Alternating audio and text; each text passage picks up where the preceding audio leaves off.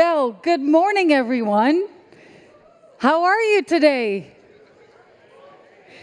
Welcome to the second day of the EDIH Network Summit 2024 here in the Egg, Brussels. How are you doing? How's everyone doing? Yeah? Well, welcome back. If you were here yesterday, and to our online viewers, welcome to you too. We're very happy to have you. My name is Karen Oldhoven, and I'm very excited to be your Master of Ceremony today. Day one is a wrap. And I left yesterday, and there was a full room there in the Grand Hall, a networking reception. And I was wondering, because this is a network summit, who made new connections yesterday? Okay. Ooh, okay, quite some. All right. And who made new connections with other EDs from different regions? Ah, see, that's exactly what we want. Perfect. All right. That's great to hear. Well, let's do a little recap from yesterday. Just a couple things to mention. Well, first of all, we had the fireside chat that was here yesterday with the Director General, Roberto Viola, from the DG Connect of the European Commission. And he explained the importance of collaboration, with other hubs. And he also mentioned the next big thing, quantum computing. And we had our awards ceremony, and we had 4 awards winners. Are they here in the room? Yeah? All right, congratulations again to you. Congratulations. That's great. And we had Ukraine. Ukraine is officially part of the ED family. And that's also a goal, of course. It's an objective to expand the ED network. And I'm very happy because, with that being said, today is a new day. And today we have a new program for you. And today we are going to share more insights, more information with different parallel sessions. And I'm going to share it to you later what we're all going to do, because our today's program is filled with an opening presentation about the next call with Gosia Nigovska from the European Commission. So she's going to tell you very soon all about that. We have parallel sessions. You can see the agenda here. And we'll have 3 sessions here in this room, and that is session 4, session 7, and session 10. So they will remain in this room. The other sessions will be in different rooms. And I'm going to share a little bit the house rules, and also the agenda can be found through the venue and also on the B2Match app and online on our website. So that's also important to know. So we have these parallel discussions that you can see. We have presentations, we have workshops, we have the Digital Markets Act. So it's going to be a very full day for you with a lot of downloads for your brain. And of course, we're going to nurture you with 2 coffee breaks. We have a credible lunch waiting for you later on. So yeah, that's very exciting what's coming up. And we have a couple of house rules. So like I said, you can follow the agenda through the venue. And we have parallel sessions, like I said here. So the AI Act will be explained in this room. So that's coming after the opening presentation. Plenary sessions are streamed live on our YouTube channel, Digital EU, or also via our B2Match app. And we've incorporated Q&A moments. So if you have any lingering questions, I am going to say, speak now and don't regret anything later. All right, and then the Wi-Fi, I don't know if that's possible to show, but we have the Wi-Fi, and the Wi-Fi code is ED with capital letters 2024. And we also have a hashtag for you in case you wish to create more awareness for your hub on your social media.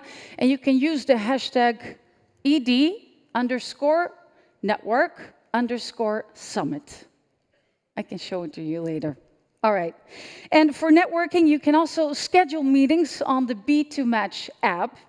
And in case, if you are not in the system, you can ask for support in the restaurant. So just so you know. And if you are booking any meetings via the app, just know that you're going to get a confirmation in your email, and that's where you'll find the room where your meeting will be in.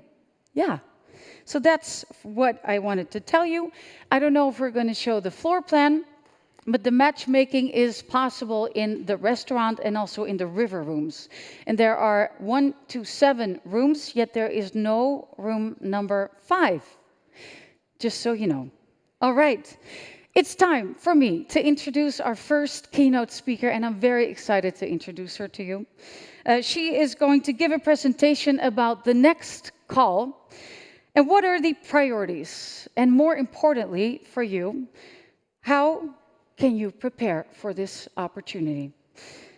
I'm privileged to introduce her to you. If you were here yesterday, she was here presenting the People's Choice Award. So I'm going to introduce her again. She's head of unit for AI innovation and policy coordination in DG Connect at the European Commission. Please give her a very warm first welcome. Here is Gosia Nikolska.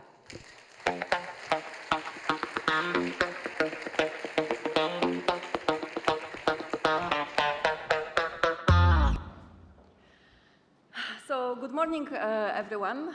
Welcome back today after our great celebration yesterday. Before I start, I would like to tell you that Karen found out about our network only last Thursday. She had to step in emergency because our originally planned moderator fell sick. So I would really like you to give her a super warm round of applause for the amazing job that she has been doing.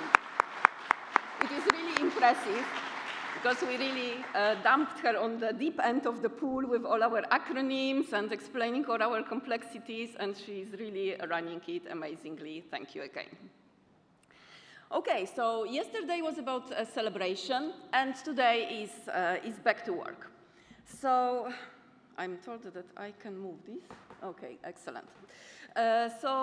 Today we will be speaking about many different things, how we can make our network more efficient and work better. And I kick that off with a discussion about the next call, about the future. So first, a disclaimer. Nothing is agreed until everything is agreed, and this is true also in this case. So as you know, we work per work programs. And the work program is the overall plan that decides how the budget under Digital Europe program will be spent. And this work program for 25-27 has not yet been agreed. We are still waiting for the final approval, and we hope that this will happen very early in 2025. But that means that all the discussions and all the information that I will give you today can only be preliminary and might still change. Our member states and the states that joined the Digital Europe program will be discussing this document already next week. And after that, it goes through the approval procedure. So most likely, most of the things will remain unchanged. And of course, we would very much hope that our budget got tripled, but that's a little bit unlikely. So how are we planning for the future? We have envisaged 2 calls to be organized for our existing network in 2025. One for the early birds, for those of you that are already ready, as early as possible after the adoption of the work program. So that we can think something like February 2025. The second call would be towards the end of the year. For those of you that had a delayed start, you could apply only for the second call. There will also be a special call, a separate call for the newly associated countries. So now it's Bosnia, Moldova, and possibly Switzerland. This call is currently planned for early 2026. However, in discussions also yesterday, Bosnia and Herzegovina and Moldova have indicated that they could be ready earlier. So we are exploring the possibility of including them also in the first call in 2025. But as I said, this is still under discussion and remains to be seen. So Who will these calls be for? So we want to build on the existing network, on the experience that we have all gained together, but also improve and choose those hubs that perform best. Therefore, the call will be open for all existing European digital innovation hubs and the seals of excellence listed in the Commission implementing decision that established our network. So you all will be eligible to participate in the call. It will also be open to those associated countries that have already participated in an earlier call last year, and their seals of excellence will also be able to apply for funding here. There will be no procedure at the member state level, so you will not need to provide us with the letters of confirmation from your member state. However, you of course depend on your member states for the co-funding. So it is not completely out of their hands, and their suggestions and their advice are, of course, to be considered and to be taken into consideration. So while we take the list of the hubs that exist, the consortium that is behind of the hub can and even at times should change. I actually don't think any of the consortia that we have here today is the same that submitted the proposal a few years ago. So changes are absolutely possible and even welcome, because we have worked for these 2.5 and soon 3 years, and we have learned a lot. So the next call has to take on board all those lessons. The evaluation itself will follow the same pattern as before. So you will submit a proposal, and it will be evaluated on the basis of the proposal. We will not be basing ourselves on the KPIs. However, you should, definitely should, include in your proposal the description of what you have already achieved to demonstrate your experience. Why can't we just take into consideration, what you have already done? We know you. That's correct. But we are also opening the call to the seals of excellence, and we have much less contact and much less knowledge of what they are doing. Therefore, the call has to be equal to all. The experience will count. The specific KPIs will not. So the process, as I mentioned, will be the same as previously. So you heard a lot about artificial intelligence. Our Director General, Roberto Viola, our Director, Lucy Scioli, they all mentioned the importance of the hubs in terms of artificial intelligence. Does it mean that you will have to become AI-only hubs? No, this is not that. Your first and foremost objective remains digitalization, support to the digital transformation of small and medium enterprises. This remains the network objective, and we will be looking towards delivering on that one. The SMEs, the mid-caps, and the public sector remain the eligible entities. We will try to foresee some place for large companies to include them possibly in the KPIs, but not to receive the services for free, because that is automatically excluded already at the level of our program. It will still be important to ensure the collaboration within the network. However, we have realized over time that many of you, due to co-funding reasons, cannot provide services to companies to other countries. But still, collaboration within the network will be very important.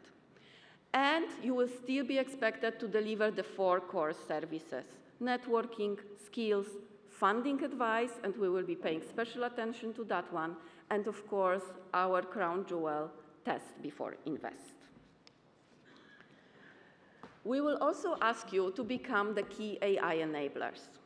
Already 80% of you deliver AI services as declared in our catalog. And I'm fairly certain that the remaining 20% also do that. It might be AI in the context of cybersecurity, AI in the context of other technology, but nevertheless, you are most likely also delivering on that.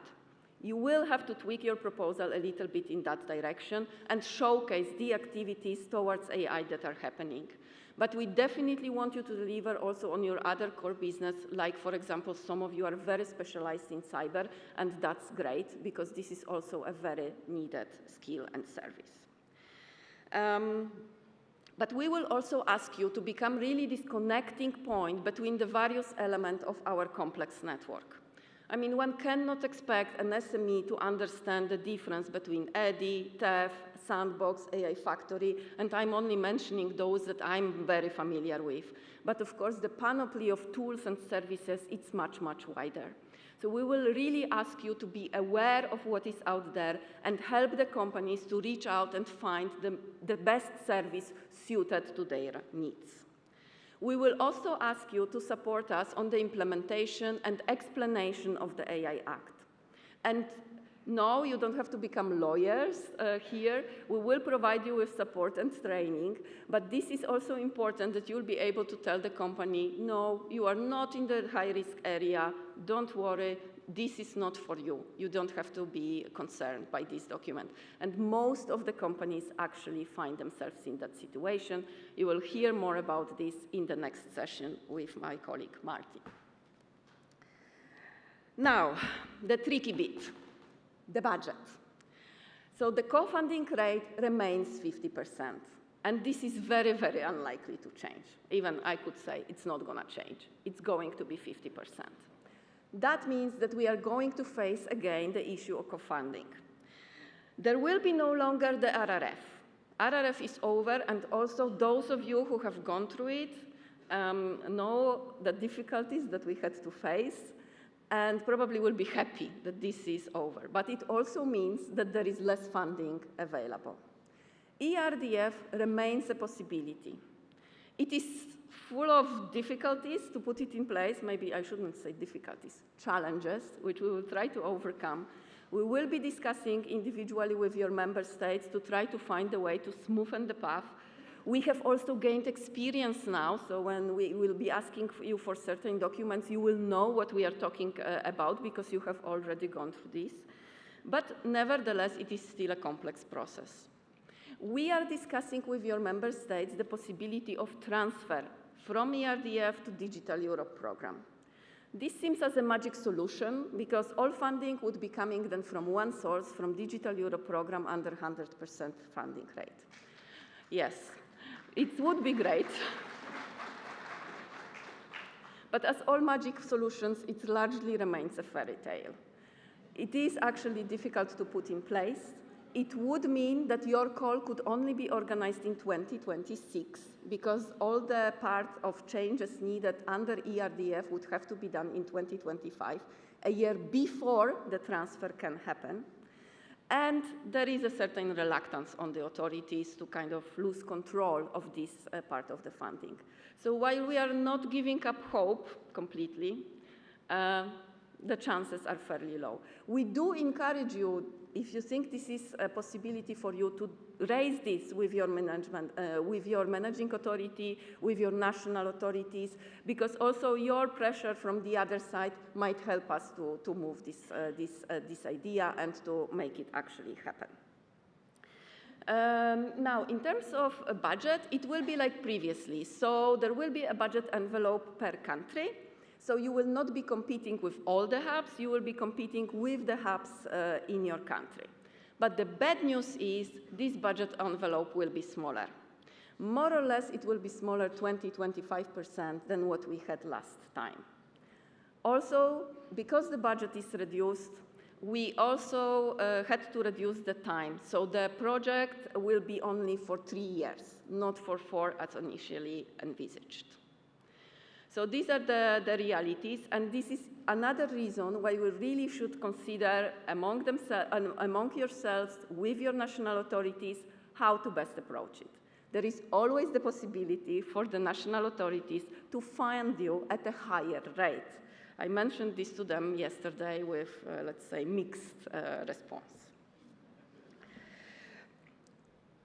So let's talk a little bit about the timeline, and for those of you who are concerned about avoiding a funding gap. The process is long, and while we are really on your side in this, there is still procedure which has to take place.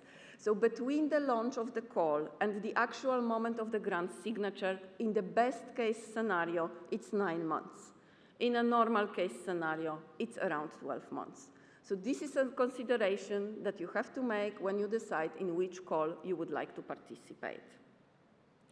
We will try to publish the call as quickly as possible. My ideal date is the date after the day after the adoption of the work program, but you know how it is. We hope, nevertheless, that will be possible. We are also looking at the possibility of shortening a little bit the time when the proposals can be submitted to gain some weeks. But nevertheless, the process will take what it will take. What else is possible? It is possible to extend your project a little bit, maybe slowing down the activities to make sure that there is no gap. There is also the possibility of the retroactive starting date. So basically, any first of the month after the date of the closure of the call can be a starting date of the project. So depending on how risk-averse or risk-taker you are, you might consider that option. Because, of course, nothing is certain until the grant is finally signed. But nevertheless, as you know, once you are already in the negotiations, it is almost certainty that the grant will be finally signed. And on this, I would like to remind you that you received from us, I think last week, a request to send us your feedback for the call. We send you a form, but don't hesitate to use any format you want. Send us your feedback, send us your lessons learned, send us the elements that you think may make the future smoother. What kind of provisions, what kind of elements we could be thinking of putting into the call to make it work better, to make your life easier at the end. So we are very much looking forward to this, and we hope to receive some of the good solutions from you. Before I conclude and open the floor to the questions, we are setting up a small kiosk there at the very entrance where there is this kind of strange bench. My colleagues will be there at all times except for the breaks. So if you have any specific questions and you don't know to whom to ask them, just go there. Somebody will be there, and we will try to help you as much as we can. I will be there already after that session, but then other colleagues will step in. There is also an amazing opportunity to take a photo with our EDI superhero, so please also use that opportunity. And last but not least, every project officer in my team has around 20 projects. We have 2 financial officers, Myred and Florence, who are really worth their weight in gold, and probably double that. Now, I would like you to think how often you are in contact with them, how many messages you send, how many communications through Compass, and now multiplied by 20. And for Myred and Florence, multiplied by 100. This is the workload that we are facing, and it is not our only task. We also have to deliver on a number of other priorities. I would like you to think about this when a frustration takes over you, and you have all the right to be frustrated. The system is complex. And when you have to write to us this email that, things are really going bad and I'm fed up with it, please don't write to them. Write to me. I'm their manager. I have no projects. I have plenty of time, and I'll really be happy to answer it.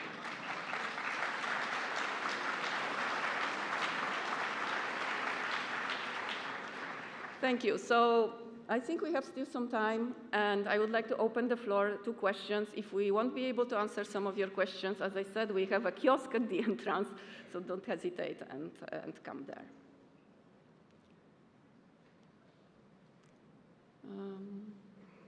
Yes, somebody there. I think a mic is coming. Thank you. Thank you for the presentation and for giving us some early information. One big question, since last time there was some, let's say, different approaches on how to select the EDIHs. This time around, there will be a selection based on regional scope on the technical, let's say, technology scope, or what will be the framework you're looking for EDIHs to serve the entire country? The regional scope will certainly still be taken into consideration as a kind of final choice. If we have more or less, let's say, similar results, then the regional element could play a significant role. But other than that, the normal criteria will be taken into consideration. So we will look at how we are planning to deliver on the objectives, basically. It will follow the normal evaluation process as in the previous time.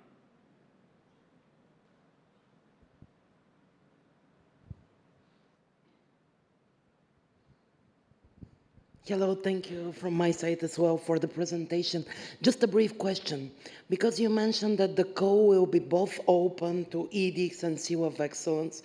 Are you foreseeing any kind of bonus or additional points for the EDIHs? You know, we passed through a very long and very hard journey. We have the reviews, we're working intensively with you, so it makes sense to have some difference. Mm-hmm. So not officially. You will not be given any special treatment because everybody in a call has to be treated in the same way. But in describing your way of working, in describing what you have already achieved, your experience on to deliver on objective, you have an obvious advantage. You have already been on the field, you already know how to approach the customers so that they actually come to you. So all these will actually be to your benefit, and I actually hope and I expect that most of the hubs that will receive the co-funding will be the existing EDIHs.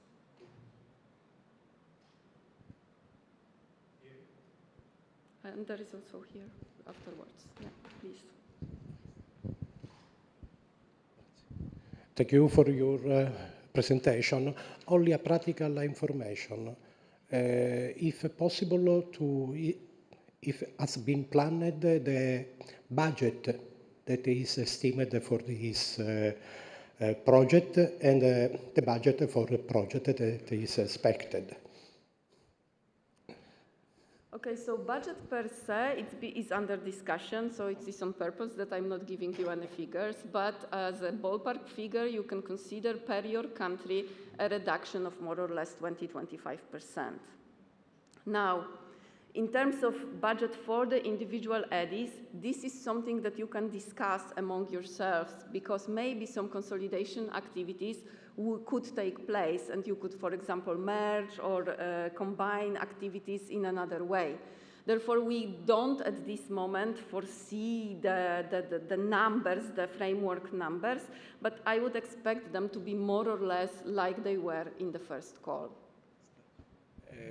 We need a balancing with the national funding.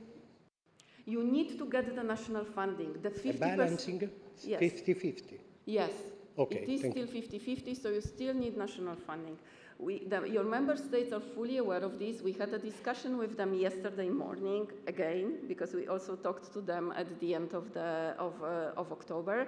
So they are aware. We also be embarking on a number of bilaterals with each country to kind of make sure that they are planning for this. And some member states are actually quite advanced and working on this co-funding issue. I think many of you will see co-funding from ERDF, especially those who had RRF in this round.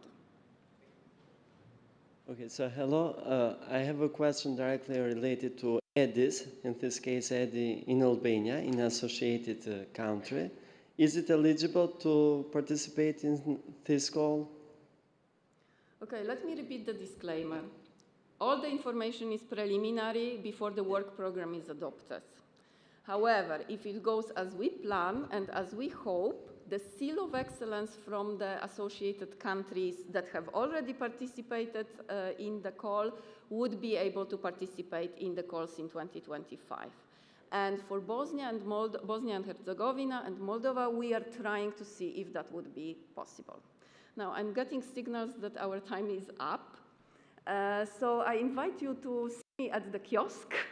And if not me, just join us at any time, and there will be somebody, and we can follow up with further questions. So let me wish you a really successful event. Please make the most of this opportunity because next year we are not going to have an event in such a large scale. So enjoy it, please make the most of it, and let's continue the discussion during the day. Thank you very much.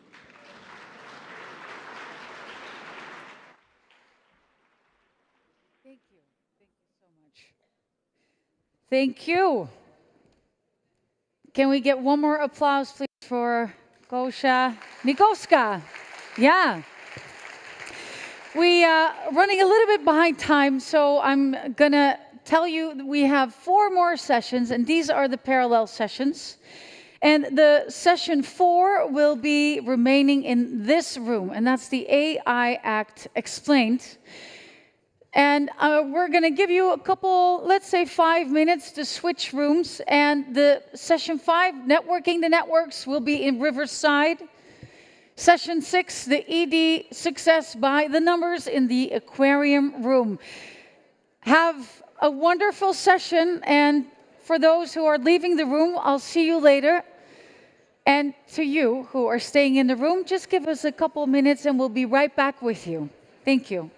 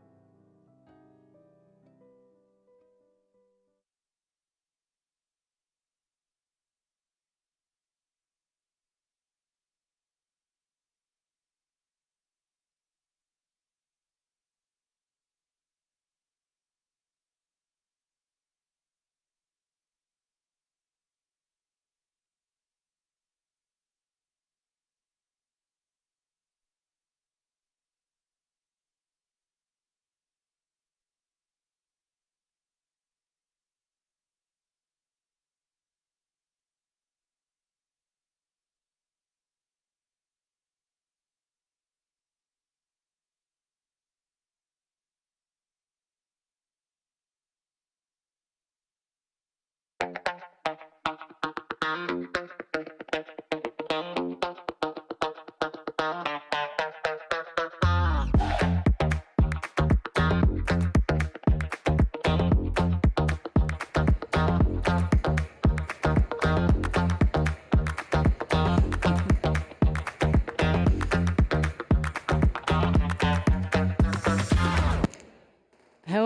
welcome back.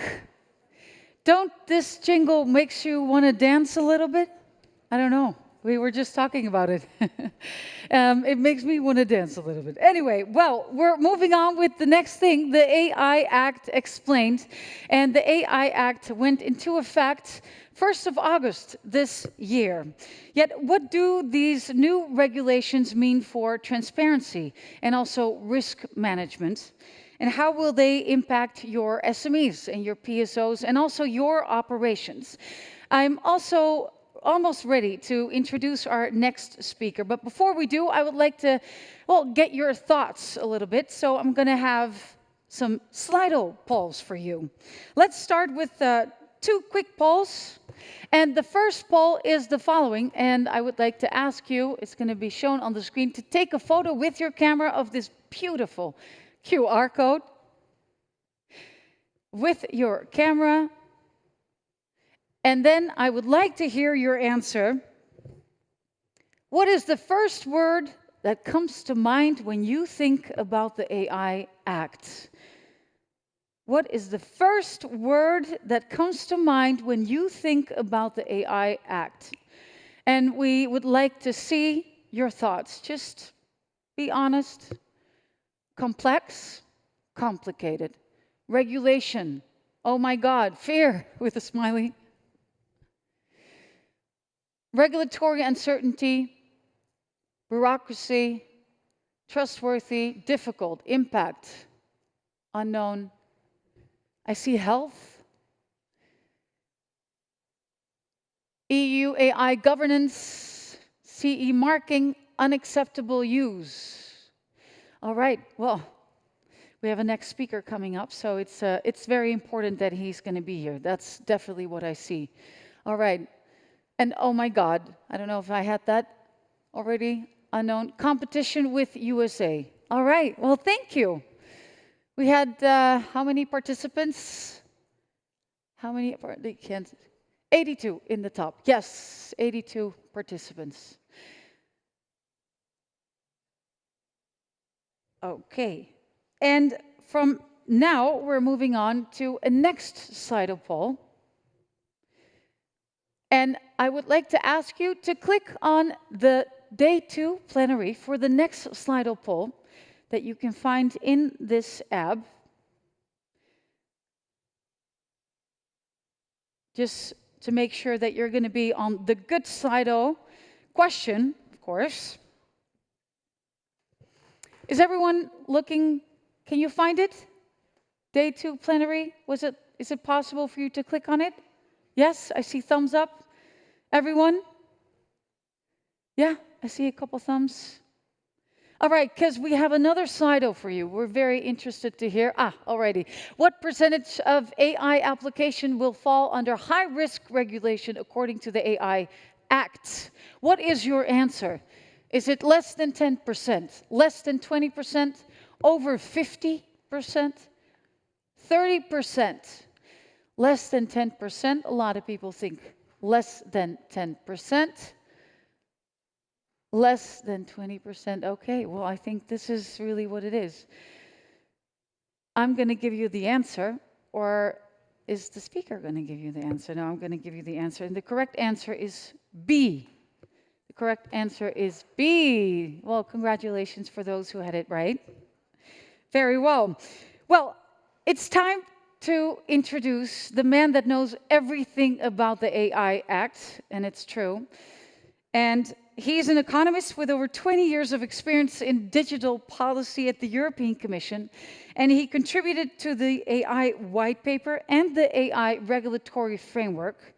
Please welcome economist at the European Commission's AI team, Martin Ulbrich.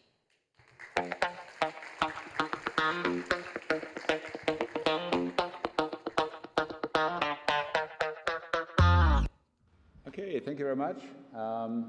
Oops, sorry, that was very fast. Thank you very much for inviting me here today. I will have the pleasure of talking to you about the AI Act, my pet topic. But before I do that, there's one, actually there are two remarks which I have to start with. One is an explanation of a brief point, which I always do no matter what the topic is that I'm actually invited to speak about. And that is that the European AI strategy from 2018 onwards until today has always been one of yes, but. We've always said, yes, AI is great, but there are certain things. And from the beginning, we've always pursued those two topics in parallel. So in 2018, we had our first industrial strategy, which at the time was called the Coordinated Plan on AI, while at the same time organizing the ethics panel, the high-level expert group on ethics. In 2020, we had a white paper which was talking about the ecosystem of trust, so addressing the issues, and the ecosystem of excellence, so trying to promote AI. And then in 2021, when we proposed the regulation, at the same time, we had a revision of the industrial strategy. And in 2023, end of 2023, beginning of 2024, when we actually had an agreement on the regulation, we at the same time prepared the new package on general purpose AI. So we've always done this in parallel, the good and the bad. However, the industrial strategy is really of interest only to a fairly small number of stakeholders and people. You know, obviously for you, for research funding organizations, for companies working in that area, for people studying that area, but it's a fairly limited number of people. While the AI regulation is applicable to everybody and has been discussed in the European Parliament with lots of headlines. And the AI regulation, of course, is about everything which can go wrong. You know, in the AI regulation, we're talking about things which can go wrong, about harms which can be created, people who can be negatively affected, compensation which has to be organized. It's a very negative story. And therefore, because the negative story in the Parliament has been spread out over the newspaper all the time, while the positive part is really of interest to only a limited number of people, you get this overall impression that the European Commission is negative or has been negative about AI. That's not true. It has never been true, and it's certainly not true anymore now, as you will see the communication shifting. Now that the AI Act has been adopted, okay, it's not yet totally finished. Still plenty of things to do, and I'll talk about that later. But the AI Act has been politically adopted, and you will see that the focus of communication will be now shifting much more towards the positive.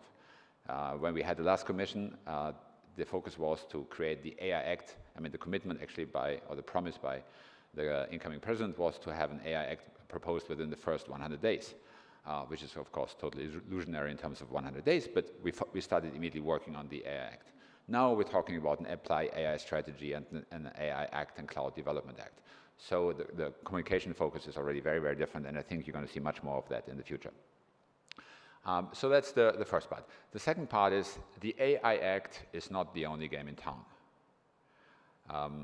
Before the AI Act entered into force, there was already plenty of legislation applicable to AI. If you wanted to apply AI, it's not like you could do anything. You know, there's the General Data Protection Regulation and the Unfair Commercial Practices Act. You have the Non-Discrimination Directives and the General Product Safety Directive. You've got sectoral regulations and directives. There's already plenty of legislation applicable, and all of this continues to be applicable. The AI Act is only one piece of the puzzle which regulates AI. And the simple fact that something is not regulated or not forbidden under the AI Act doesn't mean it's necessarily allowed.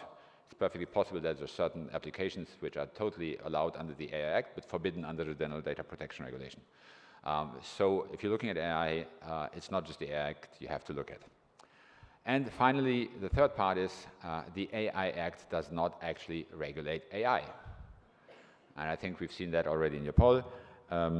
The AI Act only regulates a small part of AI. Now, I hate to contradict the previous speaker, but I think probably the 10% is closer to the truth.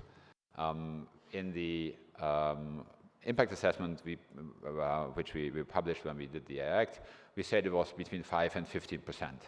So technically, of course, the right answer is below 20%. However, in all likelihood, it's going to be below 10%. So how do we come to that estimate?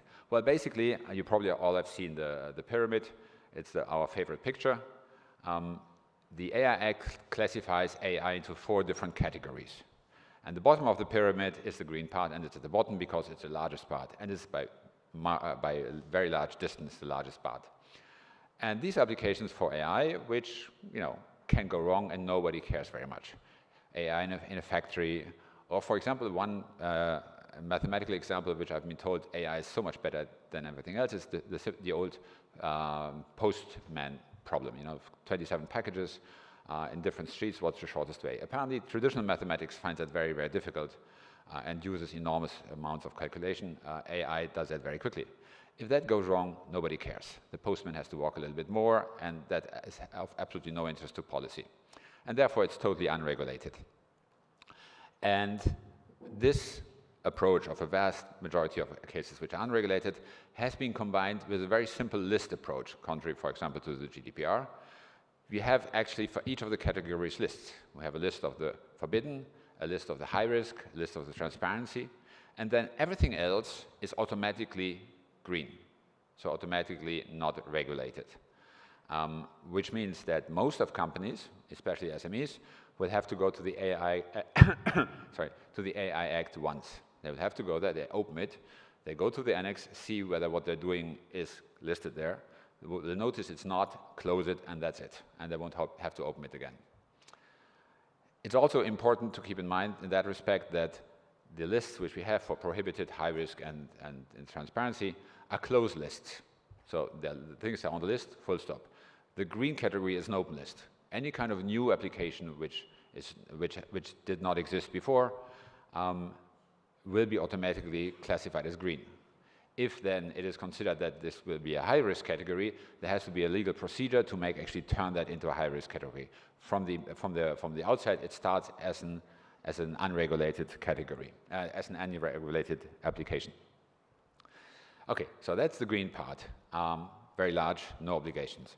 On the other hand, we have the red part, very small, total prohibitions. I said very small, so we have here 8 cases. Our original proposal was 3.5, now we're 8, depending on how you slice them. It's still a very, very small number. And there are things like, I think the most famous is the social scoring. You all have heard the stories about China. You have 500 points at the beginning of the year. When you cross a traffic light, when it's red, they take a point away. By the time you have less than 250 points, you're not allowed to take the train or the plane anymore. That's kind of something we clearly don't want here. Or biometric categorization, the idea that you can determine whether somebody is voting on the left or voting on the right by the size of their nose or the shape of their ears. That's also clearly something we don't want here. By the way, that brings me to the point that the AI Act is not about science fiction. All of the applications which are listed in here are there because either they're already on the market or they're under development and close to the market. Any kind of application which might be dangerous but is still years away is not included here. We're only talking about reality here. For example, what I just mentioned, we didn't invent that. There are actually companies who are trying to do that. Obviously, I think in the public debate, the one you've heard about most is the remote biometric identification. So basically face recognition. We don't call it face recognition because there are other ways of identifying people which are not yet quite as advanced, but which can get there very, very soon. You've got gait recognition, so the way you walk, people can, the computer can identify who you are by just the way you walk without seeing your face. And there are other technologies as well. But in today's political discussion is really mostly about face recognition, which is forbidden except for certain specific exemptions. And the exemptions then, of course, are high risk. I mean, as a general rule, when you have a forbidden category, but some close related category which is allowed, that exemption or that closely related category then becomes automatically high risk. So, for example, we have emotion recognition in the workplace and in education institutions, which is forbidden. So you're not allowed to have a camera on the on the checkout desk and to see whether the checkout clerk is actually really happy or only having a fake smile. That is not allowed because he's working there or she's working there. You may, however, use emotion recognition on the customers in the aisles to see whether they smile when they're looking at a certain product. That, however, then immediately becomes high risk. You also are not allowed to just build up a database of faces from the internet. That's the Clearview case. You probably heard about that. And that applies as well to large, to closed-circuit television, which basically means large CCTV systems, train stations, airports, shopping centers, where you have as well hundreds of thousands of people every day. And individual predictive policing is forbidden, so Minority Report is not on the cards. However, the focus here is on individuals, so predictive policing remains totally possible as a high-risk area, obviously. So that's the prohibited cases. Now, it's important to keep in mind that the dividing line between bad AI and good AI is between the prohibited cases and everything else. So the high-risk AI applications are perfectly legitimate applications. It's just that because if they go wrong, they can have a significant impact, a significant negative impact on people's lives, that you have to have certain minimum quality criteria, which they have to respect. That's really the idea of high risk, of the category of high risk applications, and what the AI Act then does in order to reduce the likelihood of something going wrong. Now, in the AI Act, there are two categories of high risk cases. On the one hand, those which can kill or maim you, which move fast, have spikes, are made out of metal. Basically anything like motor saws, cars, anything which already now, if you sell it or if you want to sell it, you cannot do so before getting a technical approval. Now, if you develop a new motor saw and you want to sell it, you can't just open a shop and sell it. You actually have to get a security approval from your national authority. And for all of these machines, which cannot be sold today without security check, if you put AI into a safety relevant component of these machines, that AI needs to be checked specifically. So if you put AI into the braking system of your car to make it brake more efficiently, that AI needs to be checked before you can do that. If you put AI into the sound system of your car, nothing needs to be checked because it's not safety relevant. Now, for that part, the implementation is very, very easy because, as I said, all of these things already now have to be approved before they can be sold. There's a third-party conformity assessment already in place. So all you have to do is basically introduce an AI module into that third-party element, and everything else stays roughly the same. Now, that's different for the second part, which are mostly applications concerning fundamental rights. And here we have the biometrics. So when it's not totally forbidden, it's immediately high risk. We have critical infrastructures, which is not really fundamental rights, but it's a different case also because it's the only one which will not be listed at the European registry, but only at national registries. And then we have things like education and employment, where we're talking about access to, so access to interviews, sorting recruitment, or access to education and institutions, so being admitted into a university, and the evaluation of, so evaluation of workers, how they have carried out their work, or students, what kind of grade they get. And then for students as well, the software used to to detect cheating during exams. All of these are high-risk cases because if they go wrong, for example, if you're being accused of cheating during an exam while you haven't, now that has very, very significant negative consequences for you, and therefore it's important to reduce the likelihood by having a set of minimum criteria. Same thing is for access to essential public and social services, including, so we propose public services. Parliament and Council have added some private services, especially in the area of finance. And then, especially, obviously, in the area of law enforcement and administration of justice. We always have this debate with our colleagues from that area who think that we have singled them out because we have a fairly large number, well, relatively large number of cases in the area. But it's not because we think that they're doing things badly.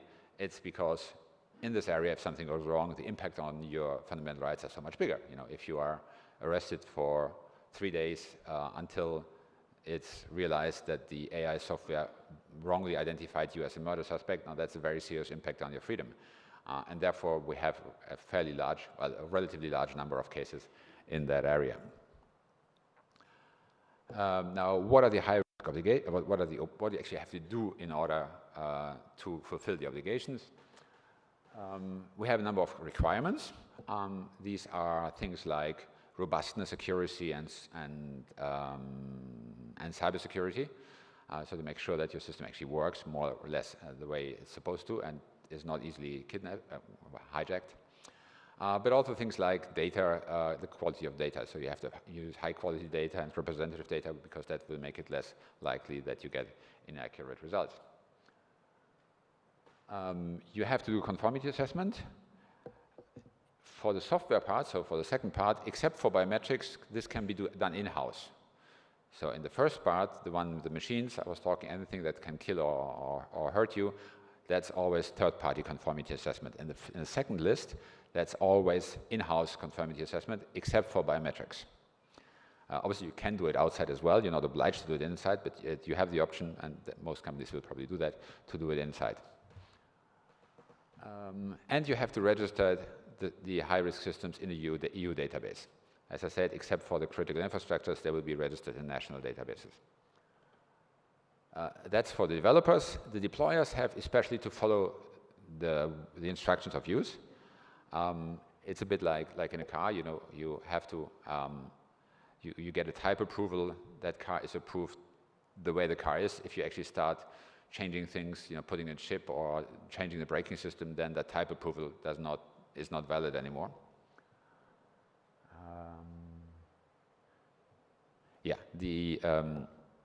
And then you have to provide information to the affected person under certain circumstances. And if you're a public authority, you also have to declare the fact that you use that system in the high-risk database. So the deployers have to register the system in the high-risk database, and then the public authorities, which are users, have to register it as well. Oh yeah, so that's the high-risk cases. And then we have one more application, one more category, which are the transparency requirements. They're very, very minimal in terms of what you actually have to do. You just have to indicate that you're using AI. So typically, if you talk to a human voice which has been generated by AI, let's say you call an insurance or any kind of company or a bank at the help desk, you have to be notified that it's AI. If it's not obvious, so if you're talking to your car, nobody has to tell you it's AI because you know you're talking to a car. And it's very easy because, I mean, the actual obligation, what you have to do is really like 3 words on a screen or brief voice saying this is AI. So it's a very limited effort you have to make, but it has a huge impact. And then the other part, of course, are the deepfakes nowadays and the AI-generated content on the internet. The deepfakes we already had at the beginning. The AI-generated content has been added because when we proposed the legislation in 2021, ChatGPT and DALL-E weren't actually that much of a topic yet. And that's actually where I come to the second part of our regulation. And here we're switching perspective. So everything we've been talking about so far is really about concrete AI applications which can go wrong and have a negative impact on some concrete persons. I know you're being excluded from a recruitment interview because the AI system wrongly identifies you as not suitable for the post or whatever, or you're not being admitted to university, or you're being arrested by the police unjustly for a couple of days. Now, all of these are concrete applications for specific individuals whose fundamental rights are impacted. Now we're coming to the end of the world. Because that's really the other debate. I mean, we've got the one debate about AI, which I just mentioned, and then we've got the other debate about AI, which is AI is the end of the world. Okay, not actually the end of the world, that's kind of the over-the-top description, but AI has a systemic risk, whether it can create a risk to the entire system. And that's really only possible with a very large AI system for the general purpose AI models. And that's why we now have, and that wasn't proposed in our original, it wasn't included in our original proposal, but now we have a specific section on general purpose AI models. And here we have 2 different categories. On the one hand, the very big, on the very big general purpose AI models for which you have additional transparency requirements. And then we've got the very, very, very, very, very, very big models. So basically we have the smaller models and the bigger models, but I don't call them the smaller models because the smaller models are very big already. But the other ones, which are even bigger, we have taken, in order to distinguish them, we have taken as a criterion that they have to have been trained with more than 10 at the level of 25 flops, floating operations. Anybody in this room knows what a floating operation is? Really? Oh, I would invite you to explain it to me because I have no idea what that means. And this is actually the first time I meet anybody who knows what that is. But basically, it's a criterion to tell you how large the model is, how many hours of computing you have needed. And obviously, it's a totally artificial level. It could have been 10 at the level of 24 or 10 at the level of 26. It's a compromise to give you roughly a ballpark number. I've been told the original GPT-3 was trained with a level of 18, so 10 at the level of 18. So it's close, 18 to 25, right? Except, of course, it's a factor of 1 million. But then again, the newer models are much, much bigger already by various orders of magnitude than the GPT-3. And for these, the key criterion here is that you have to introduce red teaming or adversarial testing. So you have to hire a couple of people who have the task of making the system do things it's not supposed to do, making it turn out wrong answers, making it turn against itself, trying to hack it, making it misfunction in any kind of way they can think of. And then obviously if they manage to do that, then you have to redesign the system until eventually it doesn't work anymore, these attacks. That's really the key element here. Now, this kind of dual approach of the risk of AI can also be found in the governance architecture. So for the concrete applications, we have national authorities which are responsible for the implementation, and these national authorities come together at European level in the European AI board, where they meet regularly and exchange information, and that AI board then gets support from two committees. One is a scientific panel, where you've got all the scientists telling them that's actually not technically possible what you're thinking about, or this is totally feasible. And then you've got the advisory committee, which is where the stakeholders come in. Trade unions, employers, NGOs, any kind of stakeholder who's interested. And they give advice to the AI board, and therefore that then filters down to the national authorities. That's the architecture we had proposed originally in our proposal of 2021. Now, for the general purpose AI, that's different. There we have now a European AI office, which is doing that centrally at European level.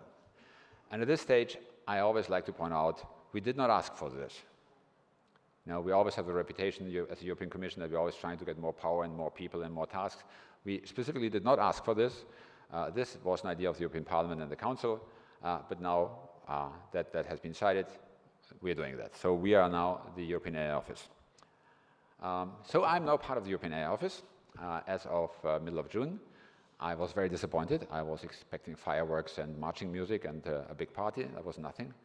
All we have is a little paper rollout saying that we're now the AI Office. Now, as you have noticed in the AI Act, the AI Office has basically one legal task, which is what which is to obviously implement the AI Act and then also do the supervision of the general purpose AI. But it was decided that it's not a good idea just to limit the AI Office to just to the legal affairs, because coming back to what I said at the beginning, we've always done things together. Regulation goes together with promotion. And if you take the regulators too far away from the people who are trying to promote the industry, then that kind of usually leads to bad results, because then they lose kind of track of the impact that what they're regulating has on the industry. So it was decided to keep all of it together, and therefore the European AI Office basically now regroups all of the European AI policy. In A2, that's my unit, we're doing the regulation. A3, which is the new unit, will be doing the supervision of the safety models. But we also have A1, which is doing the research funding, as it has been doing before. We've got A4, which is obviously the unit dealing with European Digital Innovation Hubs, and the new AI strategy as well. And then we've got another unit, which is also doing with Digital Earth and Cityverse, so some concrete, very large projects. So it's a fairly comprehensive policy approach now in the AI Office. So what are we busy with? Well, obviously the first thing is we have to put everything into place. So we have to put into place the AI board for that. We already had the first meeting at the beginning of September. We have to put in place the scientific panel. There will be a call very soon, and then we have to put in place the advisory forum. There will also be some kind of procedure fairly soon. You know, whenever you have a deadline on slides, you can always add a couple of weeks because it's never quite as quickly as possible as that, but it's coming very soon. Then the other big thing, obviously, which is going on right now, is the drafting of the general purpose AI codes of practice. That's a totally new procedure.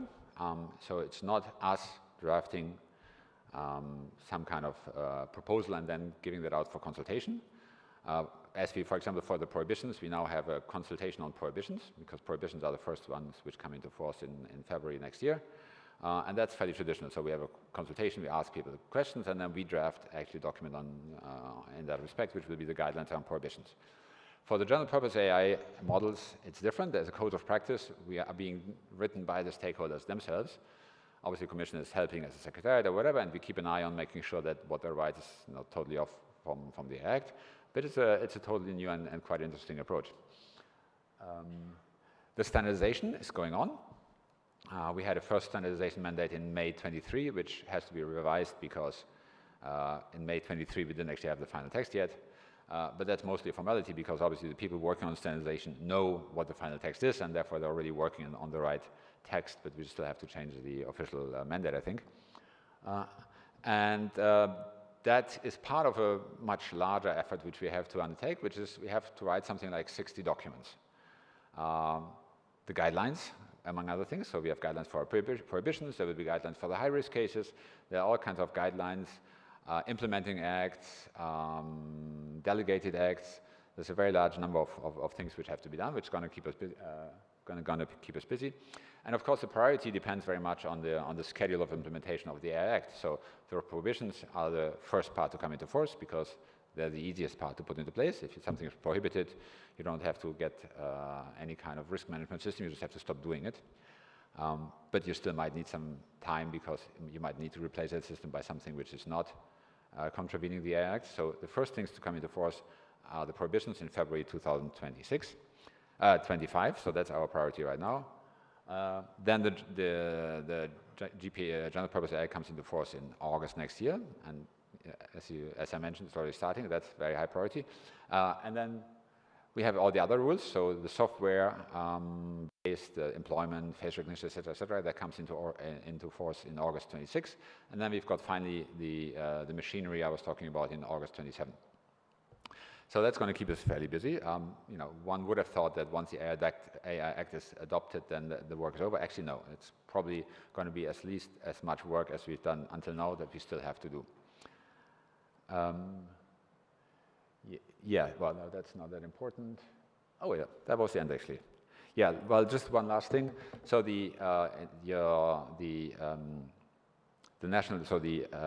AI Board has decided to create a number of, so that's where the member states are, has decided already to create any number of subgroups in order to look at the different topics.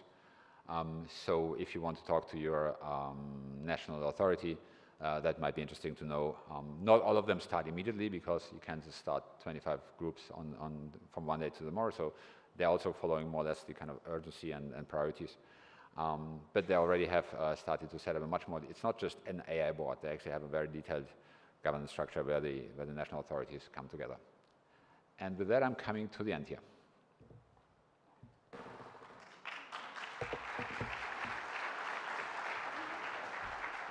Thank you, Martin. Yes, you can stay here. Well, how was that for you? Yeah, was good? Well, before I'm going to the Q&As, we have another Slido question for you, because we really would like to hear your thoughts. Right, Martin? Yes. Yeah, that's right. And the next Slido question is the following. If you can go to the plenary again, day 2, take a photo from the QR code here. And this is a true or false question. question. And the governance, the question is as follows. The governance structure of the AI Act is designed to be highly centralized, with most powers held by the AI Office of the European Commission. And I'm also curious to hear, Martin, what you think. Well, of course, the answer is both yes and no. I mean, for most of the applications. So I think actually it's probably a good split. I mean, probably for 83 or 86% of the application, it's totally wrong because everything will be implemented at national level. But if you're doing a general purpose AI model, then it's totally true. So, yeah. Okay. So, yeah, are they right? Well, I think the previous split of 85 was more realistic. So 72 seems to be. Okay, all right. Well, and then we have a Q&A for you. All right, it's time for a Q&A. Who has any questions? And for a Q&A, we have also Slido for you. If you have any questions, you can take also, again, a photo of this QR code and then ask your questions. And the questions will come on my screen here that I have right in front of me. And else, we have questions for Martin. I don't have any questions. Are there any questions in the room for Martin? No? Yes, there's one question. Okay.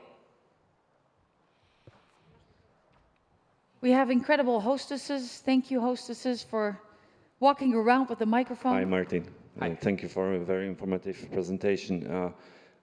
Because before coming here, I was listening to a podcast about this AI regulation we have in Europe. I wanted to hear from somebody who is actually working on it. Do you think if the regulation itself is very problematic compared to the AI that is developed in the United States or China, where the regulations aren't that strict? Honestly, I don't necessarily think that. It's very, very difficult to say. I mean, to start with, as we mentioned earlier, probably 90% of the applications are not going to be concerned. So for all of these, there's no impact. Now, if you look at the high-risk applications, which the obligations that we have are fairly limited. If you think about, they have to be accurate and cybersecure and robust. A company which is not producing a system which is accurate, nobody's going to want to buy their product. And if it's going to be hacked after a day or breaks down after a week, it's not going to be on the market for very long.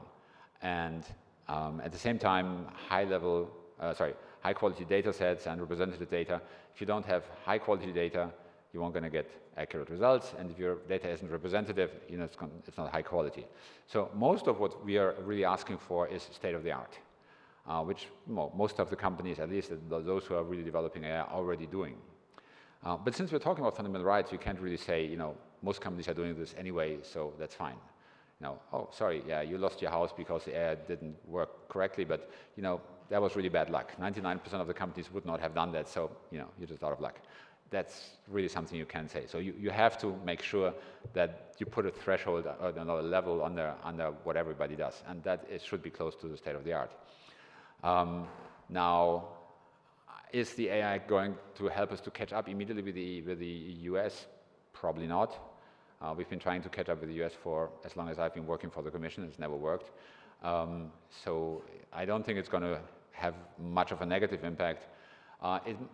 We like to argue that it has a positive impact, and that's probably true. Well, it's definitely true insofar as it ensures that you have a simple access across the European Union.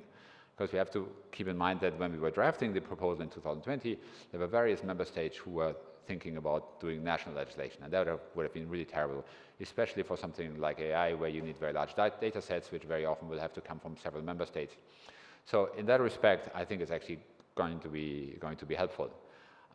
Plus, for small and medium companies, we have the sandboxes, which are not that much there's the concept of sandboxes, for example, in financial services, where you say, okay, we're going to suspend some rules, and then you can do what you want, and then we'll see how that happens. That's not the way sandboxes are constructed here. Here we're talking really about fast access.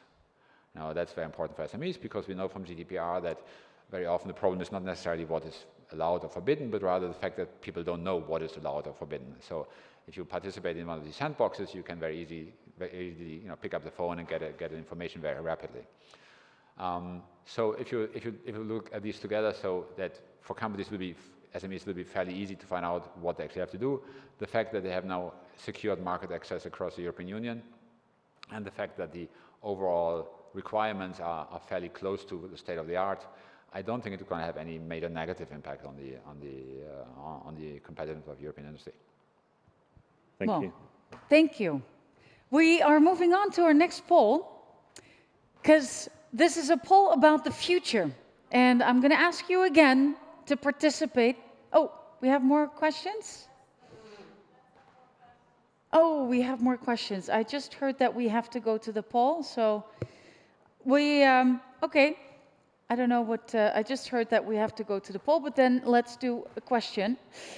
What should we tell the companies, Martin, after we identified they are developing a high-risk AI? What is the process?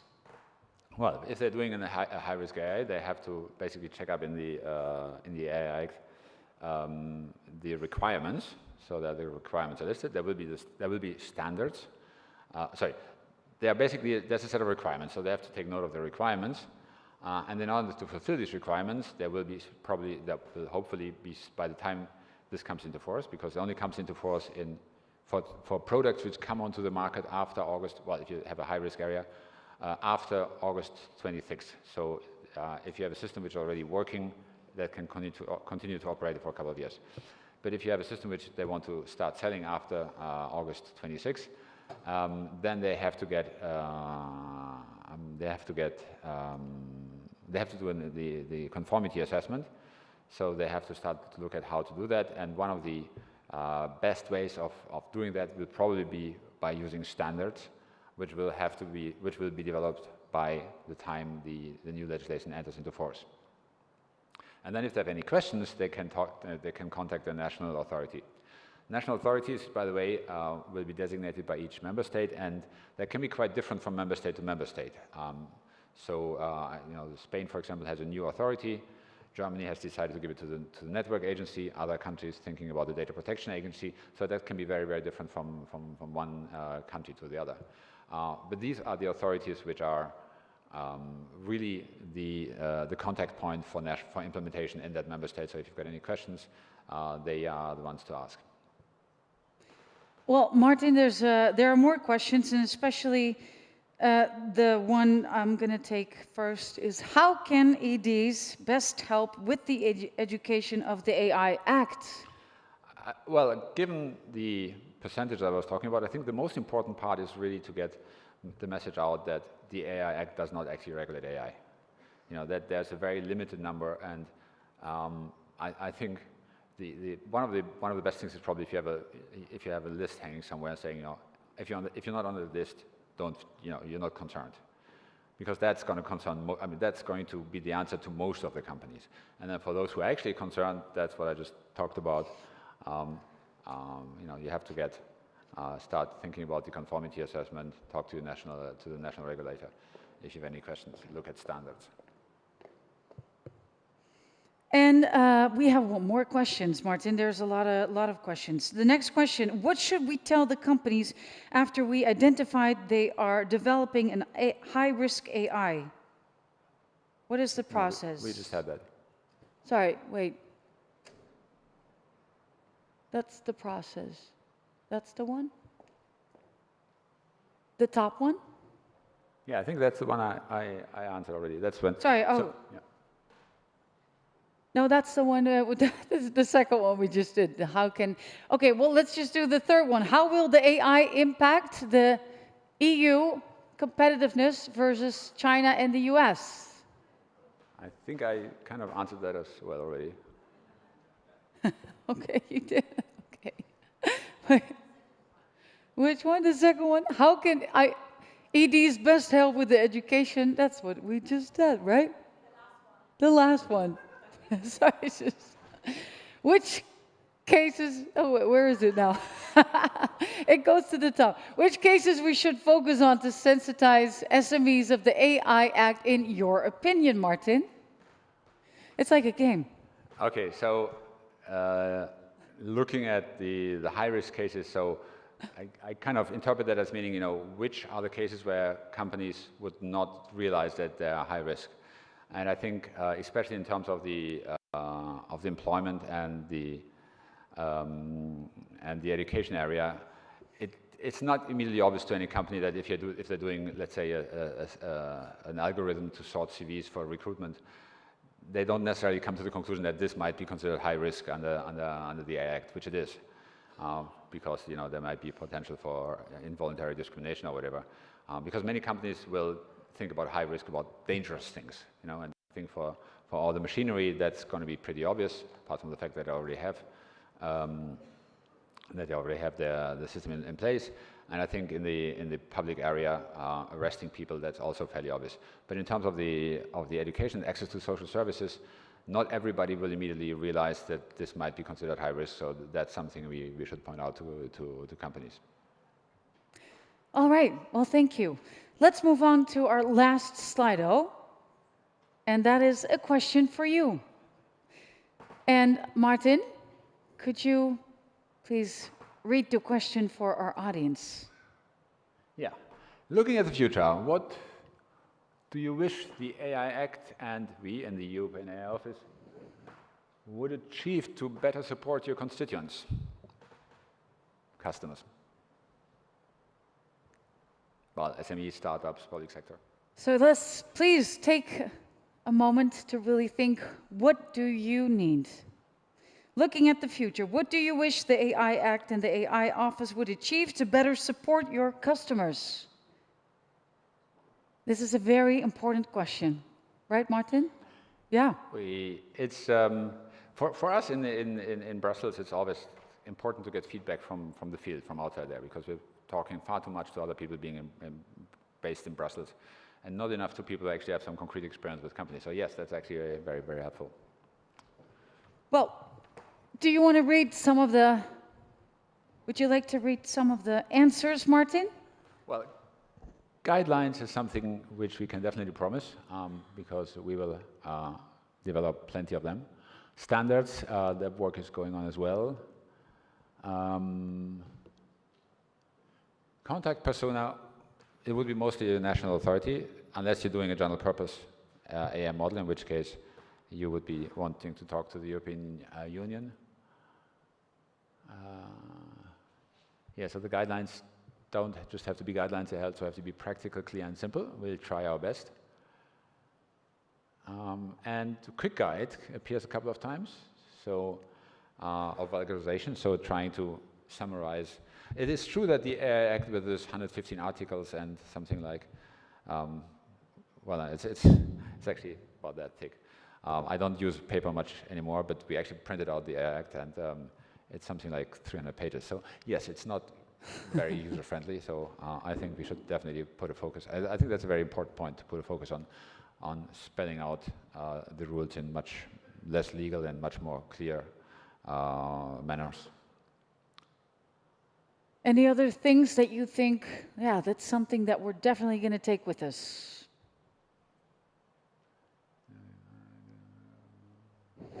Thank you, everyone, for your participation. Perfect. Anything else, Martin, that you think this is exactly what we needed to hear? Well, trainings and specific seminars, so we'll definitely try to continue to do that. I don't know whether there's anything specific on the EDIHs, but we still will have a lot of public events where we try to explain how the AI worked to the people who are interested. And any last? Money, I don't think we can promise money. I really? Mean, I know the AI office and in the other parts of the office, but we in the regulatory part, we don't have money.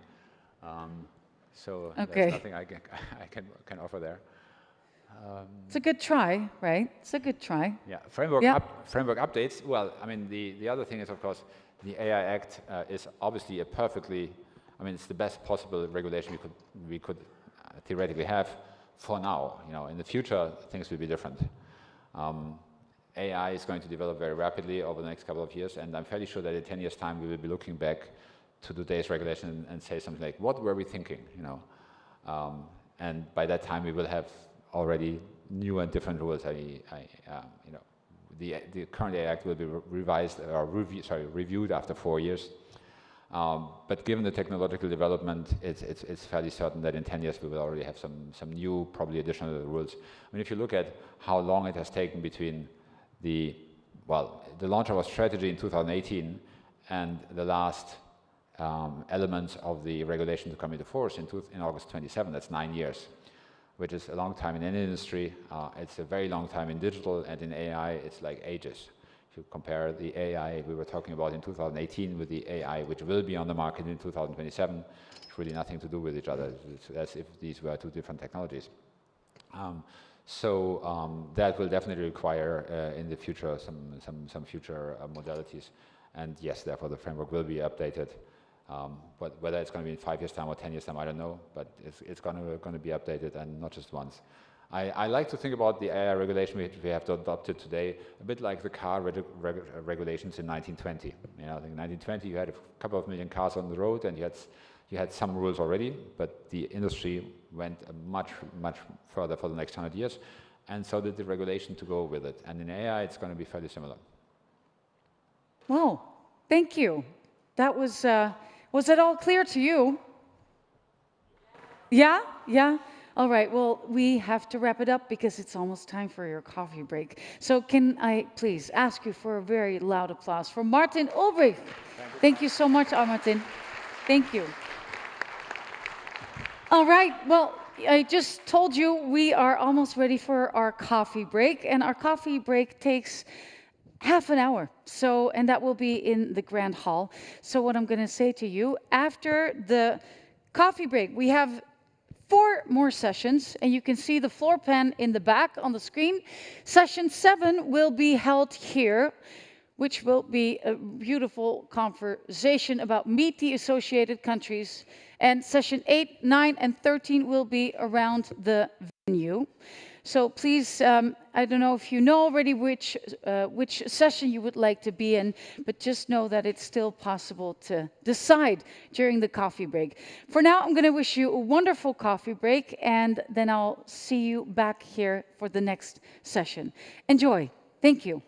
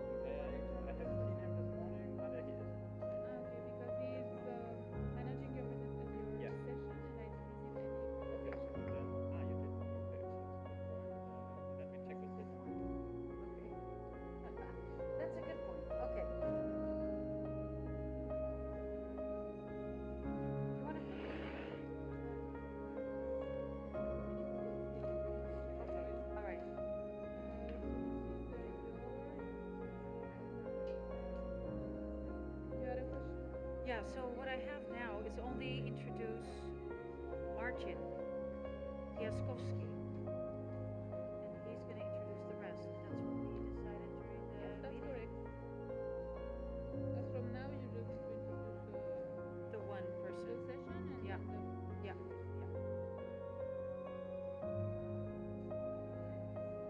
Okay. And the answer was in the document. Did you see that? It was answer B. I don't know. Oh. So he gave another answer?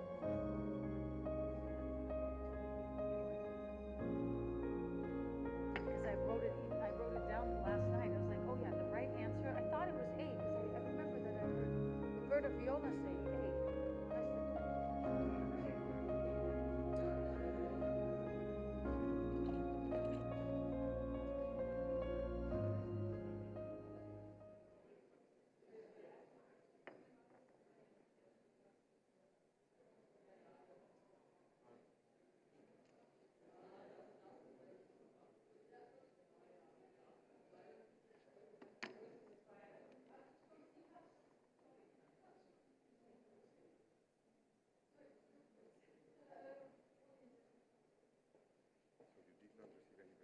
Did you send it to me this morning?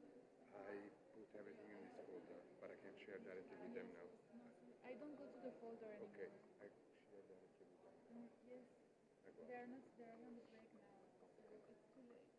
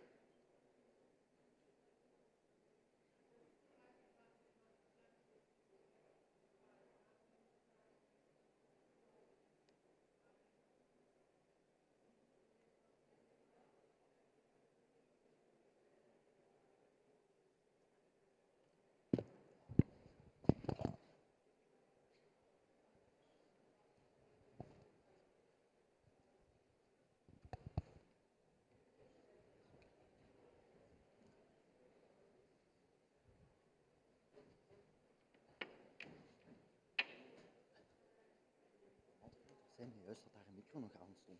Juist. Wat? Dat daar een micro nog juist aan stond. Dat iedereen kon... Sorry. Ja.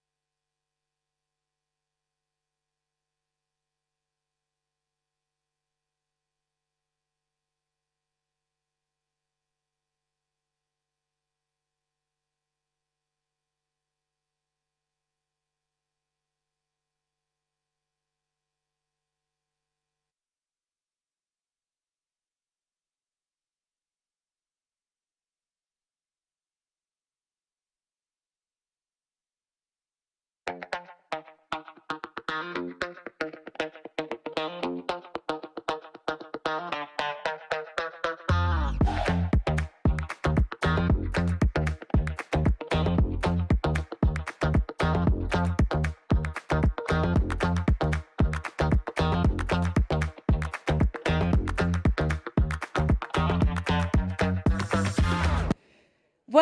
back, everyone, after the coffee break. How are you doing?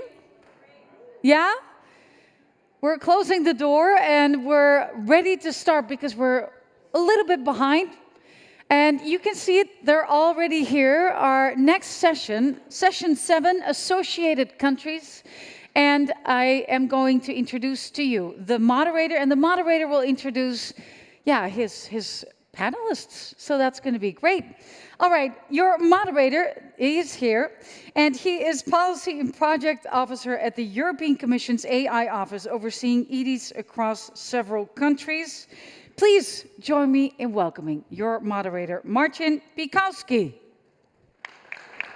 Enjoy your session. Good morning, everybody. I would like to introduce the panel, which we will have very interesting discussion on the associated countries joining our Digital Europe program and our European Digital Innovation Hub network. So that will be very interesting discussion. I would like to introduce our panelists and representatives from EDIHs who will give you excellent presentations on what has happened when they were joining the network. So first, I would like to introduce Ms. Slavica Tomovic from Montedich, Assistant Professor of Montenegro University of Montenegro. Okay. And also Arsim Mimanaj from ITP EDIH Kosovo, Advisor in GIZ Kosovo. Olga Shapoval, Eastern Ukraine EDIH Representative, Head of Kharkiv IT Cluster. Ola Krewska, Director of the Directorate for European and NATO Integration, Ministry of Digital Transformation of Ukraine. And Kaleida Muchai, Deputy Minister, Minister of Infrastructure and Energy of Albania. Ahmed Khalid Khatib, General Director for the EU and Foreign Affairs, Ministry of Industry and Technology in Turkey. And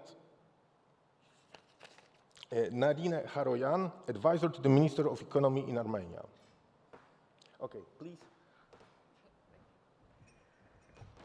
Hello, everyone. It's a great pleasure to be part of this event and to share our perspective as a representative of associated country in EDIH program. How can I switch my presentation? Okay. For us, really, we see EDIH program and Digital Europe as one of the key drivers of collaboration innovation across the Europe. And for small countries like Montenegro, it offers unique opportunity to align European standard to gain access to advanced knowledge and technologies and to, tighten connections with the European ecosystem. In the presentation, I will briefly present our EDIH called MonTEDIH, which is set to officially launch in January next year, and for which we believe it will be a key driver for changes in how our SMEs and public institutions work. Just can you? Okay, can you just tell me? The next one. Okay, thank you, sorry. First of all, what was our motivation for this initiative? Why we made this application? So in Montenegro, we are facing significant challenges with the digital transformation. So according to this survey done by Montenegrin Chamber of Economy, most of Montenegrin's companies haven't fully implemented digital transformation strategies. Also, as you can see from here, almost 62% of companies see digital transformation as prohibitively expensive. And another problem is that level of dissatisfaction with public services is very high.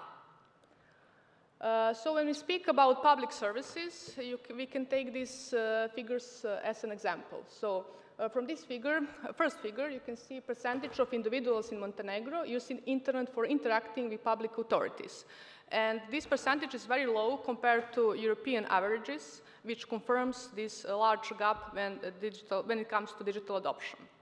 On the second figure, you can see percentage of individuals using the internet to retrieve information for public authorities. And again, this percentage is very low compared to European averages, which on one side can be interpreted that the level of digital literacy is very low. It also confirms that quality and accessibility of our e-services is relatively bad. Why we need EDIH? So we need to support both SMEs and public institutions, obviously. When it comes to SMEs, they represent economic backbone of our country, and they struggle with high cost of digital transformation. They also have very limited access to deep expertise in advanced technological areas such as AI, blockchain, high-performance computing, IoT, robotics, and so on. And they also struggle with fragmented ecosystem where we have very weak collaboration between actors. On the other side, public institutions face with fragmented system again, with lack of digital skills among employees, and with low-quality e-services, as I already said. So in EDIH, we aim to address this gap by offering a comprehensive list of services, and this is the part you all know. We offer, as other EDIH, 4 types of services. Test before invest services, where we enable companies and public institutions to explore new technologies, to test them with minimal financial risks. Then we have training and skill development services, access to finance support, where we guide SMEs in securing funds for their digital transformation projects. And last but not the least, networking services, where we aim to create this ecosystem where businesses, academia, and technology providers are connected. What you probably don't know is what are our target sectors. So we target key sectors like tourism, agriculture, energy, and manufacturing, which collectively contribute to 35% of Montenegro's GDP. And that's why we believe that this project can unlock opportunities for our economic growth and sustainability. So when it comes to test before invest services, this is the envisioned roadmap, and it includes 4 following stages: need assessment, ideation services, scale-up services, advanced services, and impact analysis. So we created this systematic approach in order to guide the companies and public institutions through the whole process, from exploring new technologies to full-scale deployment of these technologies, and then finally evaluation of their impact. So in the first stage, we will assess digital readiness of the companies and public institutions, aiming to identify key areas where technologies like AI, blockchain, high-performance computing, and IoT can contribute. Then we switch to the next stage, ideation services, which are focused on brainstorming and conceptualizing tailored digital solutions that address specific needs of the company or public institution. Then we have scale-up services where we help companies to transform their prototypes into operational solutions. We will offer advanced services, which will address more complex digital transformation challenges. And finally, we have impact analysis, where we evaluate the impact of the investment in the technology, and this will help to make more informed decisions about further investment in digital transformation.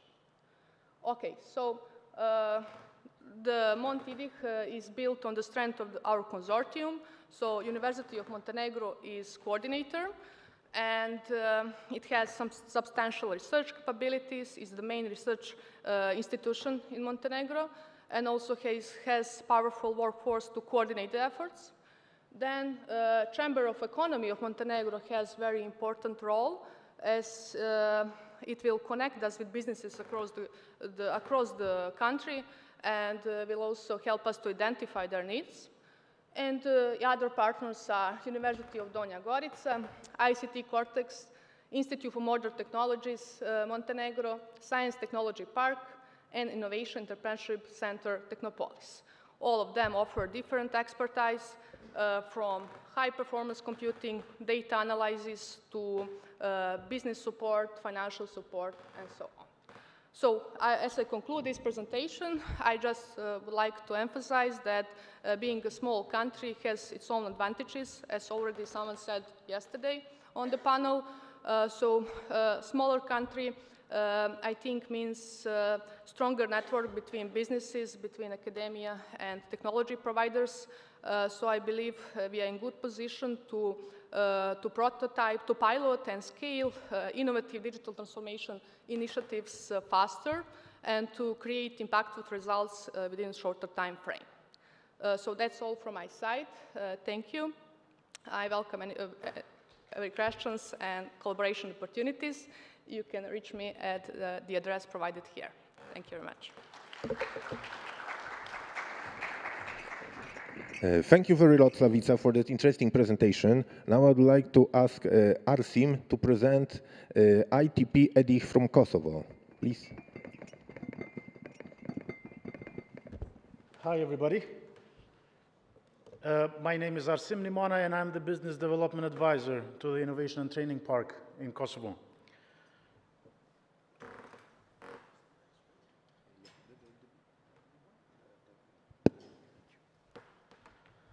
So the Innovation and Training Park in Kosovo used to be a military base until 2019, when the German NATO KFOR army moved out, and the decision came in to establish the Innovation and Training Park, which now operates at a significant amount of land, 44 hectares, and we have about 52 buildings of about 5,000 square meters of used space.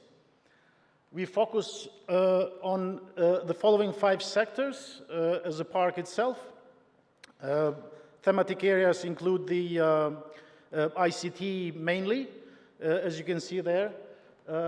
We do also have research and development, and we partnered with Kosovo Research and Education Network, which is part of the Ministry of Economy of Kosovo, so they are stationed within the park. We do a lot of environment and trying to do a lot of green activities within the park too, but mainly focusing on ICT itself. In that significant amount of space, we have so far 48 tenants, as you can see there. We have 2 universities. We just signed another contract for 1 additional university last week to join the park and strengthen the academic activities within the park. ITP has 22 employees itself so far, and we have ensured just over 378 employees from the tenancy occupation within the park, and we have about 800, just over 800 people or persons trafficking the park on a daily basis for different activities. I will not bother everybody with all the details because this is available on the ITP website. But I'm just going to go in and see and provide that idea how the DIH, or now EDIH, became part of the ITP itself. So as you can see, there's a lot of services we provide for our tenants. So we don't just make them pay for the rent that they use our services and infrastructure. We also provide a lot of services for them, which is soft landing, networking events a lot, digital skills and training for them. These are all used to be for free until this year, but now we are doing it. We're providing like 50%, and then they contribute with 50%, so they can manage to gain digital skills and trainings that we offer. Access to funding is something of particular importance within ITP, so we are helping our ecosystem partners within the park itself, but also outside, on writing project proposals and just going on with it. These are some of the programs that we have done so far over the past 2 years. We are talking, startup support from our partner Makerspace Innovation Center, and working also with VentureUp, another partner that we have within the park, and just helping young startups and supporting them towards there. So now we're talking about something why I'm here and why ITP is being presented here. Back in 2022, the Digital Innovation Hub idea was sounding very smart throughout the team. And they said, wow, let's do something about it. Let's establish a Digital Innovation Hub within the park. And we said, yes, but we lack expertise, and how are we going to do it? So the idea was to partner with somebody and engage a partner to do it. And who was best for us? It was Funding Box from Spain, who helped us for about 6 months to develop a comprehensive business plan, which has proved to be very successful to this date for us. And us winning this first project for Kosovo as part of the Digital Europe program. So we are thankful if they're there somewhere. I cannot see anybody, but we will always remain thankful to Funding Box.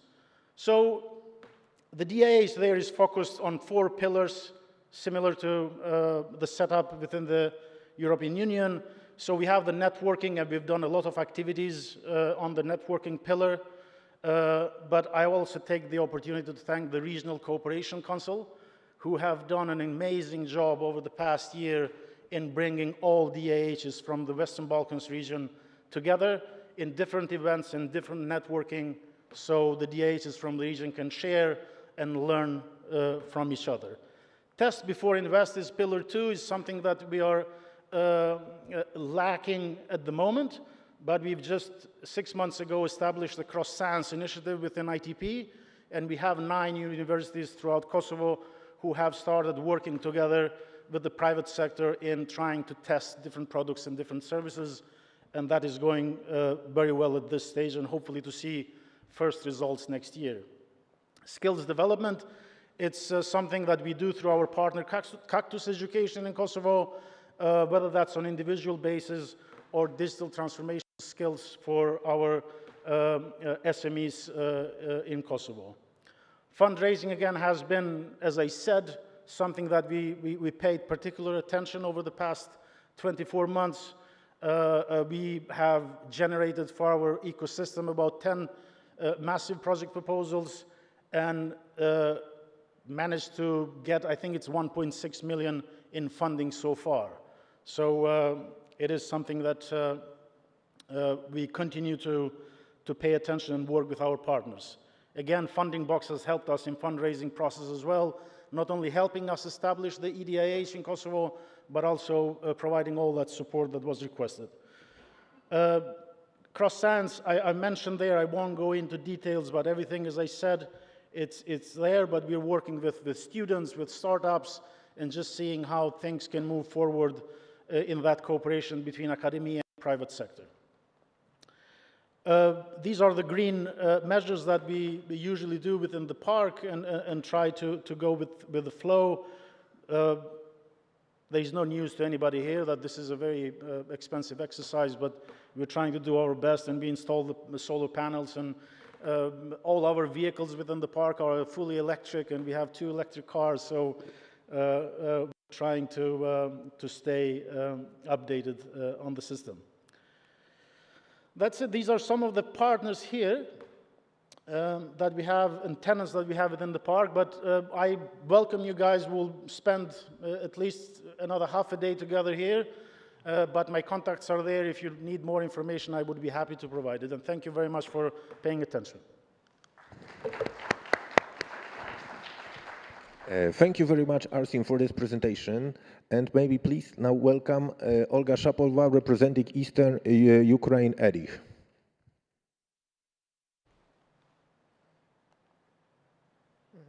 So I don't see. Yeah.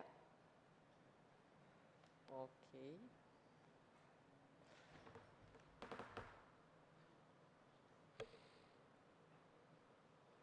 Great.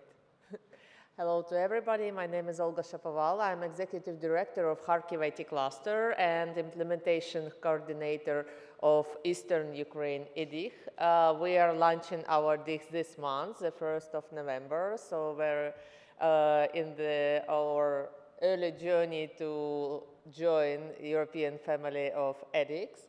And we hope to drive and be a driver of digital transformation for resilience and recovery in Eastern Ukraine.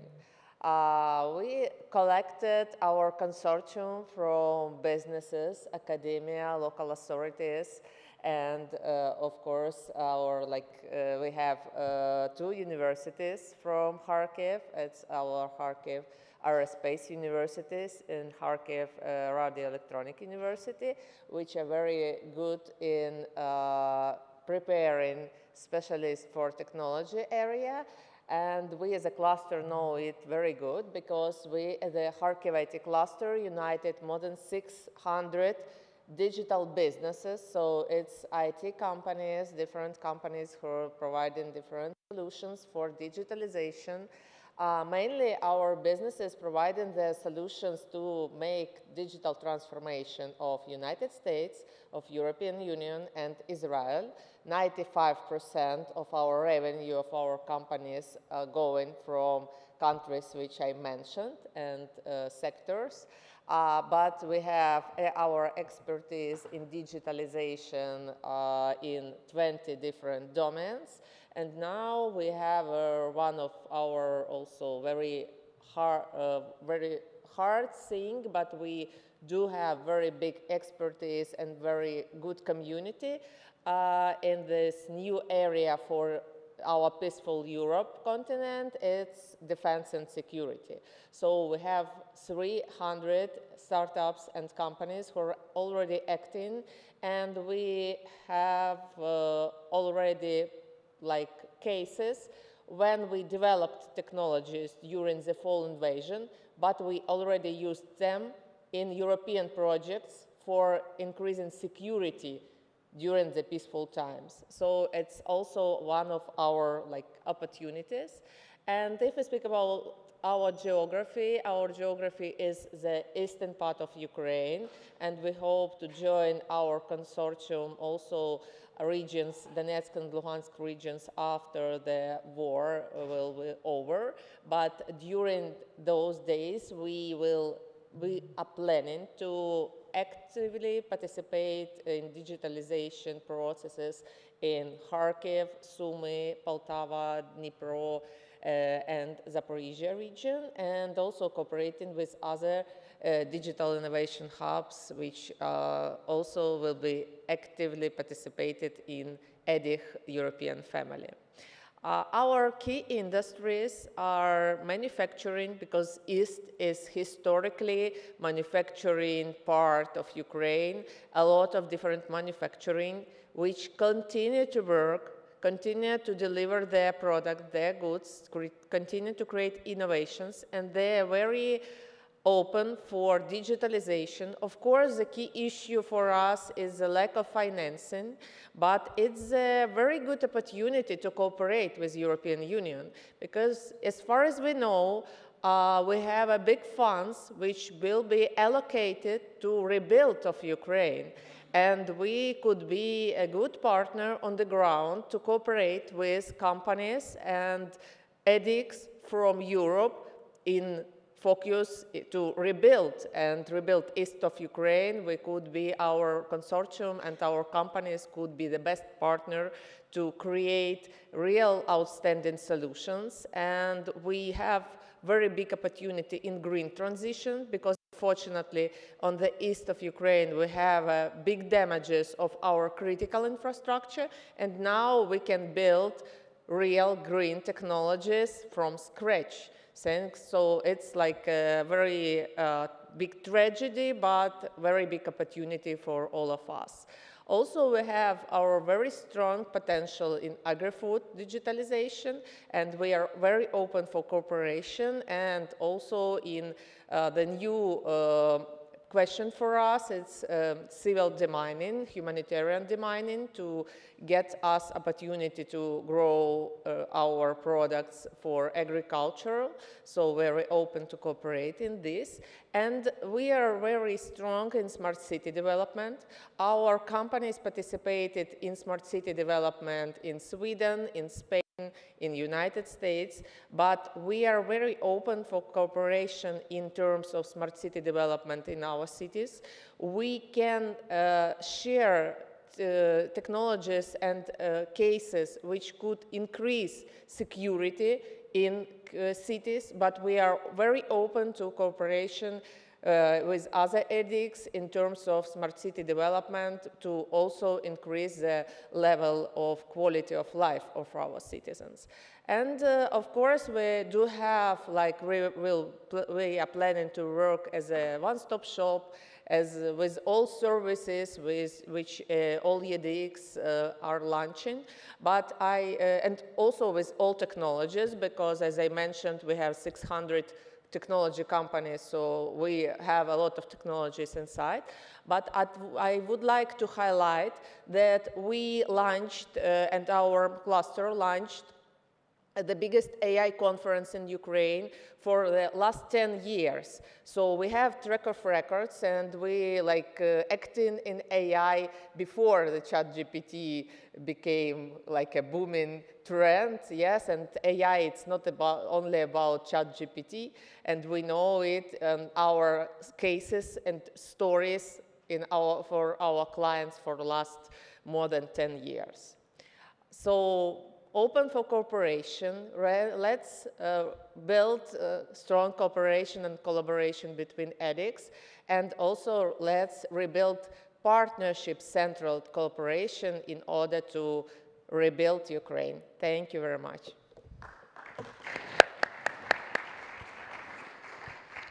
Thank you, Olga, for a very interesting presentation. Thank you for all presenters for showing what your hub is doing. It's good to see that the network is growing, that the network, the family, the EDIH family is growing, that we are newcomers who join the network. I totally encourage to collaborate, because it's always good to see fresh blood, to maybe get new ideas, and also maybe to show how to avoid pitfalls, how to lose the things which you already did, like, to not to reinvent the wheel. So it can work both ways, like, for new people to learn actually what has been done and what can be done better, and also to bring new ideas. So please collaborate. I guess the idea of collaboration is always good. We repeat it all through the summit. Collaborate, collaborate, collaborate. This is all the network what is about. So now I would like to go to the panel. First, maybe one technical announcement. We will have Slido soon shown on the screen, so you can use it to ask questions, because maybe we'll have a few moments to actually ask questions to our panelists. Maybe you will get some interesting answers. Let's hope so. So now I would like to ask the question. The first question would be, what is the motivation for your country to join Digital Europe program? And I would like to start maybe with Enkaleida. What do you think?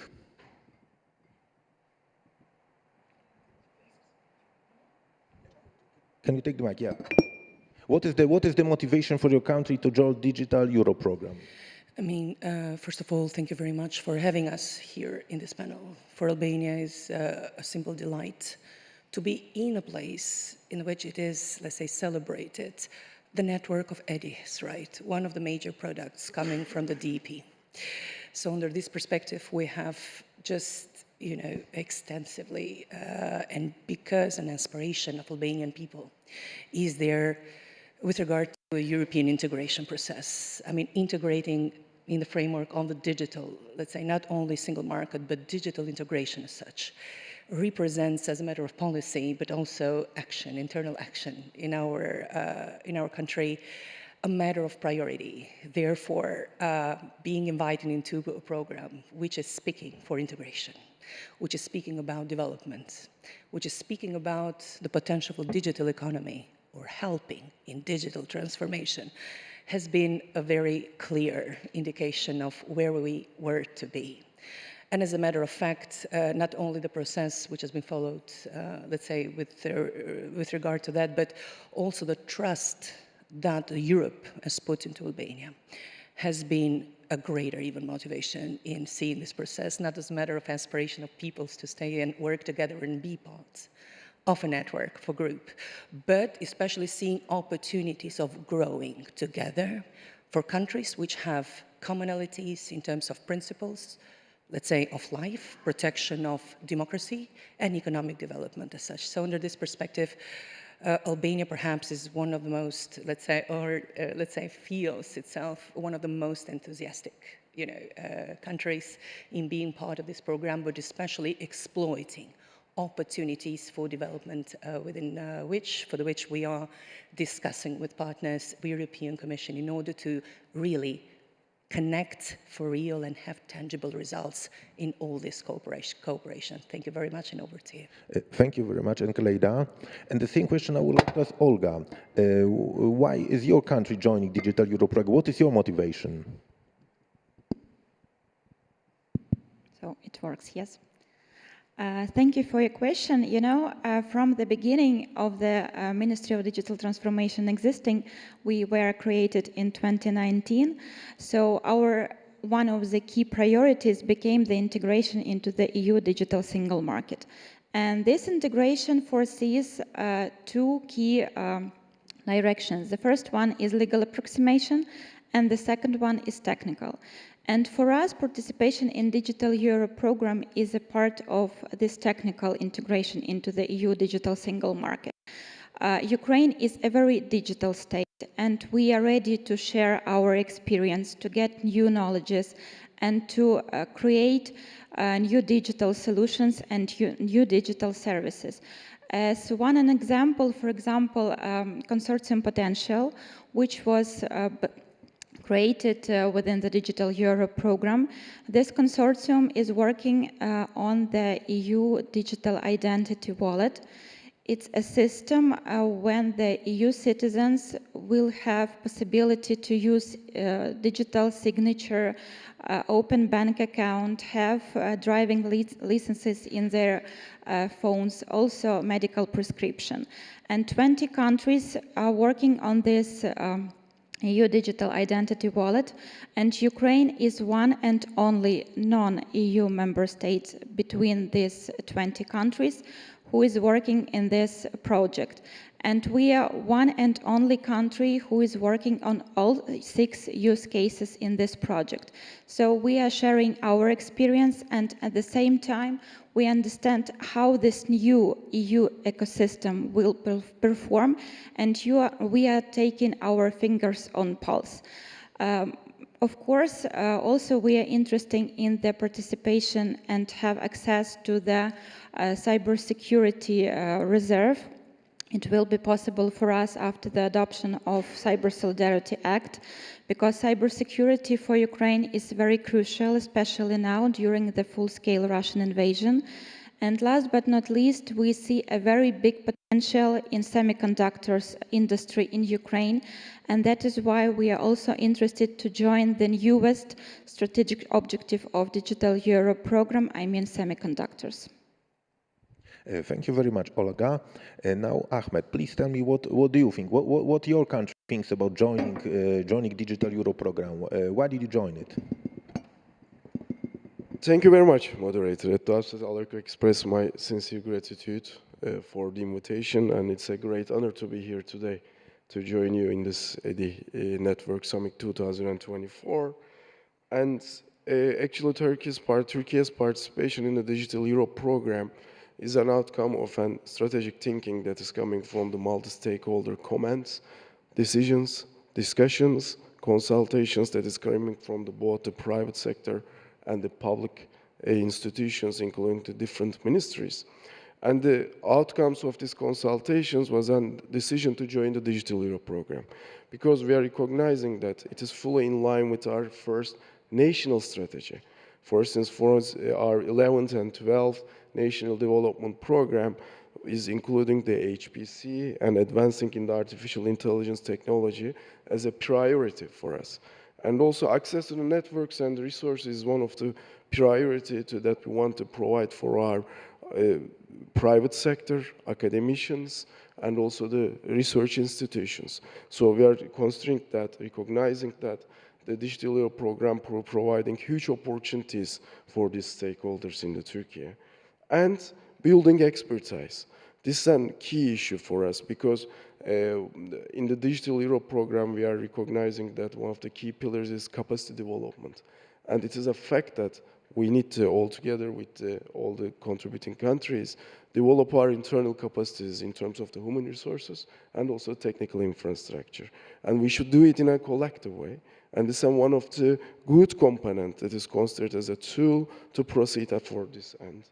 And for our digital technology infrastructures, it is providing a huge support for our SMEs and public institutions.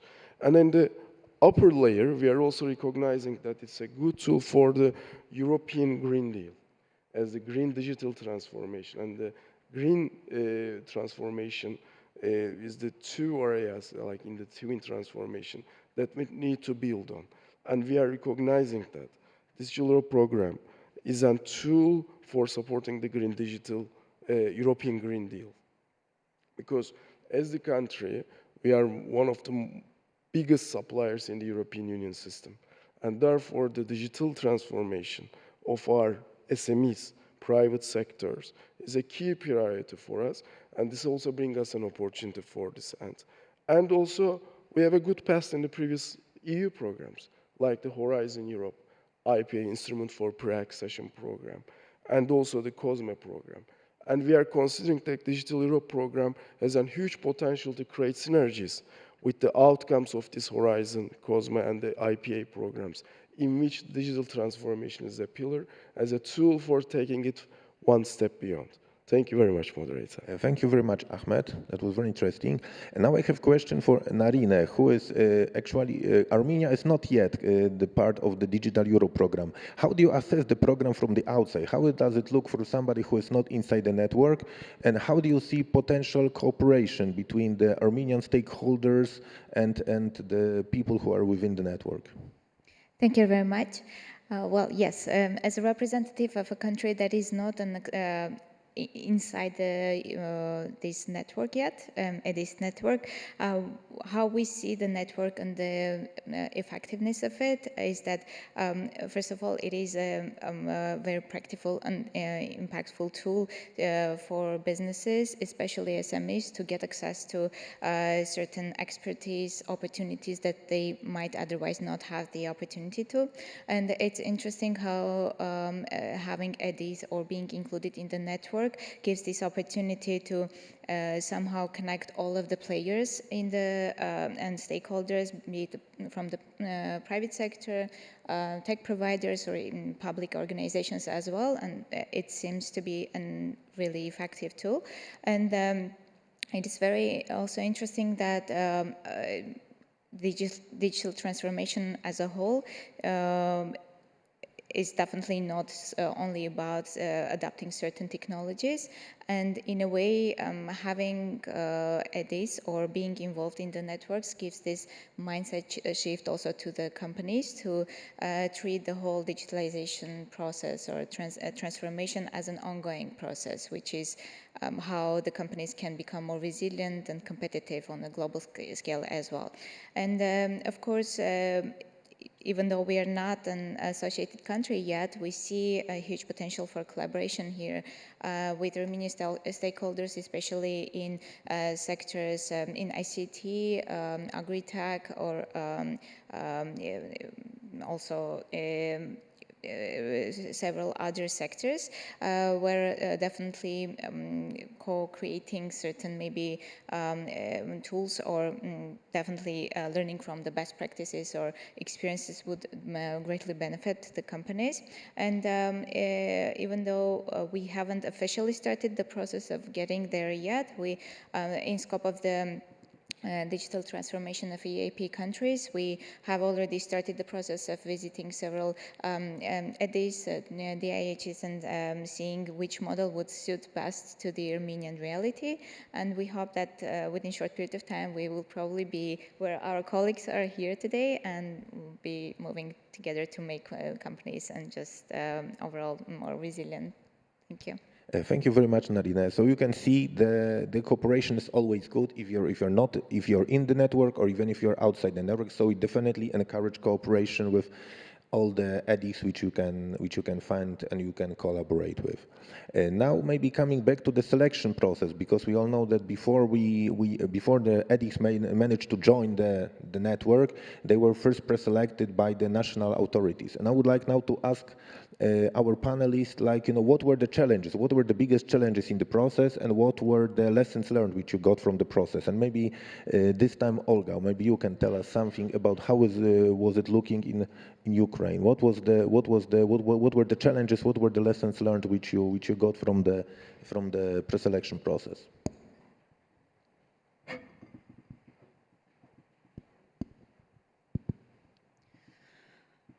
So I will start from the biggest challenge. Now we faced with the financial challenge, because we all know that EDIH is financed partially by the EU side and partially from the national or regional budgets. But we all understand that due to the war, Ukrainian state budget as well as regional budgets are focused on war and social needs. So that is why now we need to find another sources of budgeting to cover this part of budget for EDIH processes.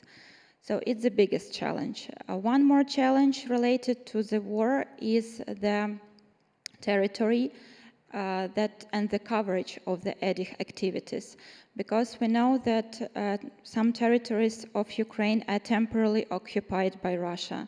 Some territories are on the everyday high-level threat of attack, and that is why it is very hard to provide the coverage of European Digital Innovation Hub's activities. Of course, we have such heroes like Eastern Ukrainian cluster that are ready to provide services for Eastern Ukraine regions, but still it's like a challenge for us. As we are talking about the national pre-selection, first of all, I would like to thank the GIZ project for the continuous support for Ukraine in these processes. It's really helped us. They helped us to prepare the guidance of the national pre-selection procedure as well as the application form. Also, they involved the international experts for the Commission of Selection. Also, they hold a lot of inspirational webinars for our potential participants. So the first hack is involve external assistance to your process. As to the challenges during the national pre-selection processes, we faced with the big amount of application. We've got 16 applications, and we had only 4 international experts and 8 national experts, so we need extra time to proceed all the applications. Not that time was announced in the announcement and not as we planned, but still. So it was our first challenge. Then we faced with another challenge is claims, because our guidance has the opportunity and the option of claim, and we had several, because as I said, we had 16 applications, but only 60 applications and only 15 we recommended to the EU commissions. And we had several claims, and unfortunately we had no concrete steps what to do after we got the claim, and we need to gather once again the commission just to decide what to do with these claims. And last but not least, very important in the case of full-scale invasion, for us it's very important not to cooperate and not to recommend to the EU side the organizations which has connections with Russia or beneficiary in Russia. So that is why we hold so-called security check. Fortunately, no one from our applicants had such connections with Russia, but still we understood that maybe for future we need to put as a rule not to have connection with Russia and to have an option to hold this security check. And what do we do next if we will find some connections with state of aggression? So thank you. Thank you very much, Olga. I think it's amazing to see that people are living under constant threat still manage to join the network, like, to participate in this digitalization of the country. This is really amazing. But I would like to ask the same question for Ahmed. Like, what were the challenges? What were the lessons learned from the, let's say, pre-selection process which you had in Turkey? Let me start with the elephant in the room. The biggest challenge is that we are not a full member to the EU yet. And as the candidate country, due to not being a full member to the EU, this is creating some challenge and constraint for our stakeholders and the partner institutions. And hopefully in the near future it will be getting much more better. And I would like to explain what we have done. I mean, the EDI selection process is a two-stage process. And we replicated this process in our national system and developed our national call document. And by this way, we attracted to receive 57 consortium involving 220 institutions that are coming from the different sectors. So after that phase, we started to make an in-depth analysis for them, and we requested more detailed information and their work plans to how to create this outcome.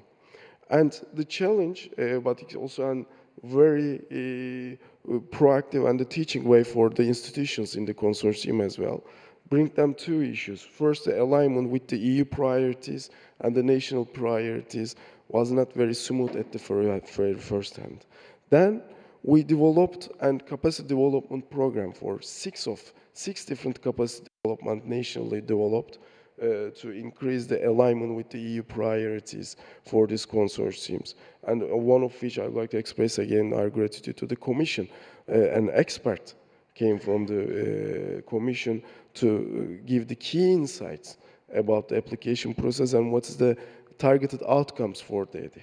This is a very beneficial one. And at the very end, the 16 institutions were shortlisted in the national term. And again, we make a deep dive into the evaluation and make talks and trainings and discussions with these networks. And at the very end, the 16 institutions have sent their applications to the Commission, and 5 of them has been selected. So it was a challenging issue because many institutions are coming from different backgrounds, like the private sector, universities, research institutions, and some of them is coming from the IPA programs.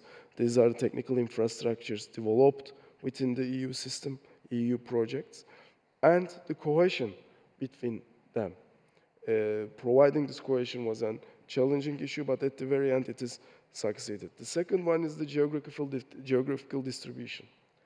This was quite challenging because, I mean, Turkey is a very large country, and the development level also, which is highly solved within the last 20 years, is still creating some difficulty. When you make a call, the applicants are coming from majorly from some areas of Turkey, not the other parts. So keeping the geographical balance was a challenging issue for us.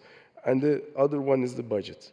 I mean, when we think about Turkey, it's a country with an 80 million population, and we are also recognizing that neither the allocated amount for the EDIs nor the decided amount of contribution in order to provide this service is not very sufficient. And we consider as just a beginning process.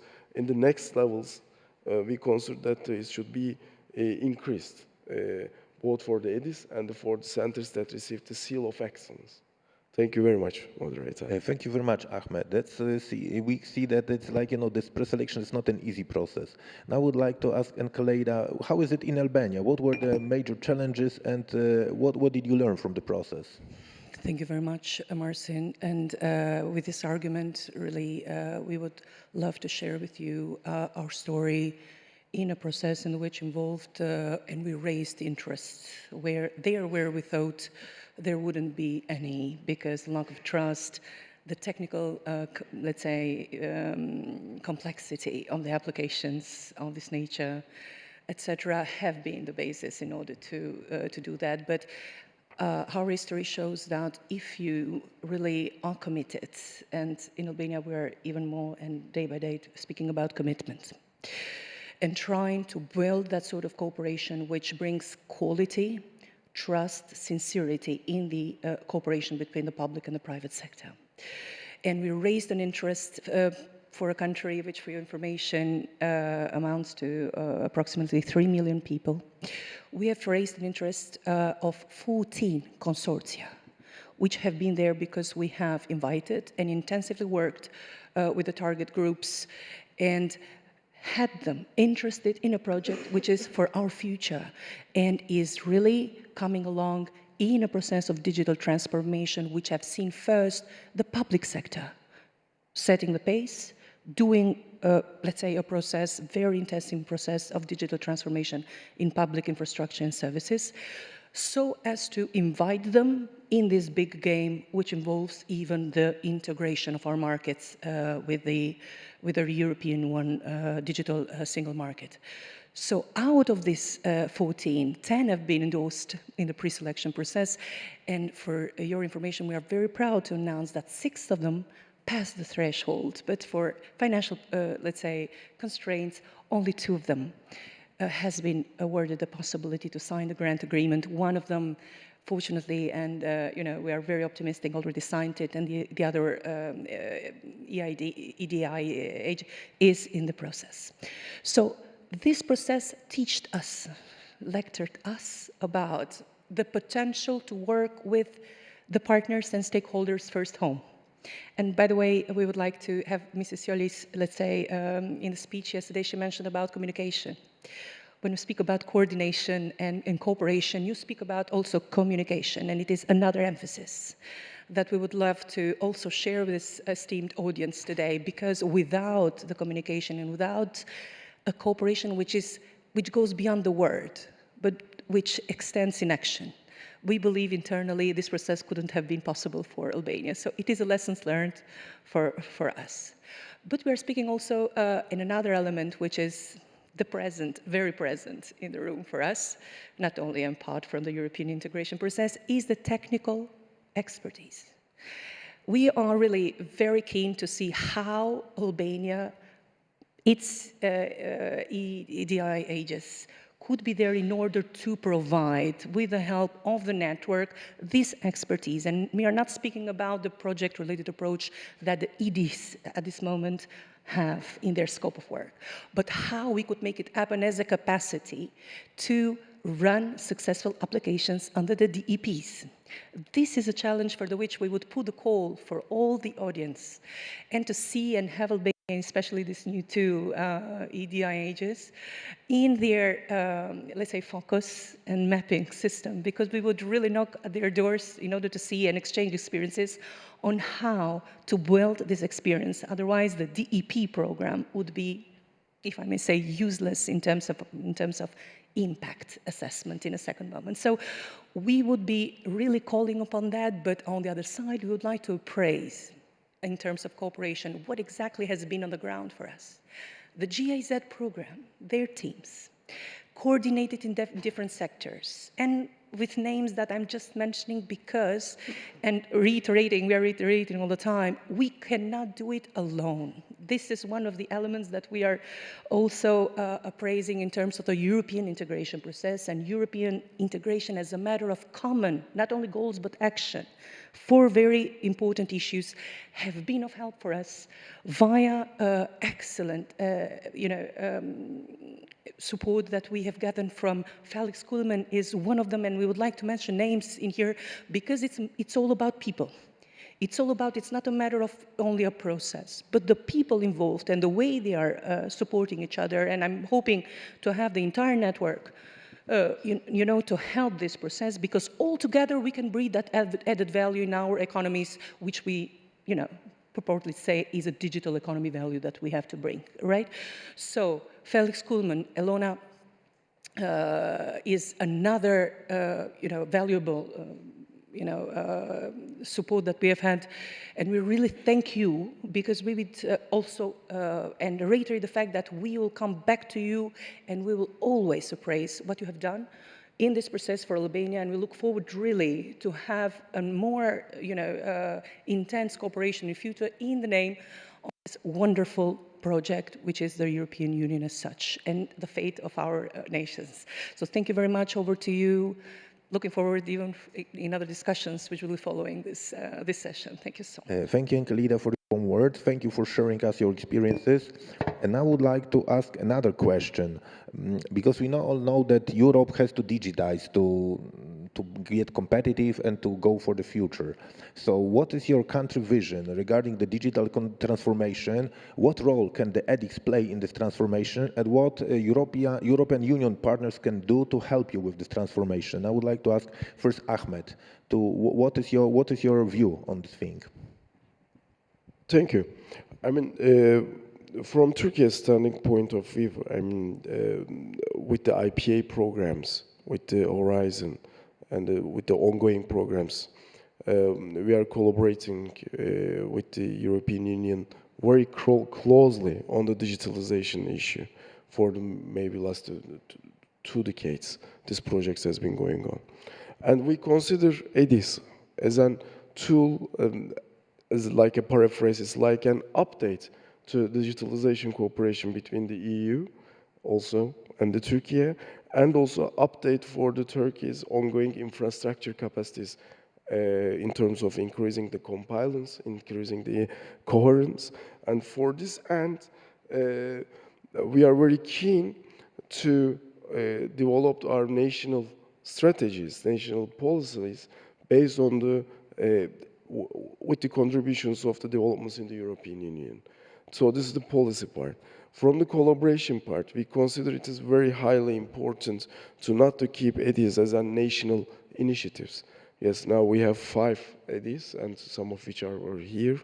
We are encouraging them to collaborate within the Turkey, but also we are encouraging them to also cooperate, increase the cross-border cooperation.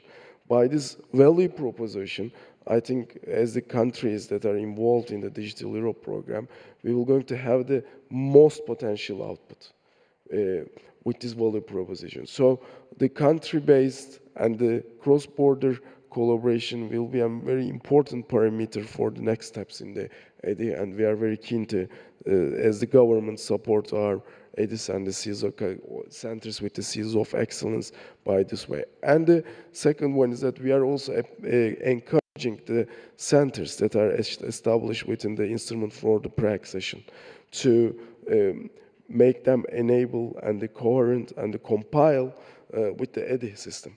So this will be a huge opportunity, not only for the outcome, but also keep them relevant in the EU agenda. Thank you very much.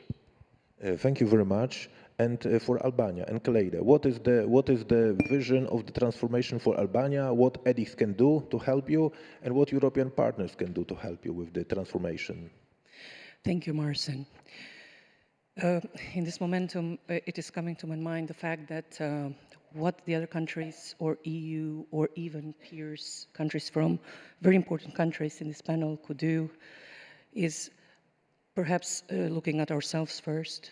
And actually, we would like to adopt that sort of perspective which sees opportunities inside our country and make them available to the rest of the network in order to see options and possibilities for cooperation. In terms of what the vision of Albania for digitalization is very clear. You know, we in all the levels, I mean, starting from the European integration process and the digital agenda that Albania has, the plan for the broadband infrastructure development. I mean, we have a lot of instruments which reiterate one very simple point: digital transformation as a major instrument for the to the benefit of our people and to the benefit of our economy. Therefore, I would perhaps just emphasize 2 elements, because it is a process, we are in it, and we would like to really have the maximum output from it, but just not by asking something from, but by offering in first place. And we have a lot to offer, we believe, apart from the numbers, to what the mentality of cooperation, but especially integration, is coming from the very harsh history of countries like ours. We have heard other representatives of very important countries today suffering from the attacks coming from let's say, unsolicited attacks coming from other countries, and Albania has the same experience nowadays. Just 2 years ago, we have experienced an unsolicited, but at the same time, state-sponsored attack on our system, a cyber attack, which was very fierce, aiming our, let's say, our systems, digital systems for offering infrastructures and services in the public sector. I mean, aiming to shut down our systems as such.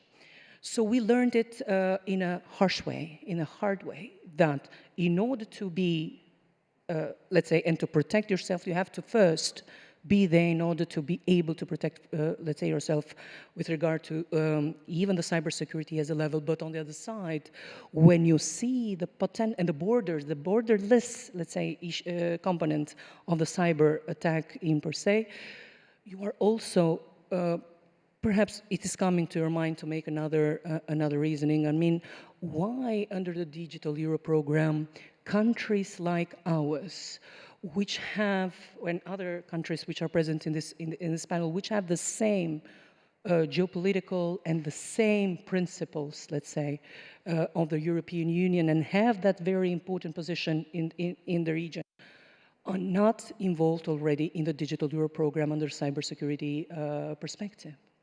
Under this,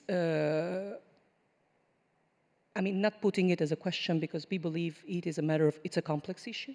All the countries has to come to their political, agreement in order to involve, let's say, other countries associated under the DEP in important decisions. But we believe it's in a momentum to understand that, not under only policy level, but also under defensive level, and especially in building digital skills in categories like cybersecurity, artificial intelligence, and other, should be envisaging mechanisms in order for these countries to be involved.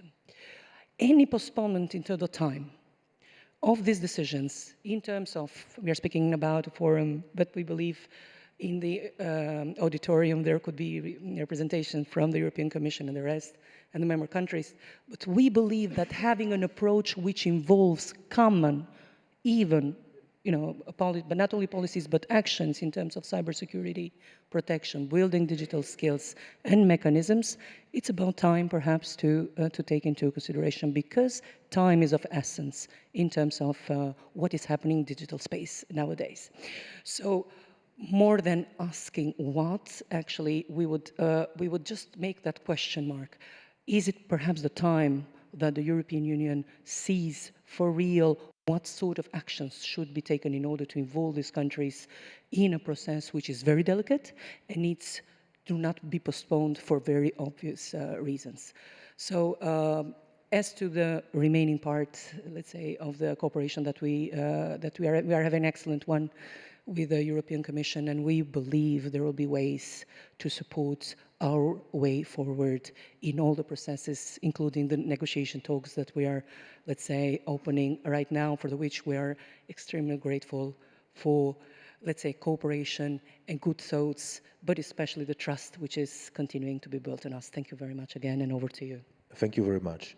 Now I would like to ask Olga, what is your vision, what vision of digitalization, and what is, like, what EDIs can do, and what can European partners do? And I know that you have some extra video to show us, so maybe the technical team can prepare it, but first, Olga, please tell us. Yes, thank you for your question. Ukraine has already prepared the vision of innovations on digital innovations. It's a strategy of innovation up to 2030. We call it win-win strategy, and from the name of the strategy, we can understand that the main goal of this strategy and the innovation as themselves is to help Ukraine win, to help Ukraine to recover, to help our economy, and to create new jobs.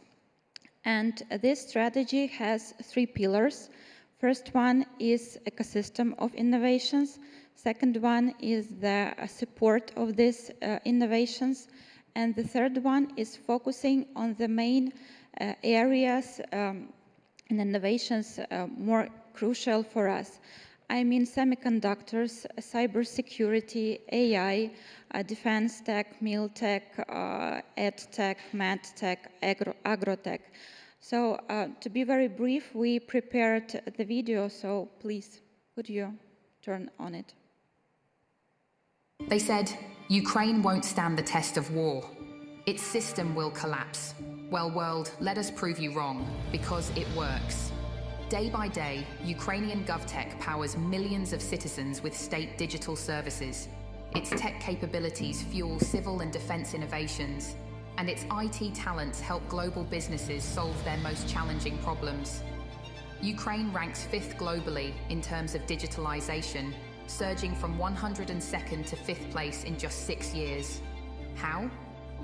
DIA State Super App allows 21 million Ukrainians to use digital documents and state services on their smartphones 24/7. E-Entrepreneur Service provides the world's fastest business registration and innovative tools. DIA Education Platform helps 2.3 million Ukrainians upskill, achieving a 12.6% digital literacy boost over 4 years. DIA Business earns Ukraine top reformer status among the Eastern Partnership countries. DIA City offers Europe's best IT tax regime. U-Residency allows foreigners to register and run businesses in Ukraine remotely with low taxes. Code UA platform drives global business with the power of Ukraine's tech industry. Maria app strives to be a game changer for the education system, helping millions of Ukrainians find themselves and achieve self-realization. Win-Win implements the Ukrainian step-by-step innovation strategy to win the peace. Brave One, the Ukrainian defense tech cluster that has already registered more than 3,000 developments. More than 200 of them are codified with NATO standards. Under constant cyber attacks, day by day, we advance our digital potential. So that one day you would say, Ukraine is definitely doing things right. Digital State UA, because it works.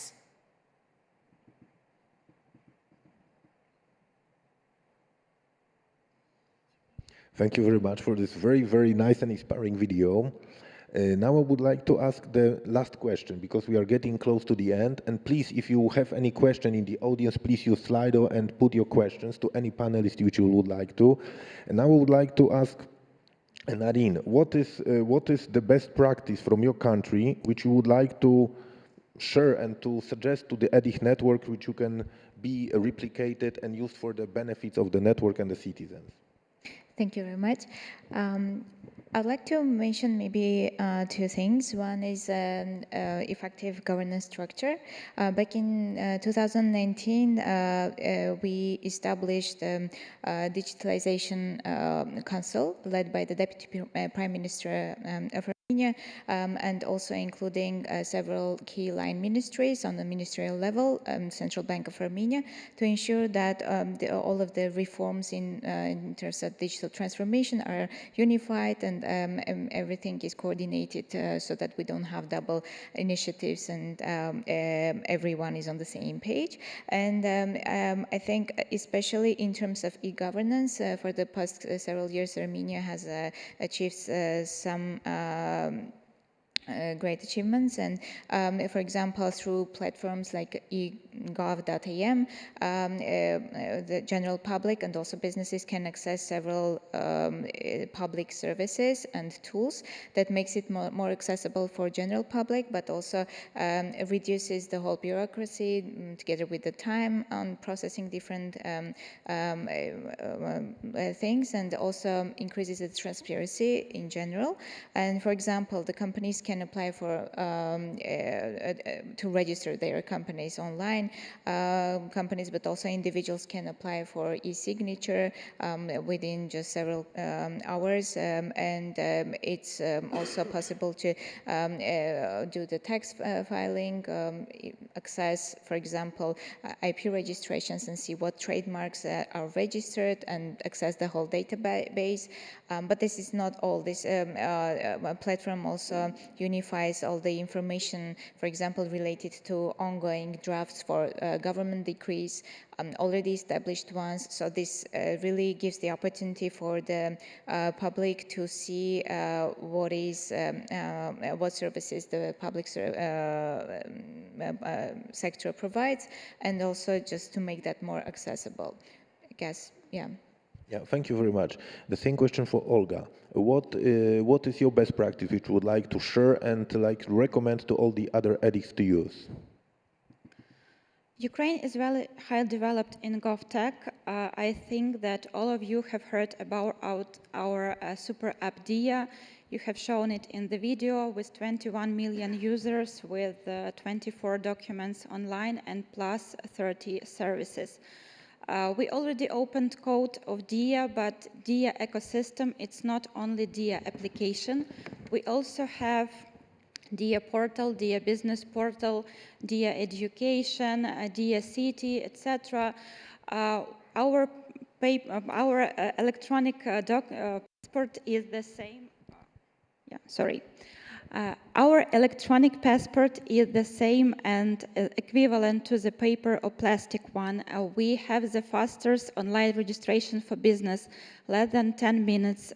We have full marriage procedure online, from the proposal to the wedding ceremony online.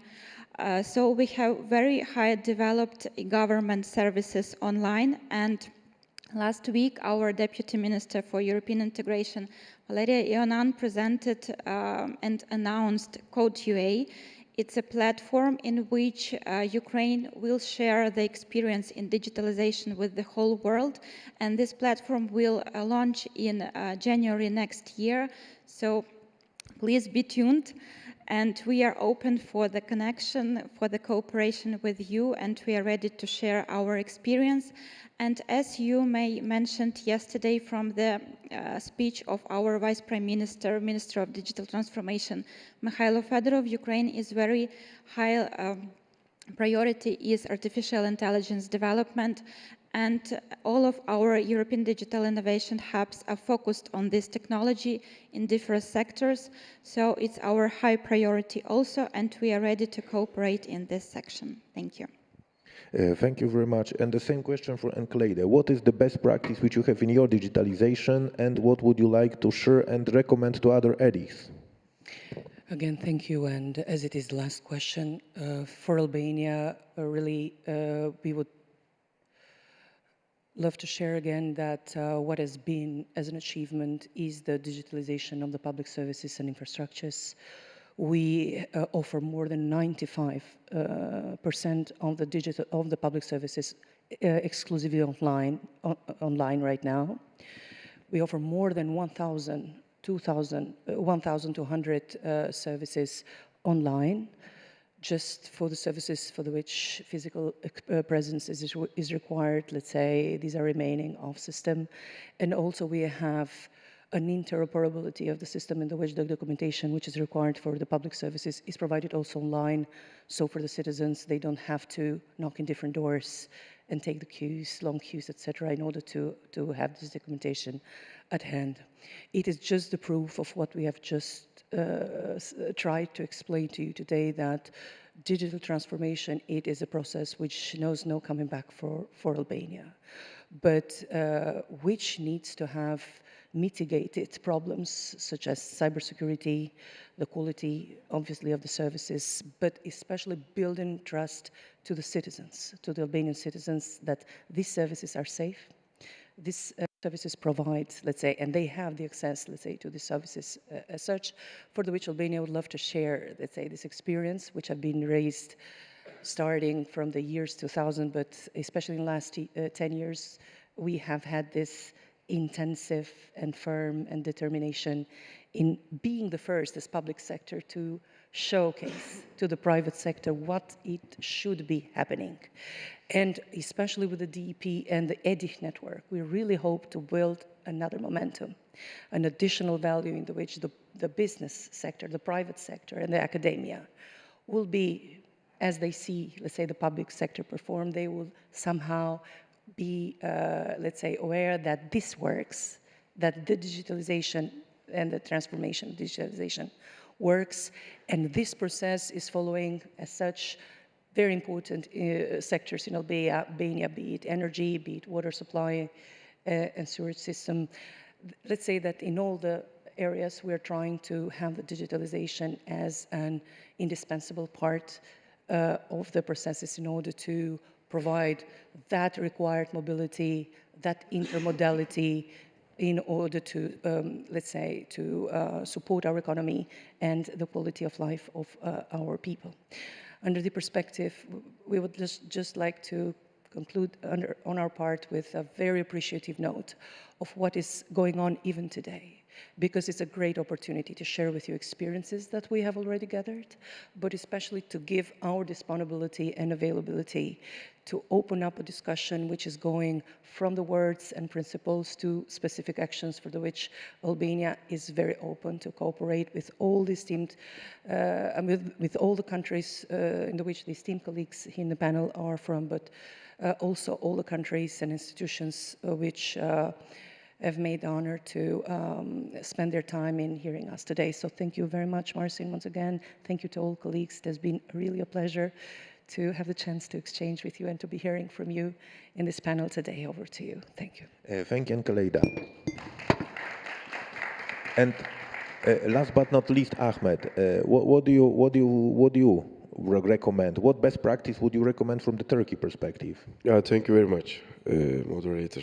From digital transformation, explicitly for the digital transformation, I think the most important success of Turkey is regarding with the e-government system.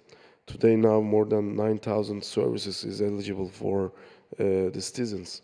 And as a person who was in the secondary high school in the late 19th, I personally in person witnessed the reduction of the bureaucracy on these processes.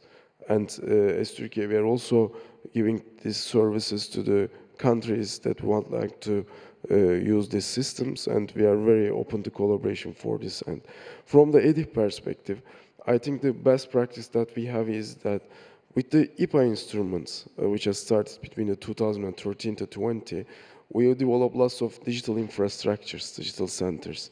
And these centers are strategically chosen based on the sectors, like the apparel sector, white goods sector, and their sector specialized digital transformation centers. And we efforted very much to keep these centers to relevant, and as an outcome, we recognize that as an outcome of the selection procedure of the EDIHs, most of them, almost all of them, took part in the consortia of the EDIH applications. So I think this is a very good example that if we invest on the ongoing and the previous projects, these can be keep it updated and relevant to the next programs like the EDIH. And the last one is that digital maturity assessment. This is an ongoing process. We have a national digital maturity assessment tool, and we are very keen and on intensively creating compliance between the digital market, digital maturity assessment of EU with our national one. So this is also a determination to keep the internal processes as relevant in the EU system. Thank you very much. Thank you very much. So that's all from the questions which we had. I already got a few questions from the audience. If you still wish to ask something, please do. This is the last moment. And I will have a question from the audience. How the general coordination and steering of the EDIHs is organized on country level? Maybe, I don't know, Olga, maybe you can say a few things, and Kaleida, Ahmed?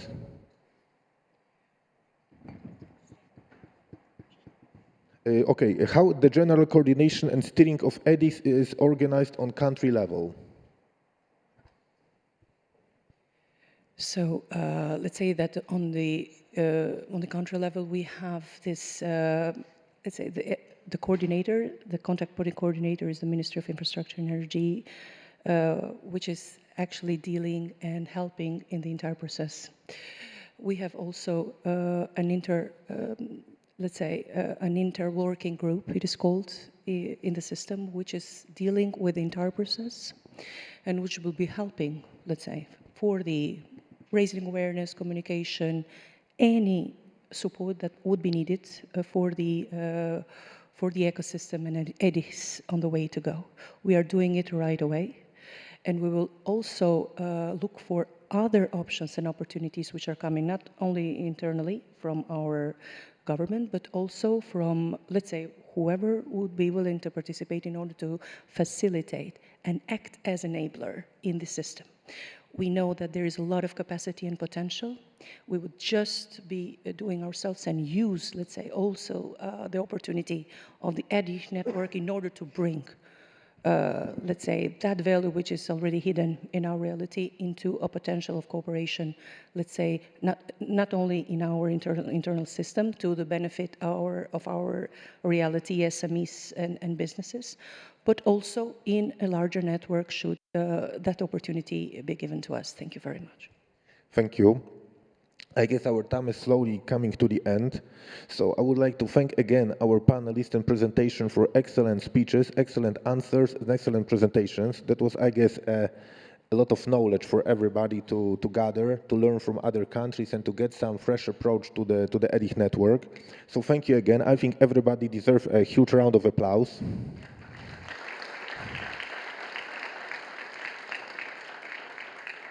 And I would like also to thank our colleagues and partners from GIZ who helped a lot immensely in the associated countries, like pre-selection process, in the process, and they were very helpful and organized this panel, in general made it happen. So thanks again, and also I guess they deserve also a round of applause. So thank you very much, and please collaborate, please ask questions. We also got 2 other questions from the audience, but I guess we will answer it. If you want to hear the answers, you can contact us directly, because I guess it's more for the Commission to answer that for the panelists. So please do ask us. You can find us on the premises. Thank you again, and I wish you the rest of the afternoon and the summit. Thank you. Thank you. Thank you, moderator. Thank you, panelists. Can I get one more applause for them, please? A very loud one. Yeah, thank you. Thank you, Martin. Thank you so much. All right. We're almost moving on to our lunch, our excellent lunch. But before we do, I would like to take you to the sessions after lunch. So they start at 2 p.m.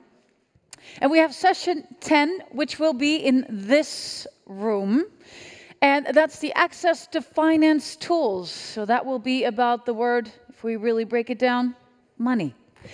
And the session 11 will be in the aquarium, integrating AI into the EDs. We've been talking about AI a lot these day and a half. And the session 12 is about your tool, and that's the digital maturity assessment tool. And that will be in the Riverside. So please, this is around 2 p.m.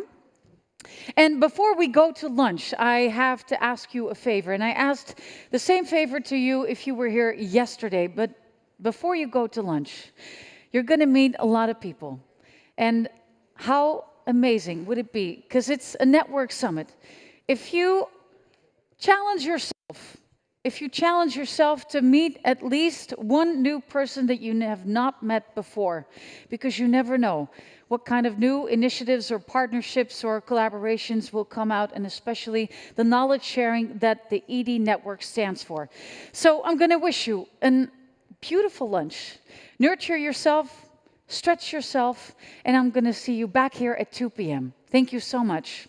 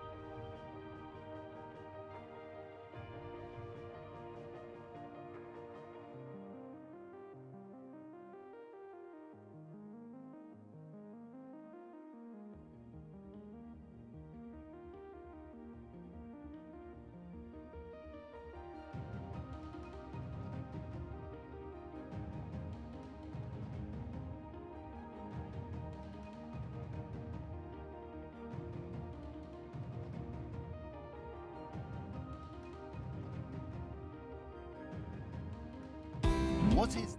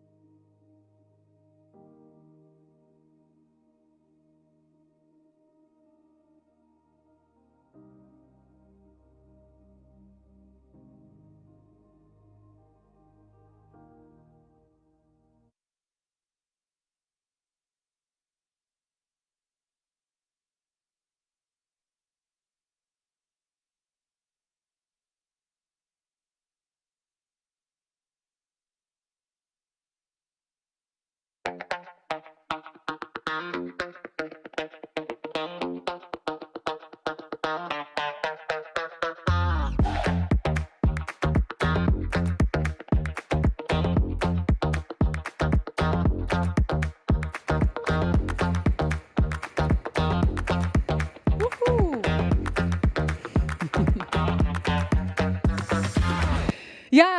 that beat sound, I like it. How are you? How's everyone doing after lunch? Are you awake? How do you feel? You feel good?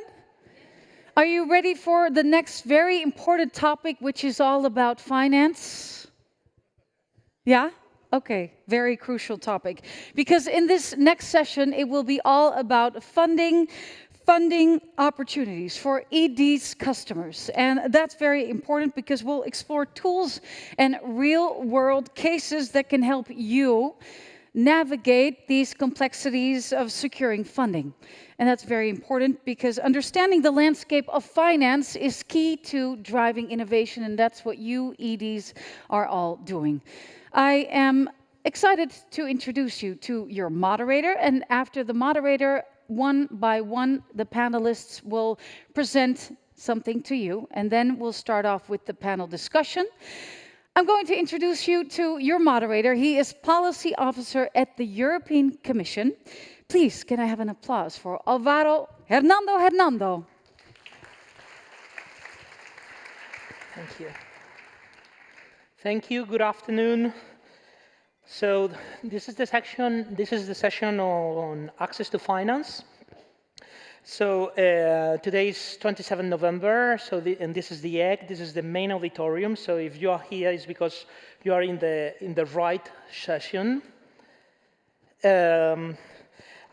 I hope don't lose anybody. So we are in Belgium. Maybe you recognize Latomium. But there are other different reasons to be in Belgium, for example, beers, frites, gaufres, and chocolate.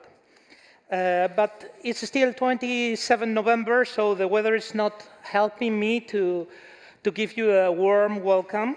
So I hope we can do some warm-up with the audience so that there's a real warm welcome to every one of you.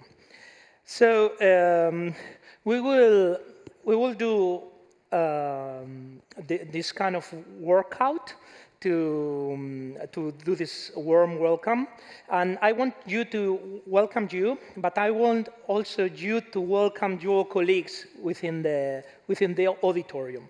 So we will try first in English. So I want every one of you to reply to me and to all the colleagues present in the auditorium a warm welcome to the session on access to finance. So when I say welcome, please stand up and reply welcome in English, please. So welcome to the session on access to finance. Good. It was a good, but not so warm. So now, whenever I pronounce welcome in different languages, once you've realized it's your language, you reply welcome in your own language. If you feel comfortable enough to pronounce welcome in different languages, you can do it afterwards. Again, I mean, it's not a problem. For those people from Malta and Ireland, there will be further opportunities to say welcome in your own languages. Don't worry. So, bienvenue à la session sur l'accès de financement. The French and Belgian people can stand up and say bienvenue. Okay, not many. And what about if I say bienvenidos a todos los españoles a la sesión de acceso a la financiación? Good. Benvenuti a tutti gli amici italiani.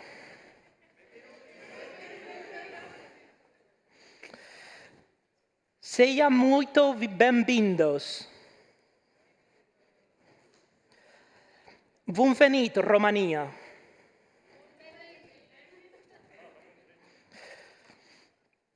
Willkommen, Deutschland, Österreich und Liechtenstein. Willkommen, Sverige. No Swedish? Okay. Welcome, Denmark and Norge. Sorry for my pronunciation, it's not perfect in every language. Welcome in Iceland. Welcome, Luxembourg. No one from Luxembourgish? Welcome, Netherlands.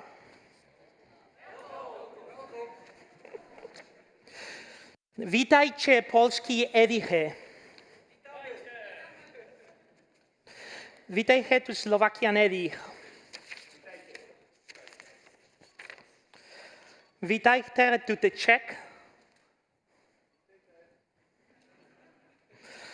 Dobrodošli.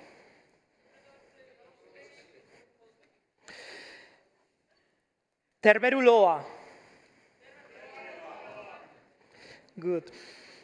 This is difficult. I'm sorry for the pronunciation. Odvou Eliuk. No Hungarian. Folce aire.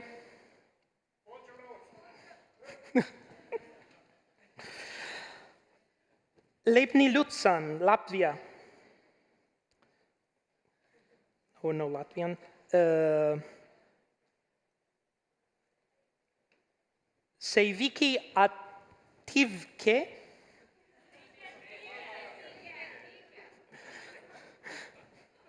Merva. Kalos orisate Elada ke Kypros. Dobrodošli, Bulgaria. And not only to my session, but also to the whole EDIH network. Dobrodošli, Sevilla. No Serbian. Dobrodošli, Macedonia. Miresivini. Skiperia. No. Hoş geldins, Turkey. Laskavo próximo, Ukraine. Good. Isn't that nice? So we managed to make the warmest welcome, and I promise this has been the warmest welcome you've ever received in Brussels, even if you come in summertime. Otherwise, I will pay you back the money of the entrance, so don't worry. And I will ask you again to make a full picture, replying each language. So everybody stand up and reply. I will take a selfie to record it in every single language. So you stand up all together and say welcome in your own language to the audience, and I will make this short video. Let's see if it works. So all together, I will give you a sign with this.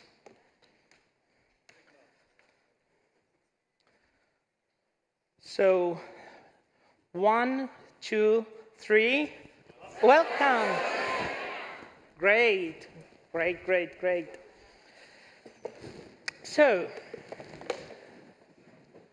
yeah, this is the welcome.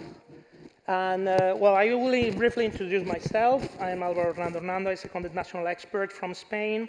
I'm project officer at European Commission. I manage European digital innovation hubs for Italy, Croatia, and Slovakia, and also a Horizon Europe project on manufacturing as a service. So throughout my whole professional career, both in public and private sectors, I've been dealing with innovation, and also involved in several research projects on data spaces and advanced manufacturing in aviation. But the most important people in the room are you. So both EDIHs and Seal of Excellence encompass this huge European network that will expand soon once we've signed the new gaps, the new grants. And let's take a quick survey to see more or less where are you. So I please, will you use the most powerful, useful, and reliable digital tool ever, that it's your finger, to point out, because I'm wondering who of you are the European Digital Innovation Hubs? Okay, so most of you. And which of you are Seal of Excellence? Okay, good. And I suppose most of you are based on EU 27 country, but which of you who of you come from Iceland, Liechtenstein, or Norway? So the 3 associated countries. Oh, good. And for the new countries, Ukraine, Turkey, Albania. Okay. Okay. So has everyone raised their hand? Is any spy in the room? Okay, I'll pop note. So, why companies need access to finance? Well, finance and money is the main fuel for every single company. Regardless if it's a big company versus a small company, all of them, they need finance and money to grow, to scale, to expand into new markets, to buy new equipment, to acquire new companies, hire new people, and also to invest in research and innovation. And, but before we start with the tools we have for access to finance, we need to get to have some context, because the global scene makes an important context on how to get finance. So, first of all, the increased geopolitical tensions in the world has made a role now. We all know a lot of things happening now around the world. And we live in this global context of perma-crisis. So looking back some years ago, we started with the coronavirus pandemic. So the coronavirus pandemic influences our health and our lives. And the way we live now is different than the way we lived several years ago.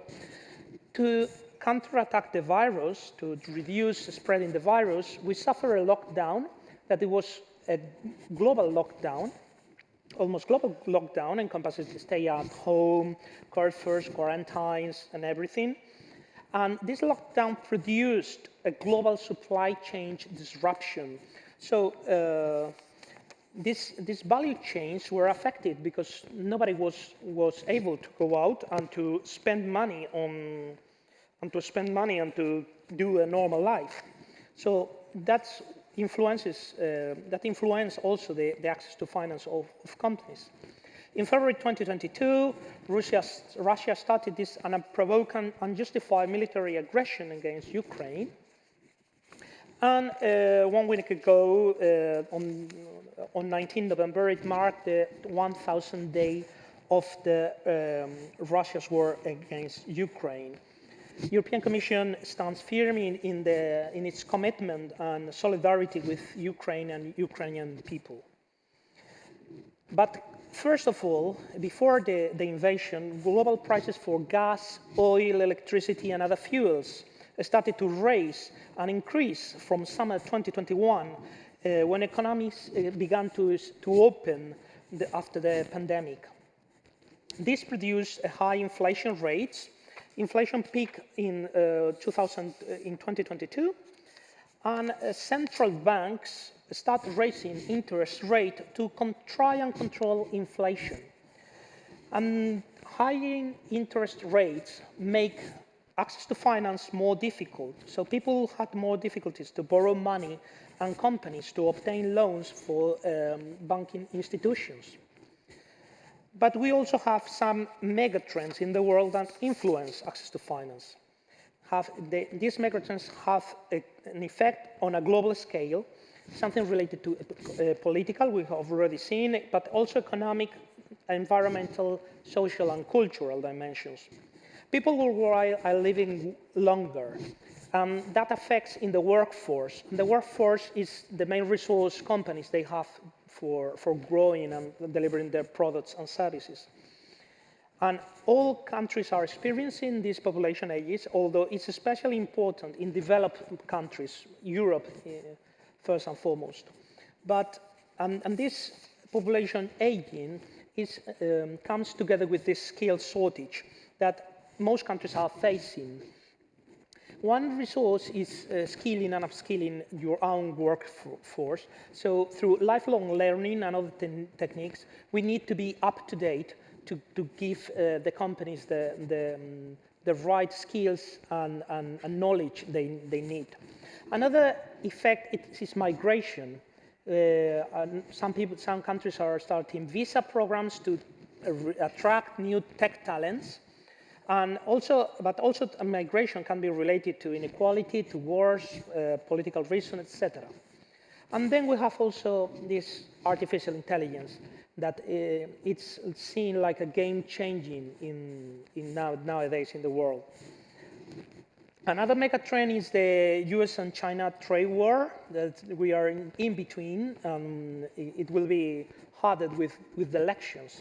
And talking about elections, voting, so 2024 has been a year of elections. Elections have taken place this year in countries home to almost half of the world's population. And this will reshape or has reshaped global politics. We started with, this is the timeline of the elections this year. It's not exhaustive, some countries are missing, but we have Russia, we have European Union, Ukraine, also United Kingdom, Belgium, United States soon, and we have United States some weeks ago, and we will have soon Romania and Ireland. But this megatrend has also been marked by the Israel-Palestine conflict, and also related to voting and to the conflicts, to the war around disinformation, fake news, misinformation, and everything.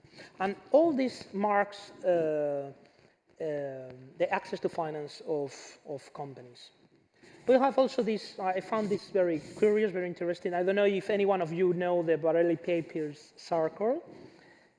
This circle is located there in the Earth, in the world, in the map of the world. For those of you who don't know what it is a circle that represents that people, there are more people inside, living inside that circle, that living outside of it. And it's amazing. And this will also have a very important effect in the access to finance of companies. So where are the main resources of finance? Because new funding models and platforms continuing to emerge, offering entrepreneurs a vast and a diverse array of options to fuel their growth and innovation. Well, first of all, you can get your finance on your own, so personal savings and bootstrapping. Most startups start like this. So taking personal savings first, and then every single euro you get as a revenue from your company, you reinvest again. Another possibility is asking your closest environment. So family, friends, and fools. It's a good idea also to ask money to those people, because they have these, if you have children, you understand me, they have these emotional loans, and they have a lot of advantages. I would say instead of fools, dreamers or funds.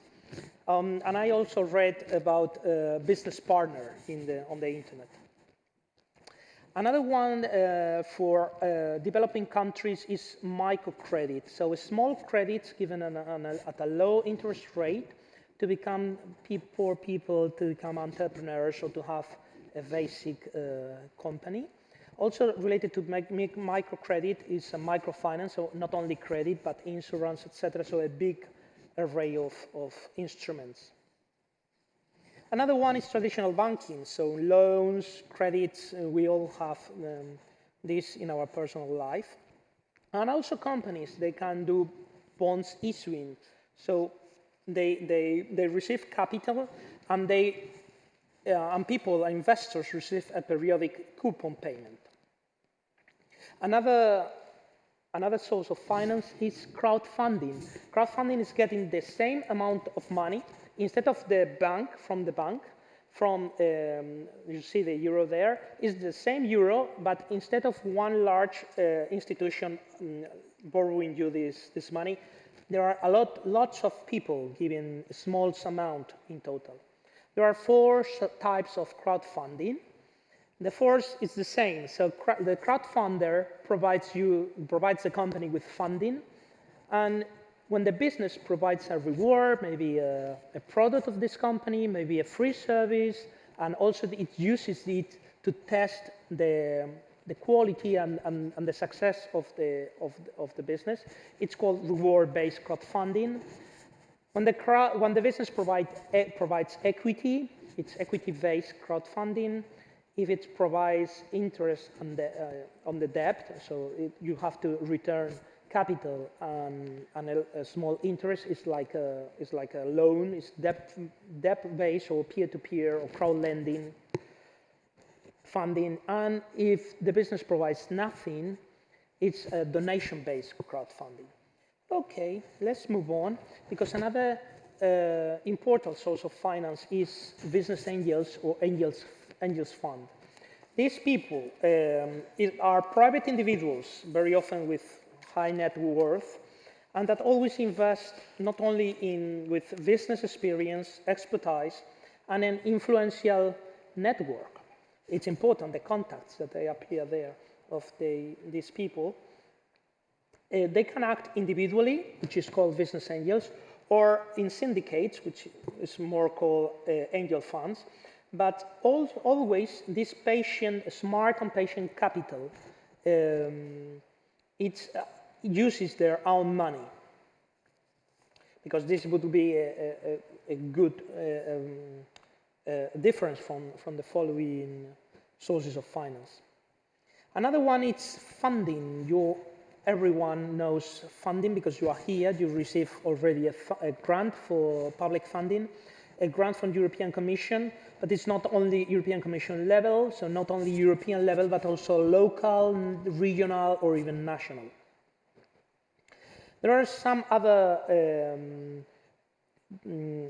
source of finance that is in between, that is called mezzanine loans, that it combines a loan and equity.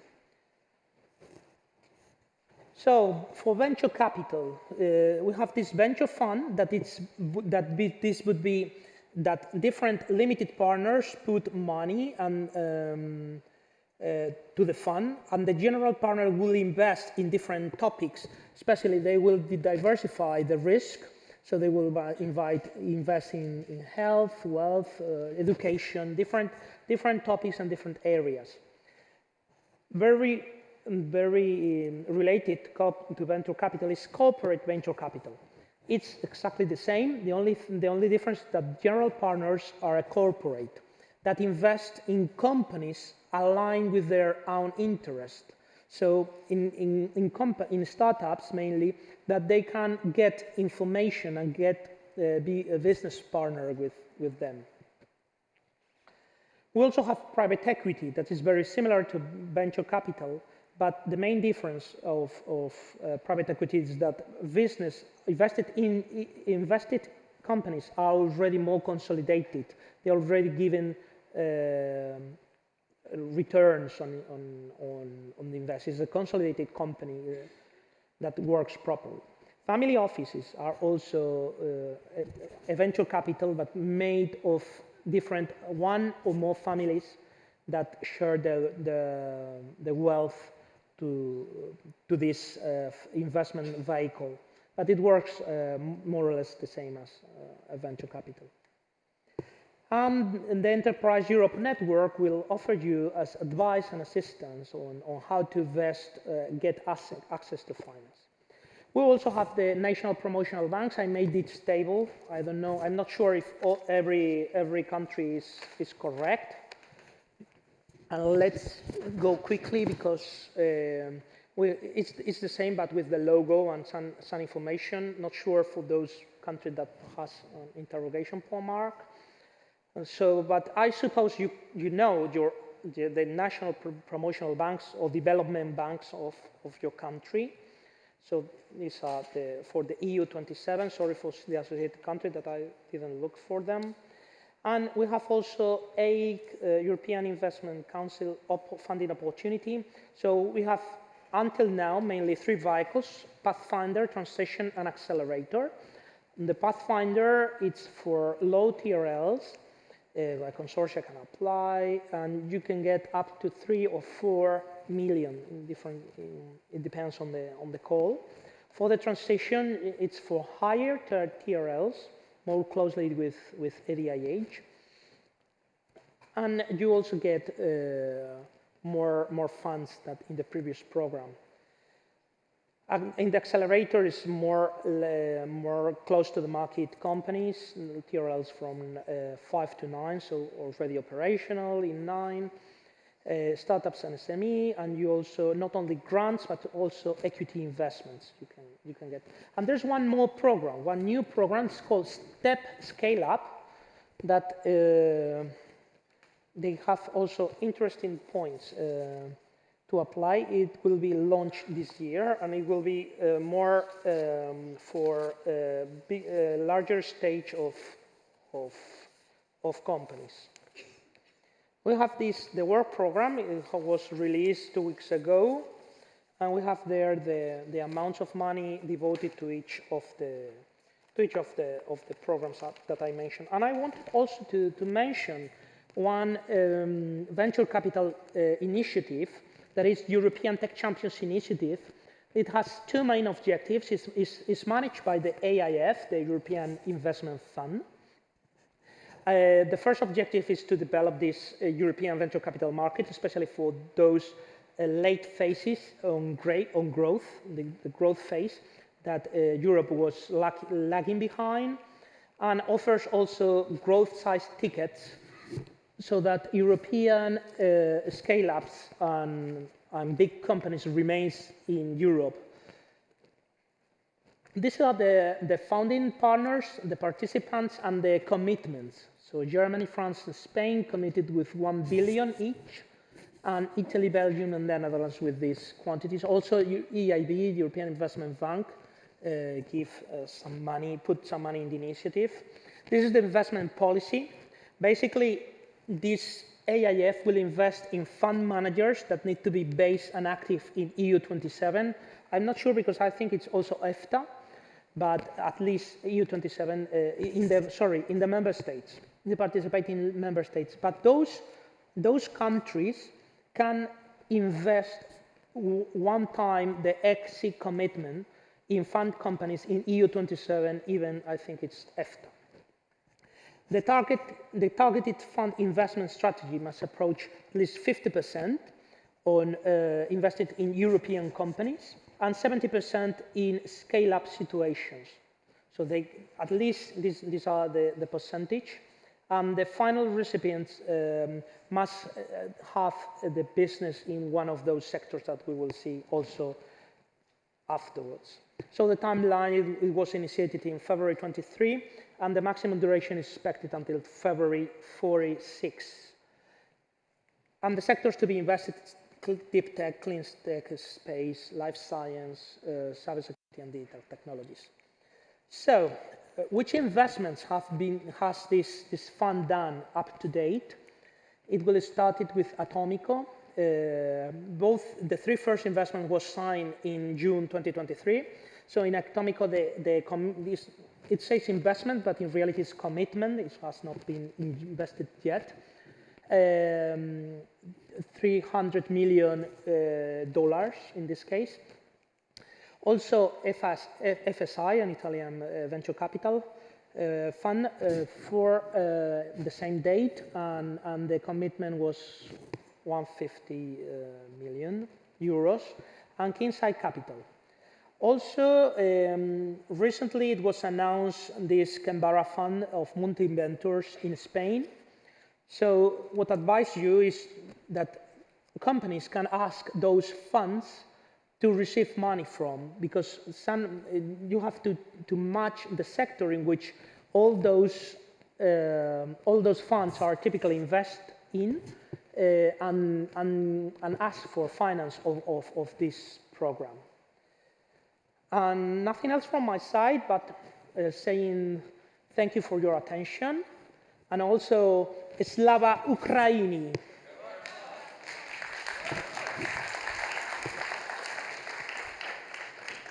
Thank you. Thank you, Alvaro. Hernando, can I get one more applause for him? Very interactive session. Thank you for your interactive session.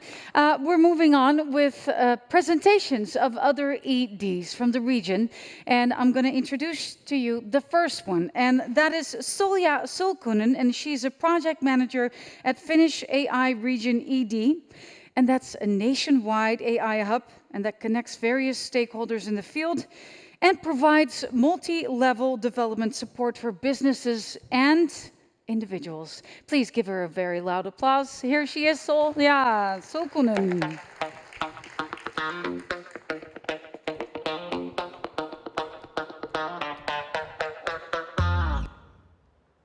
Excellent, thank you. And I can't see any single one of you, actually. The light is so bright, but happy to have you there hearing out my presentation.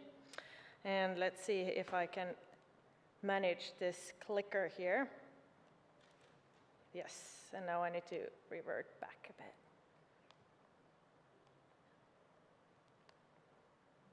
All right, there we go.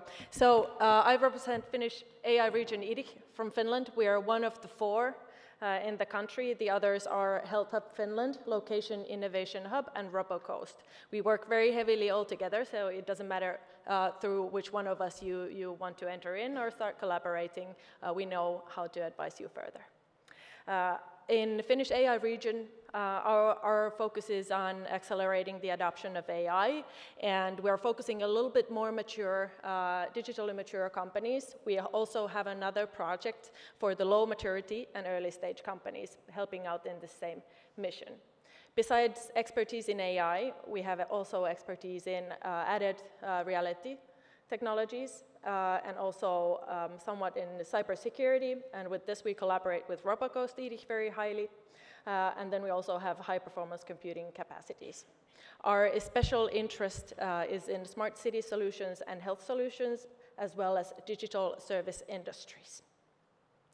Our beneficiaries include the 3 big cities in the region, Helsinki, Espoo, and Vantaa, 2 universities, University of Helsinki and Aalto University, 2 universities of applied sciences, Haaga-Helia and Metropolia University, including Helsinki XR Center, EIT Digital, Enter Espoo, Kira Innovation Hub from the built environment sector, and CSC, of course, from the supercomputing side. And now let's move forward. I did my best in trying to visualize all the support related to accessing to finance that we offer through FAIR and in general in Finland. Of course, it's not so that these specific organizations would only serve a specific stage of the product or solution development, but that is now the best I could do for you. However, we have identified that there are these stages in solution development, and we try to cover them all in Finland and offer some sort of support, whether public loan or then private equity, to support the companies on their journeys. What is more, besides the actual funding, we also have a lot of advisory services available, and we create a lot of events. And we do heavy collaboration with, for example, EEN, that has been highlighted in this event as well. But in very big role, we also have the city's business advisory services. And here I have actually screened out for you the services related to accessing financing that FAIR directly offers through our operations. So the very, very first step, if a company has any questions related to financing, how to generate more revenue, meaning how to develop their own business models to be profitable, if they have requirements for early access to angel investors, for example, and want to be listed on this FIBAN catalog of startups, for example, we guide them immediately to the city advisory services. But if they're a bit further now, if we talk about startups or scale-ups or more traditional SMEs that are really in the process of creating something to disrupt the markets and really transferring their whole existing business model. Then our two other services from Enter Espoo and EIT Digital might actually become relevant. And these are the two services that I want to highlight to you because I think they might be something different compared to other countries. Let's start first with Enter Espoo's Knights of Nordics investor event. It is always organized right before Slush during day 0, and actually this year it was the 2-day event. For this event, companies need to apply for, and they are handpicked. Only the best of the best will be selected to meet up with the handpicked and selected investors from anywhere basically in the world. We arrange matchmaking, speed dating sessions with them. We have them sit down over dinner, and we really try to help the companies and the investors to establish very trustful and kind of genuine connections with each other. And this is where our job is to facilitate this matchmaking and really make sure that the high-quality, trustworthy investors meet with high-quality, trustworthy companies with global potential. And some of the numbers so far, during the past 2 years or so, we have served 84 SMEs or startups and scale-ups, 5 of which were actually international, so this is an opportunity for your customers as well, with investors. And actually, just this year, one of the companies that I know of that attended this event raised 6 million euros. Another service I wanted to highlight to you is the growth service offered by EIT Digital. This is a very rare service and opportunity. We only had budget to cater 3 companies, most promising companies, and they have now been selected. The contracts have been signed this fall, and we are now entering in the actual investor kind of seek-out process, so to say. All of these companies are looking for a minimum of 5 million, but most likely up to 10 million euros of investment, and we try to close these within the next year. The growth service, it focuses on more mature companies that have validated their solution already in the market and actually where they see that they have high impact in the society. To present these companies, starting out with Fugident, it's a company disrupting dental imaging with AI for more efficient and quality patient care. The second one is Skyfora, and they offer an AI-powered weather intelligence solutions to measure, predict, and adapt to extreme weather conditions. And then finally, Cyan Games, that focuses on health games to educate people, and they utilize AI in game development and customer experience management. Finally, I wanted to share some good practices with you. So actually, I don't know how many points there are exactly on that list, but I can reduce them to 4 for you. First one is to know your customer and know their business in order to do best financial matchmaking for them. The second one would be to establish very personal, genuine connections also with investors and different financiers so that they gain trust who you are as an EDIH and as a professional, so they start trusting the companies that you bring out and present to the financiers, especially the investors. And of course, I'd advise to spend time in the relationship management to all of these directions, both public grants to private equity investors and towards SMEs as well. Then I would say that sometimes success and landing an investment happens because you happen to be somewhere at the right time.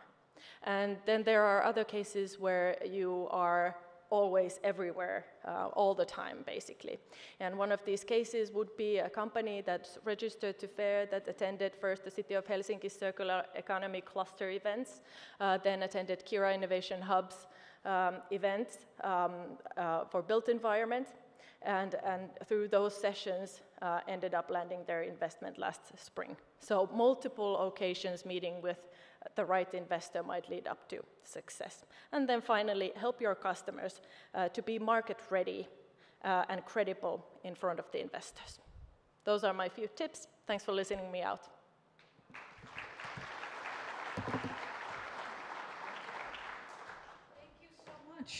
Thank you, Solja. And yes, you can take a seat here for the panel discussion later.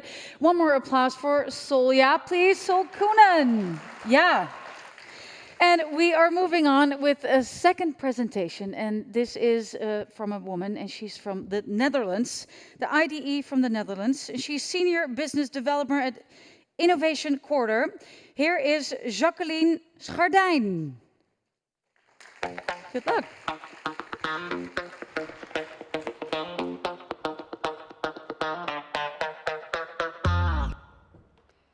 Thank you for this introduction, and nice to be here and have you all here. Yeah, my name is Jacqueline, and I'm a work package leader of access to finance at the EDIH Digitals in the Netherlands. And we are helping all SMEs with who want to do, who have a digital transition to make, or also startups with a digital technology.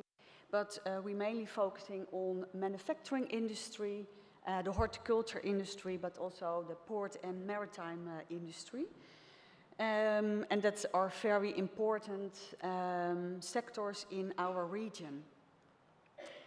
I will highlight only two of our services because at the review of our EDI, I think a few months ago, I told them also what we are doing, and they say, hey, you have to come to the EDI Summit and inform all other EDIs about your services. And the first one is an MRP program, a market readiness program. And I will tell you first why we do this. We did some research, and the research shows that there are a lot of reasons why startups fail, especially the tech startups. And as you can see here in this figure, 38% of the failures is because the technical startups run out of money, and they cannot raise new money. And 35 of the failures comes from that there is no market need. And we think that there is a connection between those two arguments. You see a lot of technical startups. They are very convinced about their technical solutions, and they are hiring technical developers, and they are developing, and they are running out of money. And instead of searching first to do some research and go deeply into what is needed, what do my potential customer need. And that's why we think this market readiness program can be a success for all those technical startups. And with this market readiness program, we are focusing on two things. We help them to do a good market validation. So in this program, it's a 10 weeks program, and they have to identify really good the customer problems. They have also analyzed the pains and also the complaints of the existing products their customers use. And after that, they can work on a scalable business model. But first, go deep dive into your potential customers. And that makes also that you have a consistent growth of your team. Because if you not know what the problems is, and you don't have a problem solution fit, you spend all your money on your technical development instead of somebody who really goes out and to ask your customers, what do you need? And we think also that this is very important for investors. Investors want to have also a scalable business model, and you really know your market. I have the good practice. We talked with Roy van Beest. He's the co-founder of Peaks, and he developed Apex, that's an AI hub. And he focused first, before he did the MRP program, he focused on the horticulture sector. But after 60 interviews, turned out that there was no market need. And then he said, oh, yeah, that's a problem, and let's see if I can see if there are problems in another sector. And he found another sector, and he changed and pivoted his product, and now he has new paid customers. Another service I want to highlight, and it is really new also for us, it's token financing. And what is it? Maybe you know about it, but it's a very new and modern and digital way to raise funds for innovative companies. It is blockchain-based, but you don't have to have that much knowledge about blockchain, because if you want to issue a token, then you can also use the existing platforms like Ethereum, maybe you know them. What is it? You can, you can digitalize your real assets, so like a loan or a stake, but also access to a platform, for example. And it's also decentralized because you don't need a middleman, so a bank is not necessarily needed. It's also globalized. And I think, this is the future. If you see the youth, they are always looking for new things, digital things. They are very exciting about cryptocurrencies, but they really like technical SMEs, and they want to invest their money also in this kind of companies. So you have a broader public to raise your funds. And if you are a company and you want to raise funds with tokens, you can do an STO, a security token offering, and that is regulated, so it's all trusted and regulated, and it's a new way to fund your company, your innovation. And here I have also, why is this, I think, a good service? It fills the gap. In the current ecosystem. I think bank loans are not always available for SMEs, especially for digital SMEs. But also the SMEs don't want to give their share away, and you don't have to give your whole share away with tokens. So venture capital is not the first thing they are thinking about. And token offering can be a solution for this. And we are offering two things. Phase one, we advise how to tokenize your business. So we take you step by step to tokenize your business. And if the SME says, hey, this is something for me, then we can help to implement the tokens. So we are doing this not alone, we are doing it with the Foundation to Tokens. And I have a good example, Nautexworks, that's a maritime platform. that brings supply and demand on this platform together. And for them, it's really worthwhile to implement a loyalty token program. And because you cannot only raise funds with tokens, but you can also get a loyalty token. And what are the benefits? For example, the broker, they can earn money by matchmaking the ship owner with the charterers. But for the ship owners, they can earn money every time their asset is offered. And for charterers, they can also earn tokens by posting requests. And for all, there are also benefits. The token you can use for services on the platform, and tokens can be used for a discount in the future. And you can also refer others to use this platform. So it's beneficial also for Nautic Works because the ecosystem can grow with this.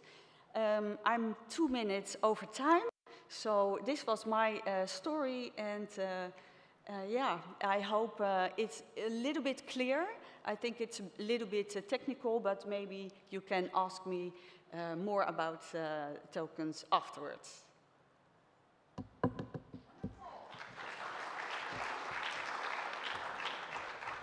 Thank you, Jacqueline. Thank you so much, and we'll be back with you for the panel discussion later. All right, we are moving on with our third presentation, and this is from North Norway. He's head of Smart City Cluster of the ED Oceanopolis, and his name is Trygve Meyer. Please give him an applause from North Norway. Thank you.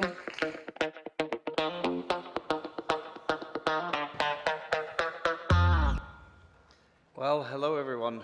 I'm standing here today with old-fashioned speaking cards. I do not come with a whole bunch of slides. In the planning for this, I actually reached out to ChatGPT and I asked, can you write me a presentation on access to finance? And I also want some slides to go with that. And I guess AI these days can be a little funny because the answer I got back was ask the EU. Instead of focusing everything on sort of EU programs, on government financing, I want to talk a little bit about private capital, like many of my other colleagues here, because that's where the starting point for finance will be. First, a few words about who I am and what I represent. I come from the EDIH Oceanopolis in Norway. That's a combination between ocean and city. And this was a very natural focus for us when we started out setting up the EDIH back in the day. I was checking this morning and found out that Norway has, in fact, the second longest coastline in the world. And if you put a pin in the south of Norway and turn us around, we reach almost to Sicily. So coast and ocean has always been important for us. And that combining with big data and AI and machine learning was sort of a perfect match for setting up what we were doing. The EDIH consists of 9 partners. We have a cluster that I represent. We have incubators, we have research institutions, but we also have a much wider network. Norway has almost 40 different innovation clusters, and we work very closely with these and with catapults and regional business hubs and so on. So we have a wide sort of net out there. A couple of words about the Norwegian business community. Most of you will probably know that we are a large oil and gas nation. We have a lot of shipping from history. We also have fish farming, so if you guys like salmon, a lot of that will come from us. But we also have a fairly vibrant upstart community. And a lot of the upstarts are related to knowledge or tech transfer from these large industries over to new sectors and so on. So a couple of words about my background. Before I became a cluster manager, I spent 20 years in finance. I worked 6 years as a financial reporter for Bloomberg, and then I worked 13 years in a fund management business. But the past 5 years, I've been a cluster manager, and there are two things that I've learned from those 5 years. First of all, and I probably shouldn't say this here in Brussels, but there's an overuse of the word bankable. Everyone talks about bankable, but no one tells you really what it is. In short, whatever you do should be profitable. And if it's profitable, you can go to private investors and you can get funding. There's also an over-reliance on public financing, and that's why I thought it was funny earlier when ChatGPT said, contact the EU.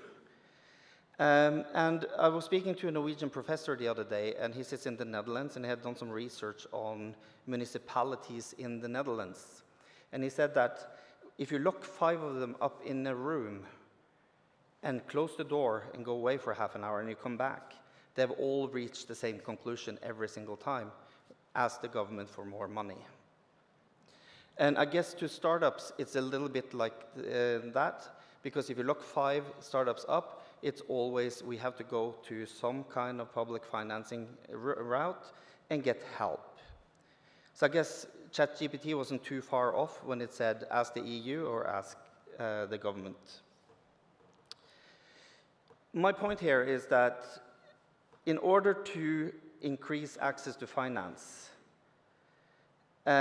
you need to focus on what creates value. The business model is key.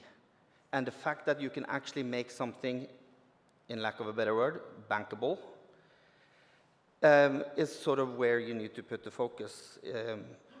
And in our EDI, we have spent a lot of time tapping into these private sources of capital.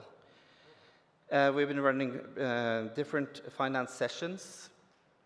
The cluster that I work for has also been running fund days, similar to what Solja was talking about, but we run them twice a year, and qualify every single company that comes in.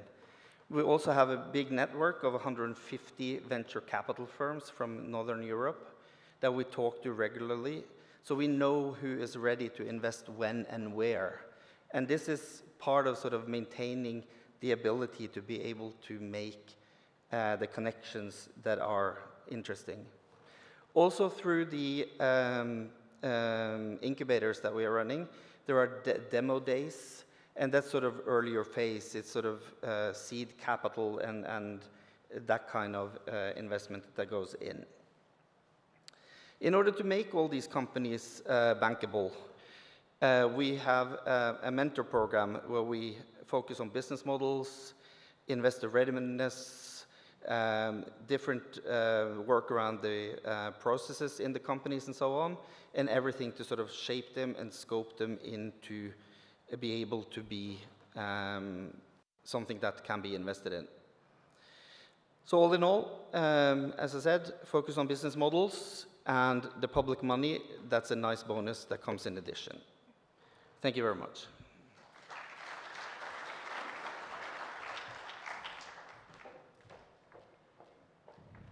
Thank you. Thank you. One more applause for Trygve Meijer. Without the slides. Well done. Yeah, wonderful.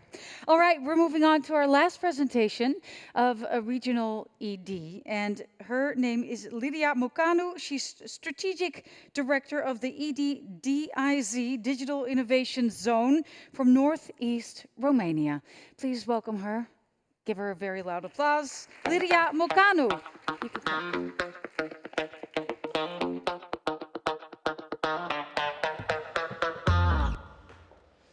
Hello. It feels like the Oscars. It's just that I don't have enough time to thank all my family. So I will only thank European Commission for inviting me here.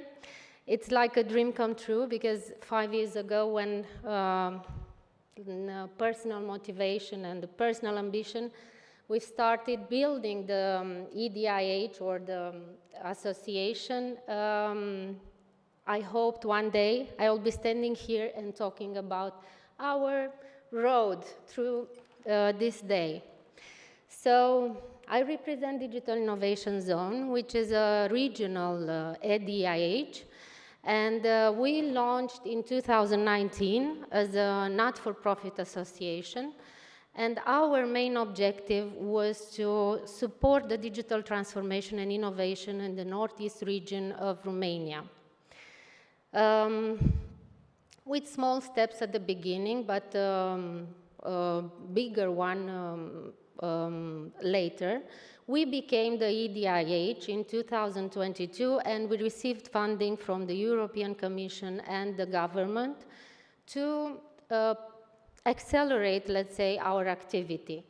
And these days, we proudly announce you that we managed to service 170 companies in our region. We serviced, and we are working still with 6 hospitals and 12 public administration. We focus more on manufacturing and health, but of course, depending on the requests, we can provide services to other sectors as well. As a key enabling technology, we focused in artificial intelligence, cybersecurity, robotics, and virtual reality. We have the infrastructure because we are a consortia formed with 10 partners, where the coordinator is the Technical University from Iași. But the core of this consortia and the core of the ecosystem is actually the association, the Digital Innovation Zone Association that we launched in 2019. Okay, I was expecting to see some arrows here, but no arrow. The other way.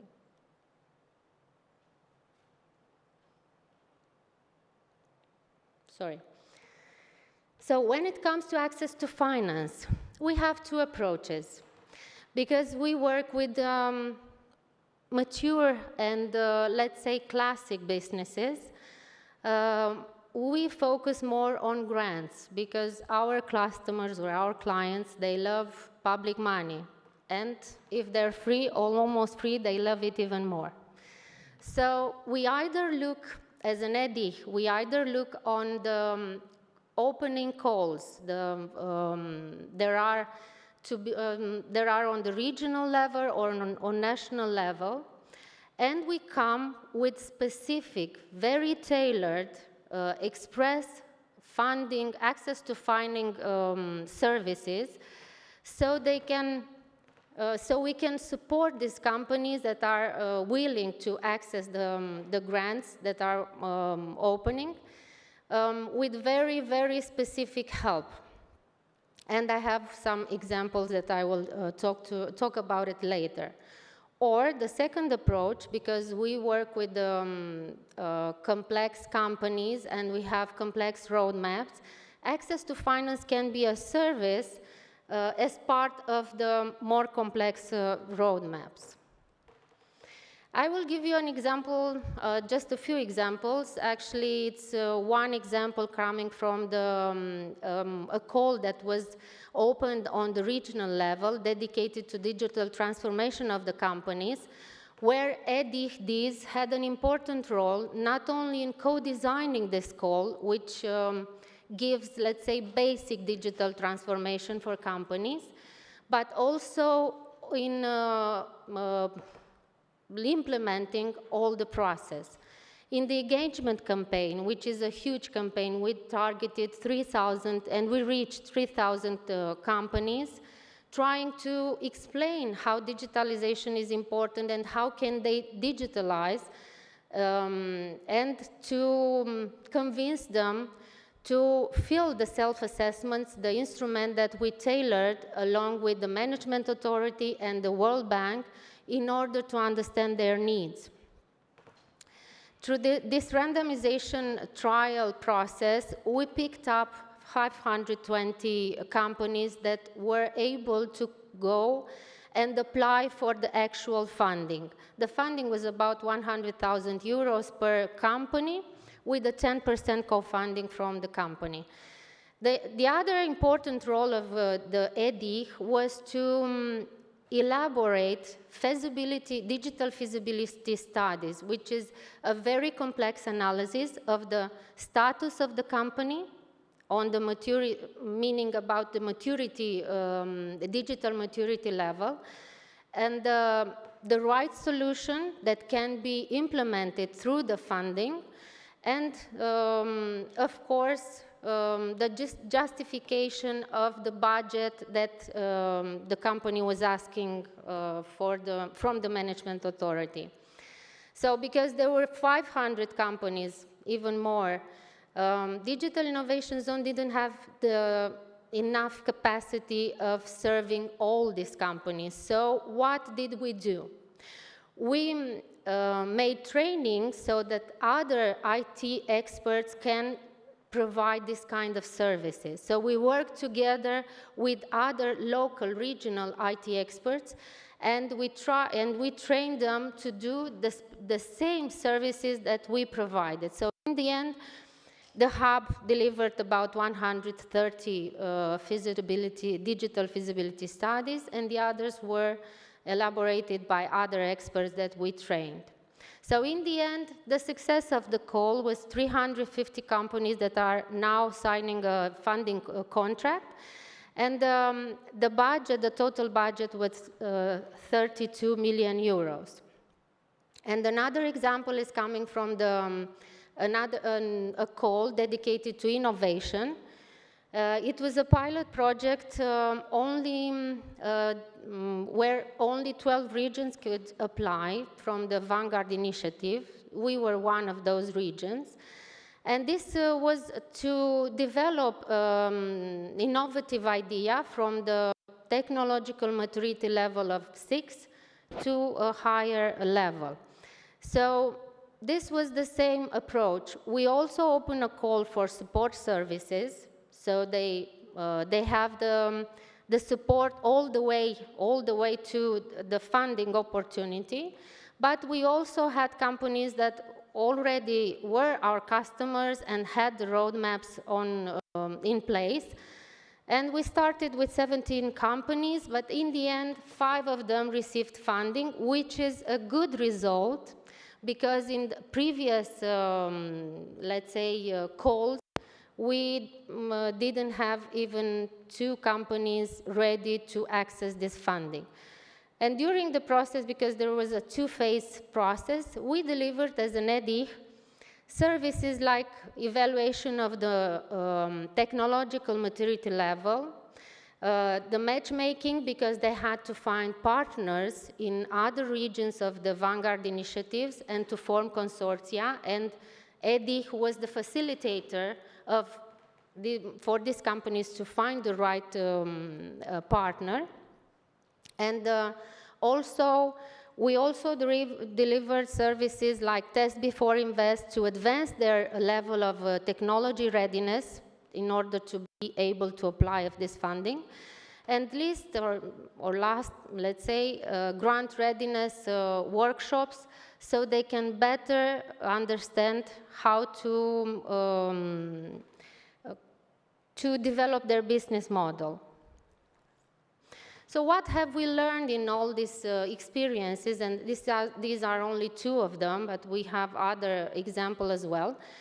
It's very important to collaborate. As an EDIH, you have the position and you have the responsibility to collaborate with the management authorities in the region or on the national level to co-design specific calls for digitalization and innovation based on the real needs of the companies.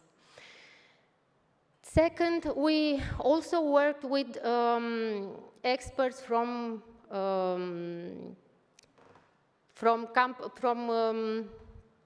companies to from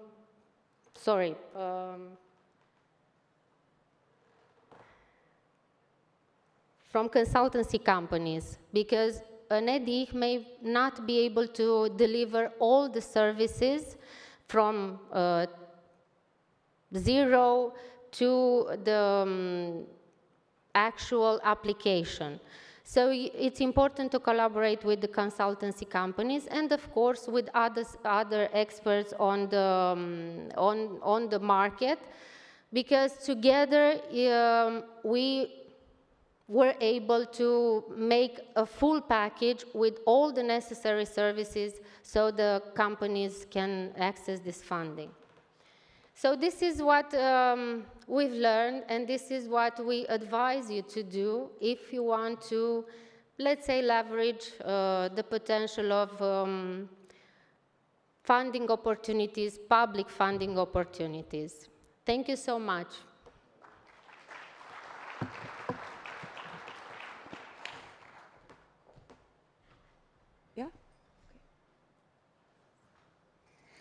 Thank you. It's been a pleasure to share this panel with all of you, all your experience and knowledge about this topic, access to finance.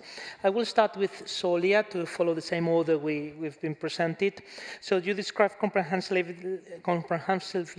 different kind of funding-related services available for Finnish companies. So I asked you to elaborate a little bit further. What's the national perspective on supporting business in digital development?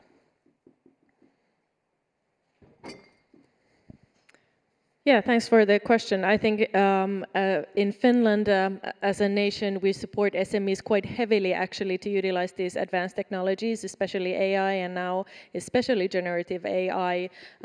As an example, Business Finland, which is a national organization providing funds for companies that aim to go international, they are supporting from 100 to 200,000 euros projects to do trialing with generative AI.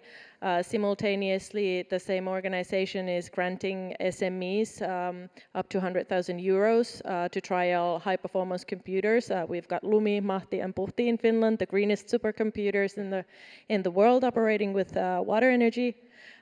So I would see, and these amounts are just increasing for next year. So I think the commitment in Finland is actually very high, and now I believe it's our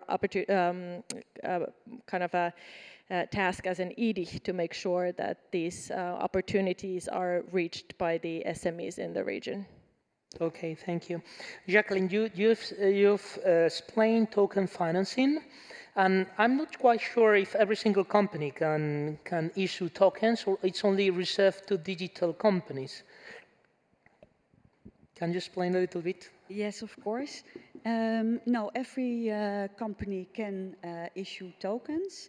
For example, Siemens did a token offering last year, or no, this year. And they earn a lot of money, or they raise a lot of money. But especially for digital platforms, it's very valuable because I told you also about Nautech's work. You can also implement a loyalty token. So you not only earn the money, raise the money, but you can also give tokens for the users on the platform. So that's extra beneficial. Okay, good. And also related to tokens, you mentioned that it's a field that has been regulated recently. I don't know if it's a national or European regulation on this topic. And I wanted you to give us an approach. How do you experience this regulation? If it's a stifle to innovation, if it's good to save consumers and be on the safe side for both consumers and these kind of investors. Yeah. I think the regulation, it's hard. I think some countries are further with their regulations, like Switzerland, for example. But now in the Netherlands, the Dutch bank is also working on the regulation. And what I said, the STO, that's already regulated. So yeah, that's proof that it's okay, it's regulated. Okay, good, thank you. And Trygve, the traditional Norway man, paper-based like me.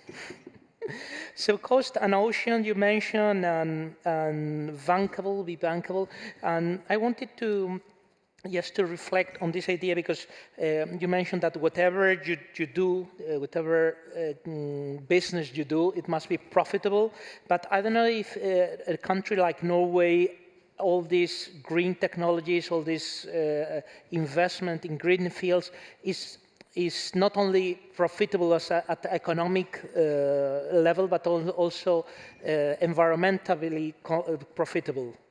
I mean, all these businesses you get, that you have a big industry and you're very aware in Norway and all the Scandinavian countries on nature and environment. I don't know if there's more access to finance to these companies, and it's also valuable for... I would say yes and no. Norway is in a very strange position in Europe because the Norwegian economy has been crowded out by oil and gas for so long. So we are now sort of transitioning into green, new sectors, electrifying, creating all these other things. As sort of oil and gas is tapering off, we're harvesting the knowledge and the things that are coming out from that industry into new sectors.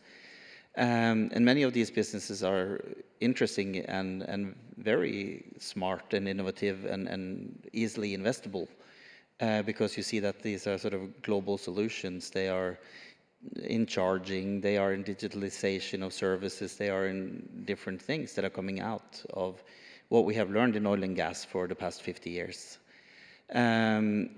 But I think you also touched upon something very important. It's when I sounded like the hardcore finance guy here on stage earlier, there is a triple bottom line. And I'm not saying that maximum profit is the thing that you should sort of solely focus on, because many of these venture funds, they have impact as part of their mandate. They have other things they're also looking at.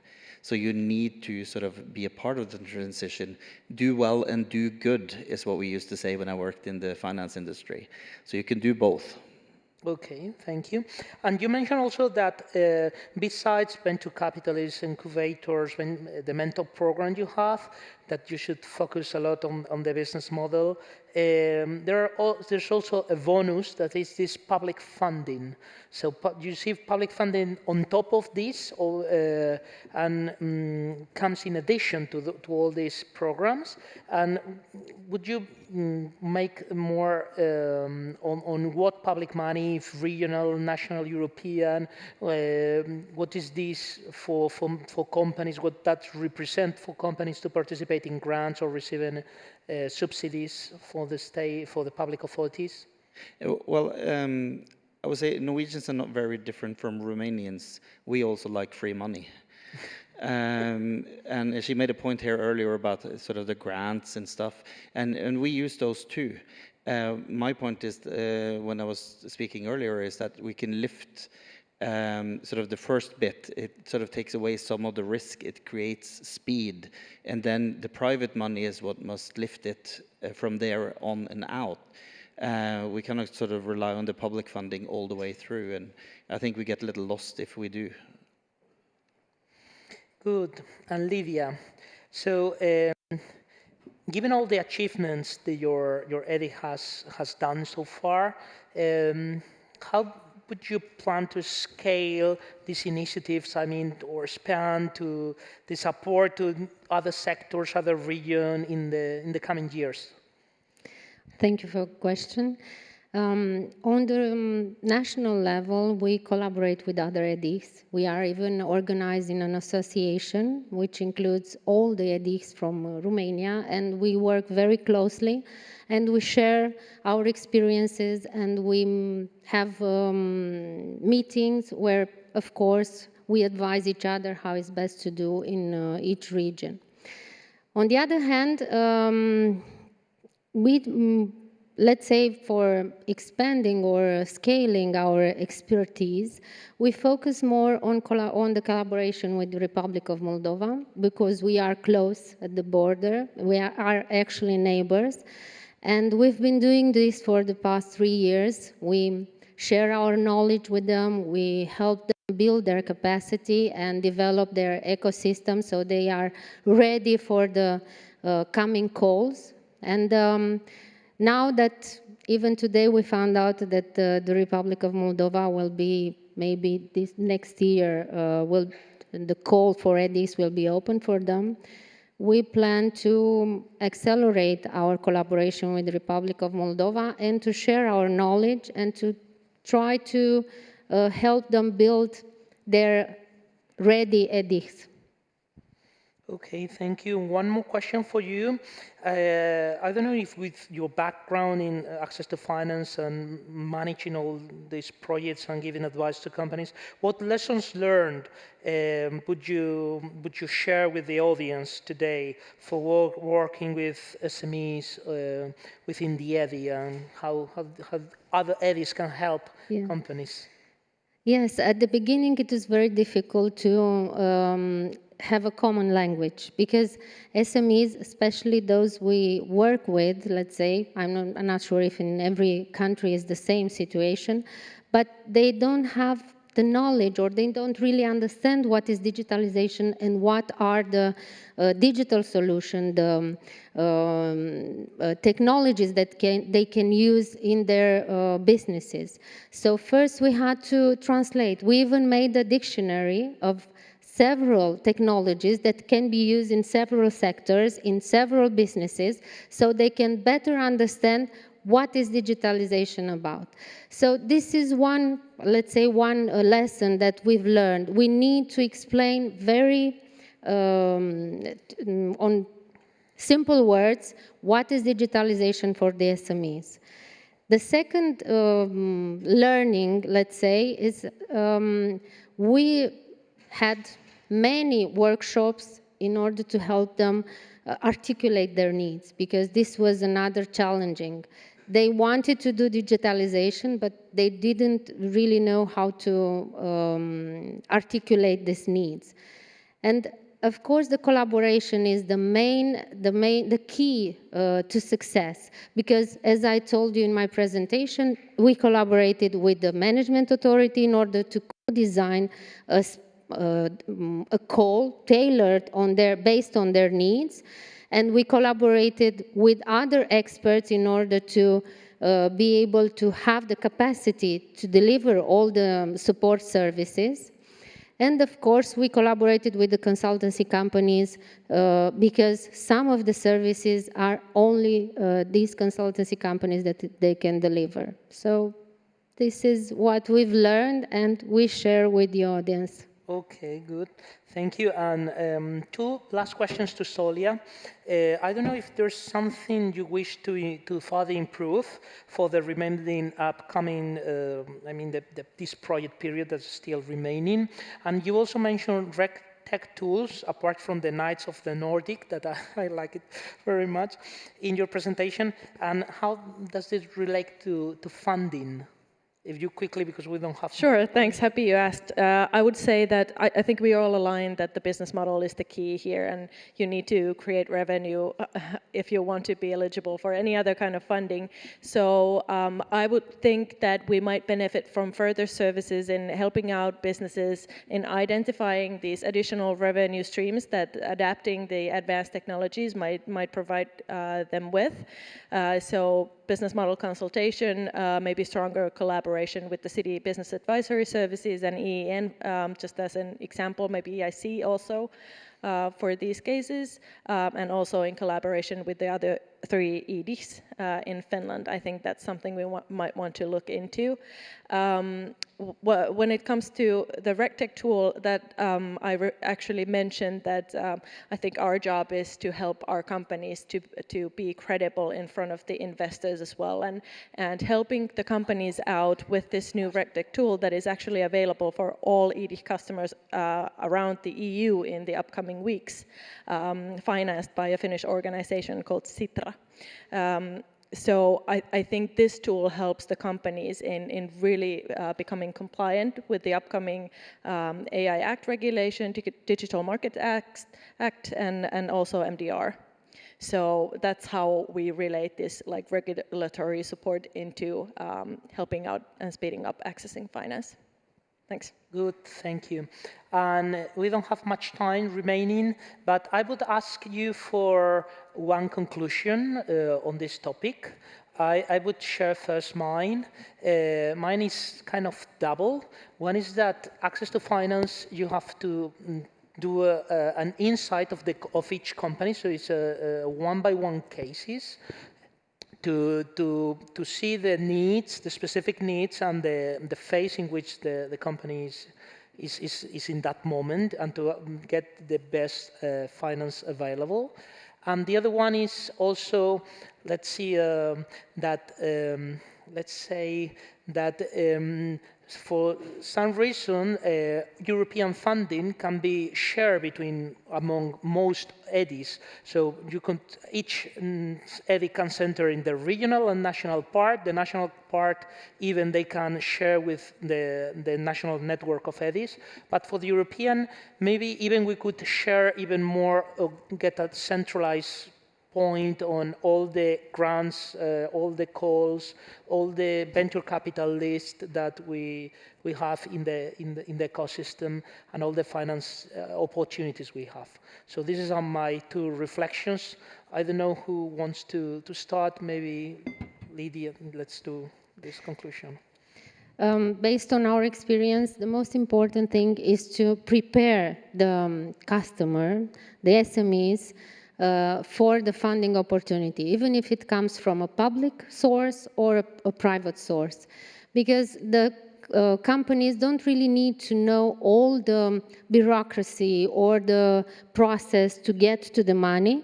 They need to know how to do business, and EDIs can provide the other expertise in order to reach that money.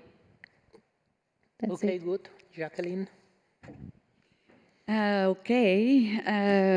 Yeah, I think my giveaway is talk with your SMEs who want to raise money, and tell them that they have to do a lot of interviews with potential customers. Get this insight, know your customers, what they need, and don't spend your time on your technical development, because then maybe you fail, and that's a waste of time, waste of money. So, and the EDI can help you with that. Okay, thank you, Solly. Okay, we all agree on this, so I try to come up with something new, but I believe our customers would benefit from services where we help them out in proofreading their funding applications, for example, and give them advice what should be in them to perform better in open calls. Good, thank you. Last but not least. Yeah, my observation is that I am super intrigued by what Livia and them have done on the calls and working together with the authorities and so on. Because if we could get something like that going in every single country in Europe, that will increase the speed of the EDIs by 100-fold. Because it seems to be sort of a funnel to get companies in. They always like money, as I said. So if you have the money, you have the call, you have the stuff in place, then they will turn up, and then we can start working with them from there. So I'm going to spend some time with Livia afterwards to figure out what she did and how she did it. That's all. Thank you so much. Thank you for being here, for attending the panel, for sharing your best practices and your experience throughout this all your career, but especially those years within the EDI. So thank you so much for coming, and thank you for attending the presentation.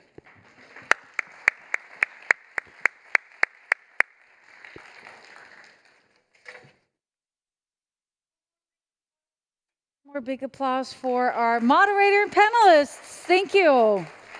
Thank you so much. The funding opportunities, yes.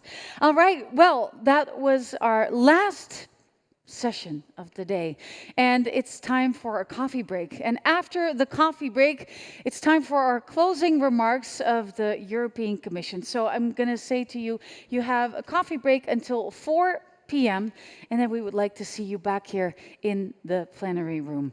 All right, enjoy your coffee break and see you back here at 4 p.m. Thank you.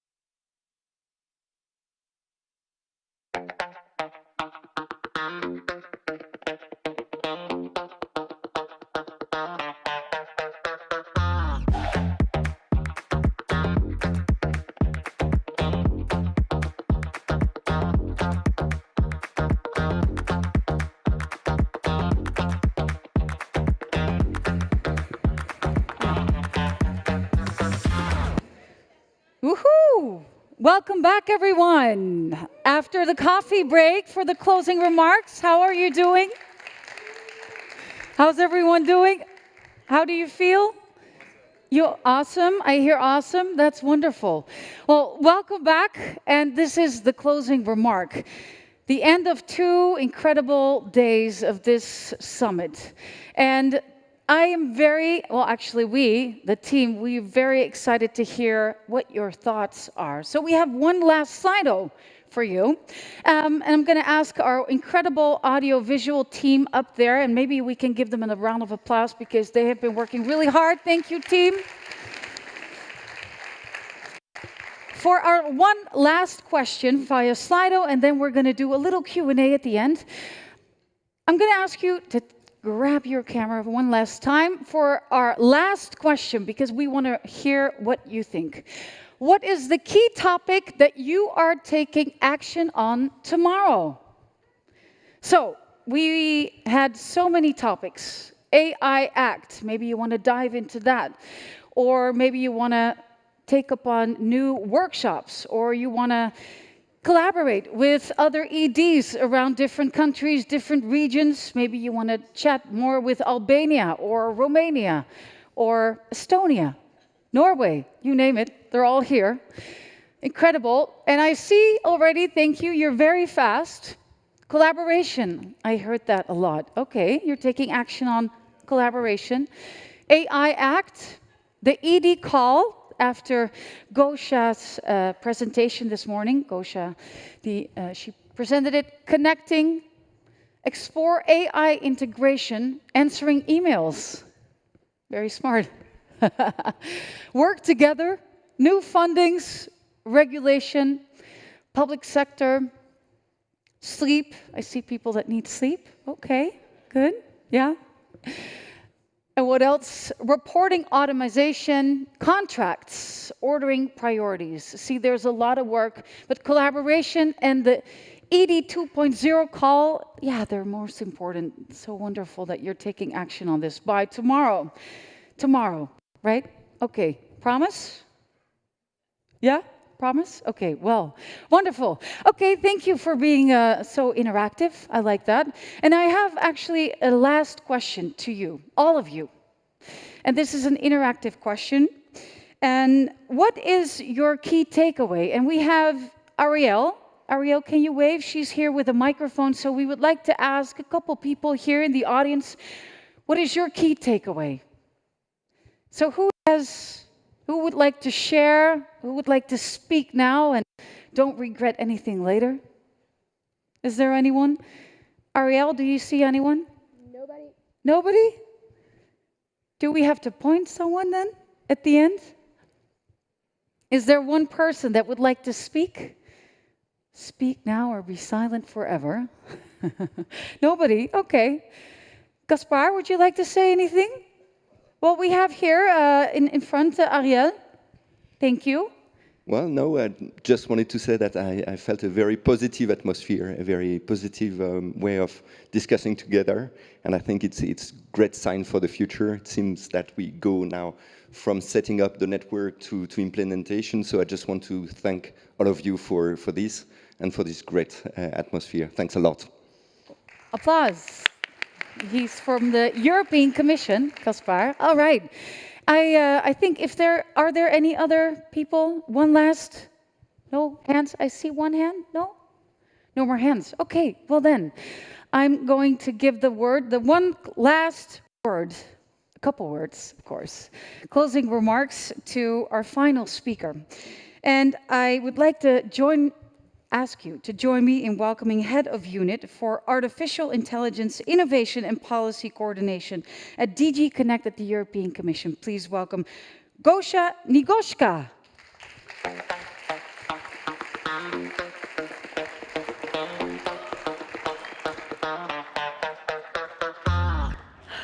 Thanks a lot, Karen. So it's me again. Actually, I hesitated for the moment because when you started from my title, I thought, okay, who's that? Who's that? But me. Okay, so while we were here having fun, the college, the European Commission College of Commissioners actually got a positive vote from the European Parliament.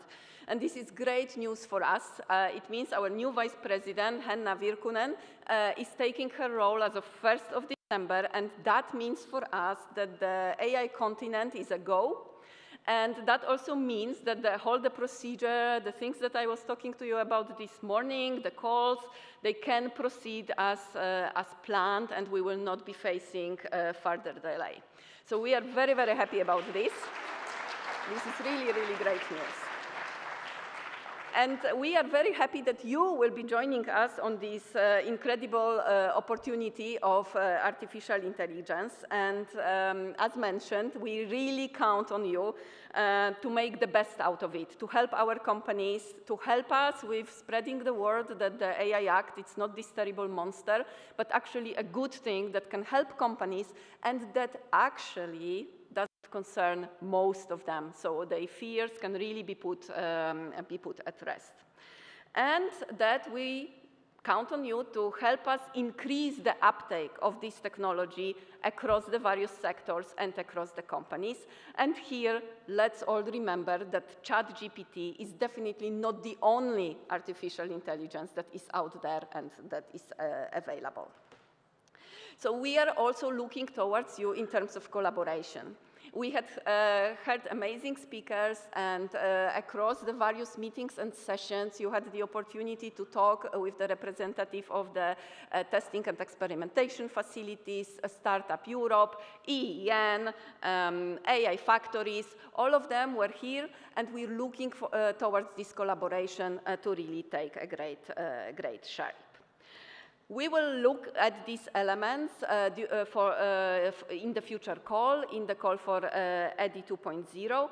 And here, let me remind you, we asked for your feedback, and please don't hesitate to give it. If you don't like the form that we send, just send it as you feel about it. It is really important that we get it. And don't worry if there are some ideas that might not be feasible in the short term. It is also important for us to look at the farther away future, potentially at the future of the next program, and those inputs will be very, very relevant in shaping that. So coming back to our event today, we had extremely good numbers in terms of participation. We have we have participants from 43 countries. We had honorable guests from Nigeria, as far as there, who set up their hubs, digital innovation hubs, that are already working there and were here to exchange experiences. And of course, we had our 7 new members, well, some of them still in the making, but as of 1st of January, full new members: Ukraine, Turkey, Serbia, North Macedonia, Montenegro, Albania, and Kosovo. And let's give them a really big round of applause here.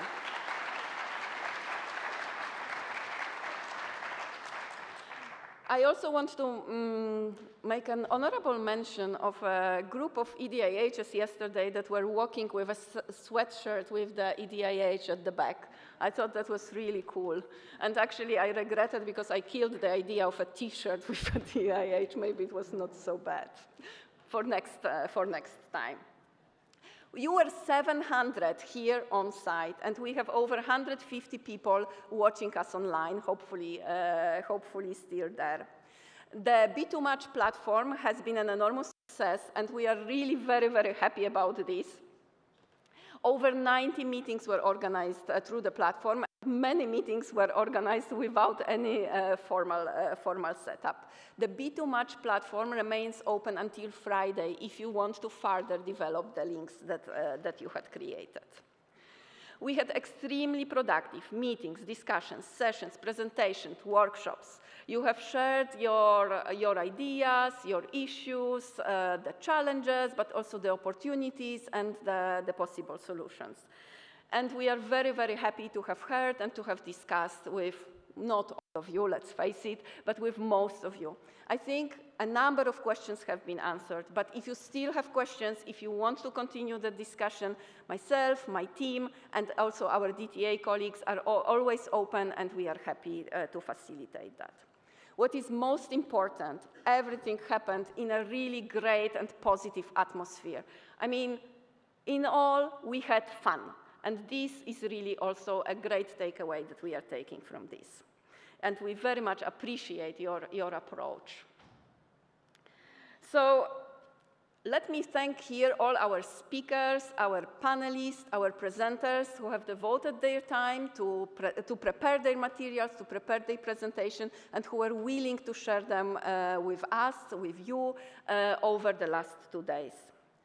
I would also like to give another big round of applause to our awards winners. You rock, guys. It has been amazing. Much more than we have expected, but at the same time, we're counting on more in the future. So don't be shy, present your successes, and next time you will be getting the award. And with that, as is, we had the awards ceremony, and everybody was thanking, and like it's an Oscar tradition, I would like to thank my mother. Actually, hi, Mom. No, I would really like to thank now the teams who are behind the preparation of this. So first of all, the Digital Transformation Accelerator team led by David, Sylvia, and Marie, and many, many other colleagues who made this event possible for us. Please give them an enormous round of applause. It's been amazing.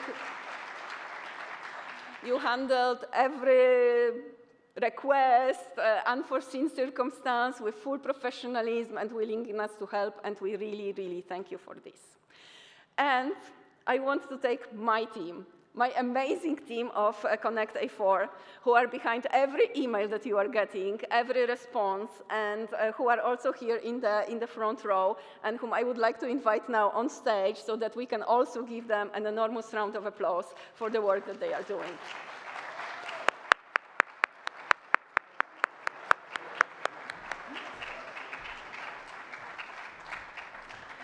And besides being on stage, so here we have Jako, responsible for all the Baltics and all the Nordics.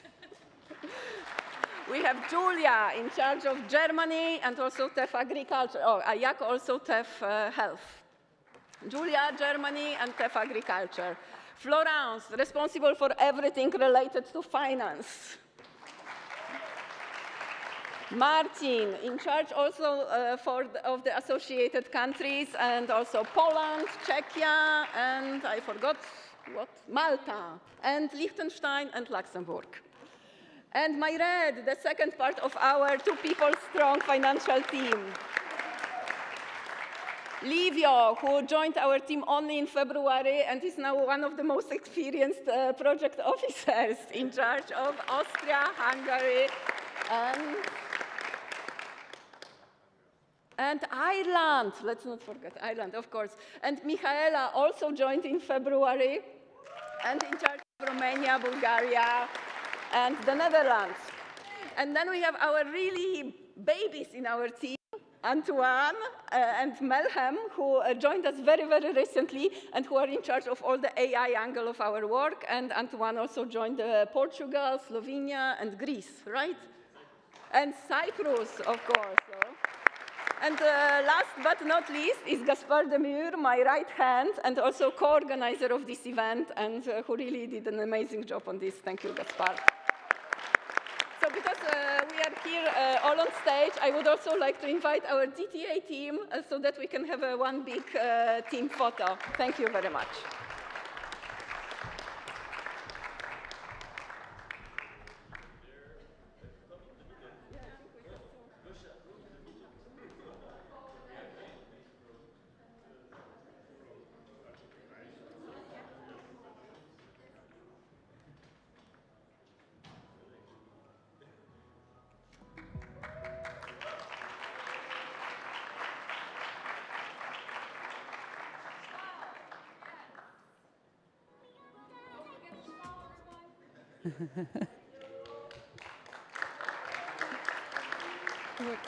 But the mic is not on.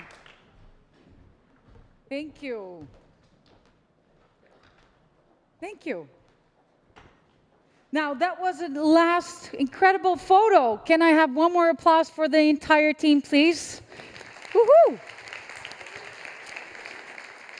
And also, Gosha, thank you so much for your speech and thanking everyone. And yeah, there is one last thing, the networking reception.